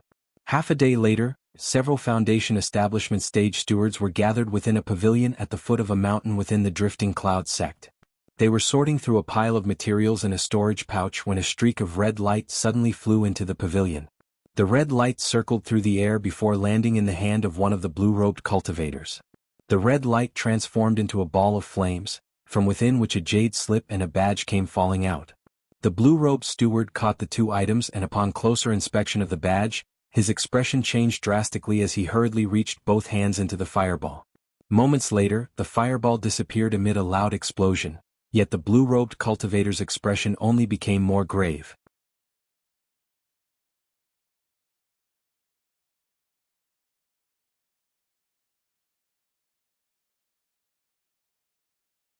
He looked at the badge, then at the bewildered expressions on the faces of the other stewards, and a wry smile appeared on his face as he said, "It's a voice transmission talisman from the Grand Elder commanding us to gather all of the materials stipulated in the jade slip within 3 days. From the sounds of it, it appears that the Grand Elder is going to be using these materials for tool refinement purposes, and they seem to be rather uncommon. Senior Marshal Brothers, it looks like we'll have to drop everything for now and fulfill the Grand Elder's orders first." All of the other cultivators were startled to hear this. If this is an order from the Grand Elder, then we'll naturally have to prioritize it. Check the list of materials in the jade slip, and if we have them, bring them out of our storage unit right away. If not, immediately head to the Ancient Sword Sect and 100 Possibilities Pavilion to see if they have them. In particular, the 100 Possibilities Pavilion cultivators are very proficient in tool refinement, so they should have any materials that we're missing. This must be rather urgent, or the Grand Elder wouldn't be giving us only 3 days to gather everything. An elderly man in gray robes instructed in a decisive manner. The other cultivators all nodded emphatically in response. After delegating some duties among themselves, the Foundation establishment stewards all leaped onto their treasures and flew out of the pavilion, hurrying away to gather the materials detailed in the jade slip. 3 days later, the blue-robed cultivator arrived at the interconnected peaks with a bulging storage pouch filled with the required materials, but was naturally kept out by the restriction around the peaks. This Foundation establishment disciple released a voice transmission talisman before waiting on the spot, holding the storage pouch in both hands in a respectful manner. After roughly 10 minutes had passed, the mist that had been manifested from the restriction suddenly began to tumble and surge, immediately following which a burst of azure light shot forth from within. Spiritual light flashed, and the storage pouch in the blue-robed cultivator's hands was swept away. The blue-robed cultivator's heart stirred upon seeing this, and he hurriedly bowed several times toward the mist before flying away atop his treasure. Peace and tranquility resumed over the interconnected peaks, as if nothing had ever happened. In his cave abode, Hanli stowed away his humanoid puppet before using his spiritual sense to assess the contents of the storage pouch in his hand. A short while later, a content expression appeared on Han Li's face as he murmured to himself, "Not bad, they really did manage to get everything. Looks like these sect stewards are quite capable. You're the Grand Elder of the Drifting Cloud sect, so they naturally wouldn't dare to delay in executing your orders. I'm rather surprised that you asked them to bring you the materials required to refine the fire spirit threads as well, though. You have to remember that you're not using a fire attribute cultivation art." The small child's figure surfaced again, and he turned to Han Li with a perplexed look. "I'm naturally aware of that. However, I have something that can refine the fire spirit threads in my stead even though I don't have much fire attribute spiritual power within my body. This thing originates from the treasure that gave rise to the fire spirit threads, so it's very appropriate that I'm using it to refine the fire spirit threads now," Han Li replied calmly as he patted the storage pouch hanging from his waist, upon which a small red cauldron flew out from within before hovering in front of him. The small child's eyes narrowed as he examined the fire cauldron, and he didn't say anything, but he nodded slightly to himself. A faint smile appeared on Han Li's face as he tipped over the storage pouch in his hand.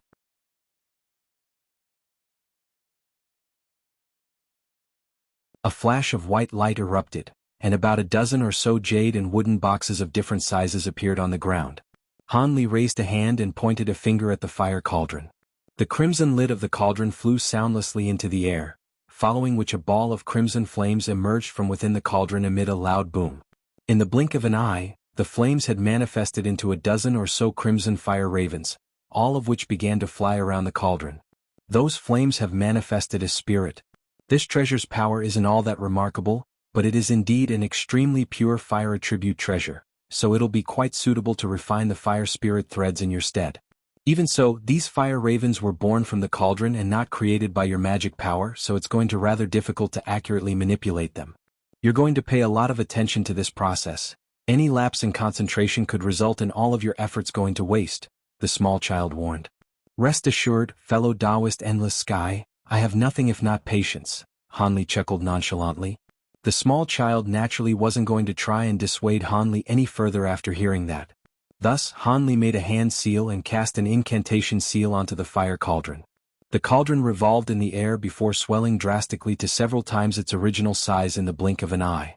Only then did Han Li sweep his sleeve through the air, and a semi-transparent object shot forth from within, quickly disappearing into the cauldron.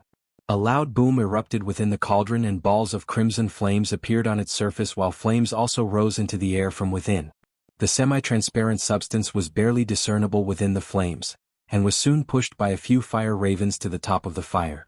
A focused expression appeared on Han Li's face upon seeing this, and he flicked his 10 fingers in quick succession, blasting forth a dozen or so incantation seals of different colors onto the bodies of those fire ravens.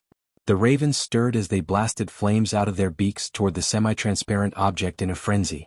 In contrast, that substance seemed to be able to absorb the flame of the fire ravens, and as it was being scorched, its surface gradually reddened, and its shape began to change.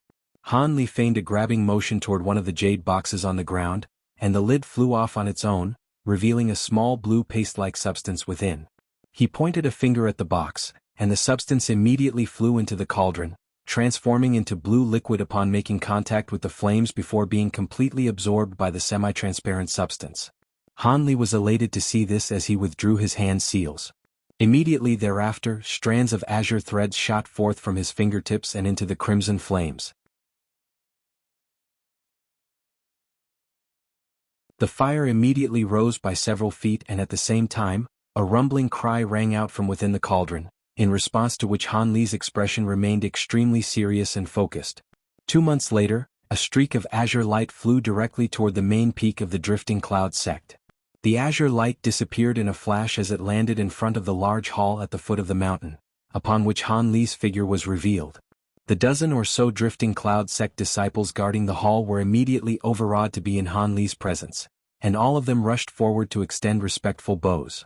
However, Han Li merely waved his hand and raised a leg, upon which he completely disappeared from the spot, reappearing in the next instant within the hall.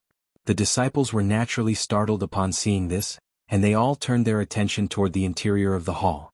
They could see that Han Li had clearly only taken a few steps, yet he had already disappeared from the corridor following a few flashes. The disciples were stunned to see this, and their awe and veneration for this grand elder grew even further. When Han Li appeared within the hall, Lu Luo was already there, and he was pacing back and forth with an urgent look on his face. "You've finally come out of seclusion, Junior Martial Brother Han. Looks like you've received the voice transmission talisman I sent out as well." At the sight of Han Li, a joyful expression replaced the urgent one on Lu Luo's face. A faint smile appeared on Han Li's face and his body swayed as he appeared in front of a wooden chair, sinking down into it calmly as he said, "The voice transmission talisman tells me that Marshal Ni Song and the others have disappeared in the Devil Fall Valley. This is quite suspicious and it involves Peeling and that unnamed disciple of mine as well, so I naturally had to come and ask you for some details.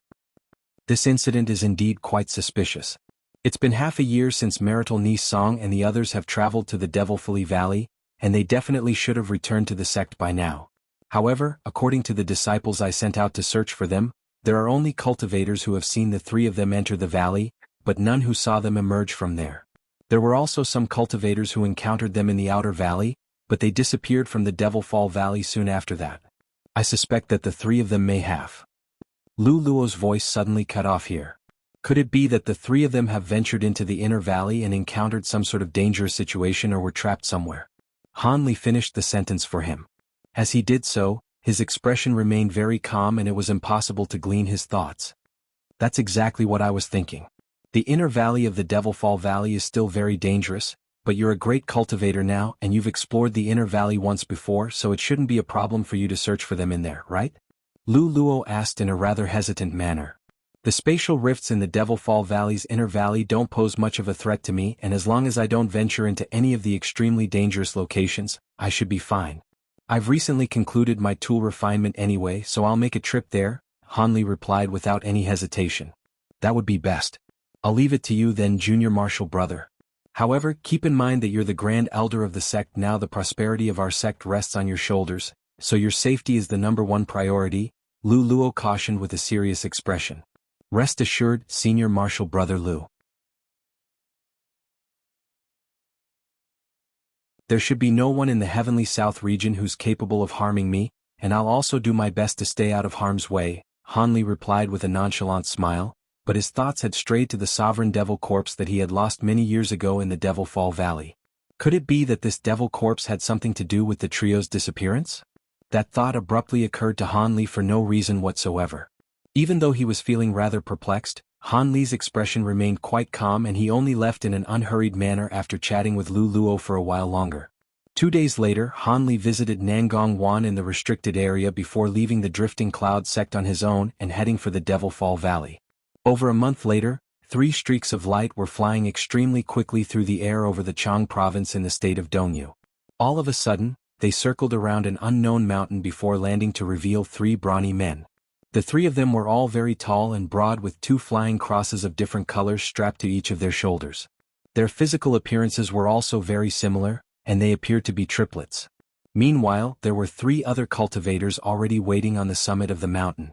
One of them was an elderly man, another was a middle-aged scholar, and the final one was a young man with a smile on his face.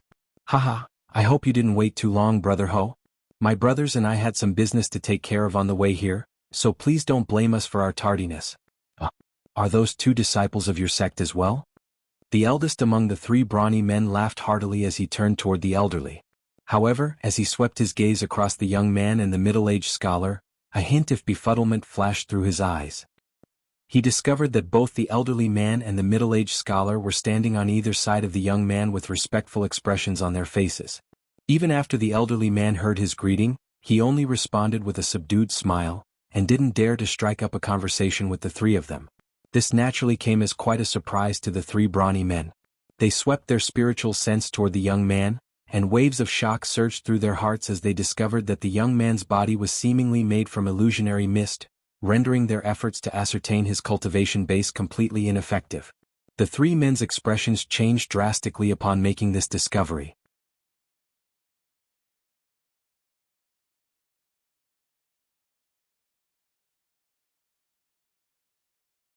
So you 3 are the Zhao brothers of the Golden Sea sect?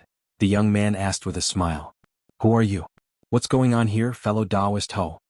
A wary expression appeared on the brawny man's face. Please don't be rude, fellow Taoist Zhao. This is the Grand Elder of our sect, and the other person with us is Junior Marshal Brother Lin. The elderly man's words gave the 3 brawny men quite a fright. Grand Elder? Could it be that this is Senior Han? The brawny man exclaimed with incredulity. That's right, I am indeed the Grand Elder of the Drifting Cloud sect. My apologies for asking Marshal Nephew Ho to invite you 3 to this place on such short notice. The young man smiled, revealing rows of pristine white teeth. He was none other than Han Li, who had traveled all the way from the Drifting Cloud sect to the state of Dongyu. Not at all, Senior Han. It's our honor to be in your presence. The brawny man examined Han Li carefully again to find that his physical appearance did indeed match that of the legendary figure in the heavenly south region, and he immediately extended a respectful bow. His 2 brothers also hurriedly followed suit. Han Li waved a hand and asked in a calm manner, There's no need for such formalities, fellow Taoists. The 3 of you aren't disciples of our sect after all. I heard from Marshal Nephew Ho that the 3 of you encountered 3 female disciples from our sect in the Devil Fall Valley. Is that true? The brawny man faltered slightly upon hearing this before giving an honest reply. That is indeed true. When my brothers and I were in the Devil Fall Valley, we had a fleeting encounter with them. I see. Would you be able to tell me about the situation at the time? Han Li asked in a warm voice. Of course. Several months ago, my brother required a rare material to refine a treasure of his, so we decided to venture into the Devil Fall Valley to try our luck. However, we were unable to find the material we were looking for, and just when we were about to leave the valley, we encountered the 3 female disciples from your sect. I was familiar with one of them as we had met once in the past, so I made some conversation with them. However, they seemed to be looking for something as well and were in quite a hurry, so my brothers and I left after only a brief conversation. After that, my brothers and I immediately departed from the valley, and we haven't seen the 3 women since, the brawny man carefully recounted. Han Li was silent for a moment before waving a sleeve through the air, sending an azure jade slip that he had prepared earlier flying toward the man. Fellow Taoist, would you be able to provide more specific details on where you encountered them? I have a map of the Devil Fall Valley's outer valley with me here. Would you be able to annotate the spot on the map where you encountered them? The place where we encountered them was already somewhere quite deep into the outer valley. The man hurriedly caught the jade slip before injecting his spiritual sense into it. He then immediately withdrew his spiritual sense before offering the jade slip back to Hanli with both hands.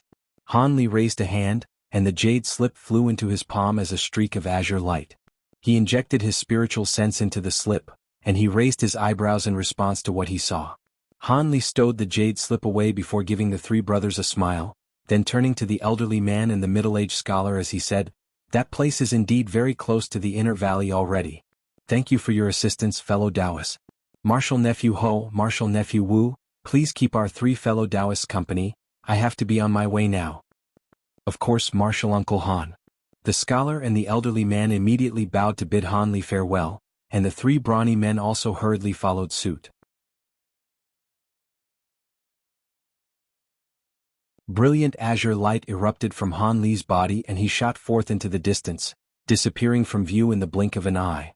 Only after the streak of azure light had disappeared into the distance did one of the brawny men heave a long sigh, and he asked with an incredulous look on his face, "Brother Ho, is that really the new great cultivator from your sect, Senior Hanli?" That man was indeed none other than Martial Uncle Han. The three of you are very fortunate to have been able to meet him. Martial Uncle Han has become an extremely renowned figure in the Heavenly South region, yet he very rarely appears before our sect disciples, and even I've only met him on a handful of occasions, the elderly man said with a wry smile. Indeed. Martial Uncle Han doesn't interact much with the disciples of our sect. It's been several decades since I reached the core formation stage, and I've only seen him once from afar during the recently concluded ceremony. If it weren't for the sake of our senior martial sisters this time, the Grand Elder would have most likely continued to stay in his cave abode, the scholar chimed in with a faint sigh. One of the brawny men faltered slightly before a grim expression appeared on his face as he said, "So that means that the three female disciples in question really have disappeared in the Devilfall Valley?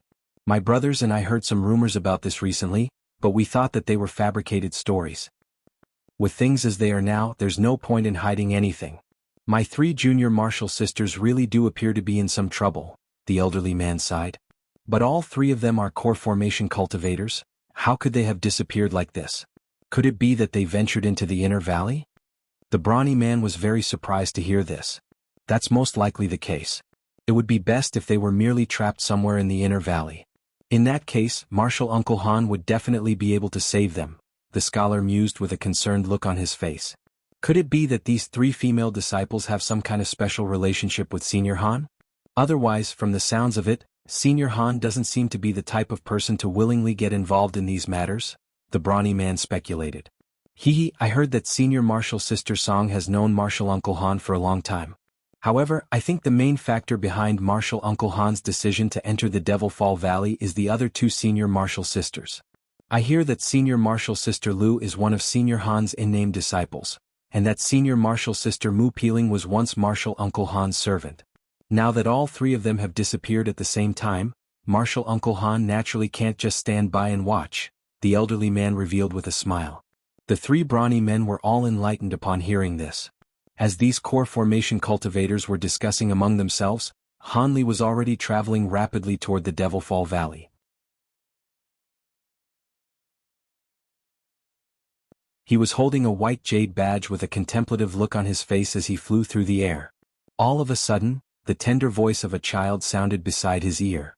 "Fellow Taoist Han, are you concerned about your disciple and your servant, or are you fretting over your inability to glean the contents of this half-page of the Golden Jade Tome?" Hanli glanced at one of his sleeves before replying calmly, "The three of them have most likely entered the Devilfall Valley's inner valley, and as long as nothing has happened to them, it shouldn't be too difficult to save them. As for the beveled silver text that you taught me, are you sure there aren't some things that you've neglected to mention? How could the contents in this half-page be so difficult to decipher? After all this time, I've only managed to confirm one thing, which is that the page does indeed contain a talisman refinement method, but everything else is far too profound." That's only to be expected. After all, this half-page contains a talisman refinement method left behind by an immortal. If a human world cultivator like you could glean its contents so easily, then I'd be very skeptical toward the authenticity of this half-page. Furthermore, you've only got half of a page to reference, so it's naturally going to be even more difficult to comprehend its contents, the small child chuckled. "You're right. I'll re-explore this half-page another time. Han Li nodded as they stowed the jade badge away. After a brief silence, the small child calmly asked, "Fellow Taoist Han, I've already taught you the beveled silver text, and bestowed upon you the refinement methods for the fire spirit threads and the law destruction eye. Isn't it time for you to deliver on your promise to help me transcend my metamorphosis stage lightning tribulation? Rest assured, fellow Taoist endless sky, I never go back on my word.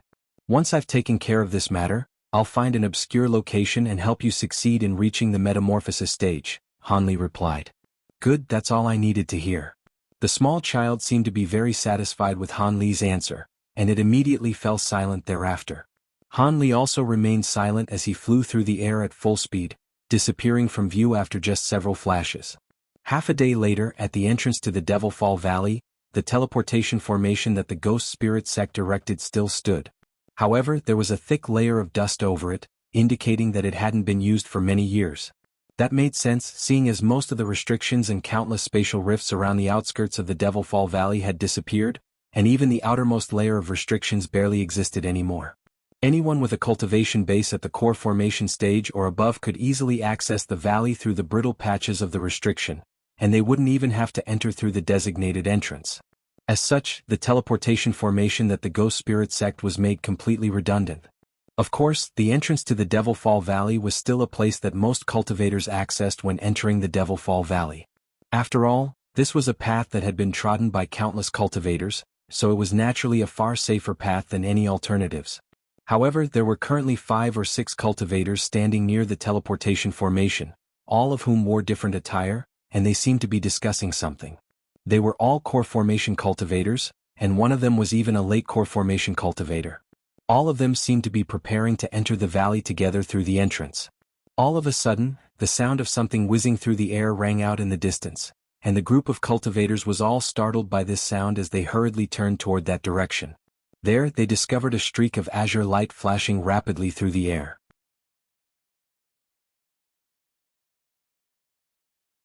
When they tried to get a closer look, the azure light suddenly flashed and disappeared. Their expressions changed drastically, and they unleashed their spiritual sense when the same sound erupted just over 100 feet away from them. Azure light flashed right in front of their eyes before disappearing into the valley. Even with so many core formation cultivators present, not a single one of them had been able to catch a clear glimpse of what had just flown past them. All of them looked at one another, only to find their own astonishment mirrored in everyone else's eyes. That streak of azure light was naturally none other than Han Li in full flight. He had no time to waste with a few core formation cultivators, and sped directly into the Devil Fall Valley, heading straight toward the spot that the man from the Golden Sea sect had annotated on the jade slip. If he recalled correctly, that spot seemed to not be far away from the place through which he had entered the inner valley on the previous occasion with Violet Spirit and the other Ghost Spirit sect cultivators. Furthermore, Song Yu was good friends with Violet Spirit, so it only made sense that she would know about that place. With that in mind, there wasn't much else for Han Li to consider as he headed toward that direction. Most of the spatial rifts in the outer valley had disappeared, so Han Li was virtually able to fly at his full speed. At this rate, it took him only over half a day to reach the massive ice rift through which one could access the inner valley. The streak of azure light revolved through the air before Han Li flew into the ice rift expressionlessly. You're tuning in to the Sword Dance in the Vast Sky YouTube channel. Don't forget to subscribe and join us on this journey to catch the most captivating stories.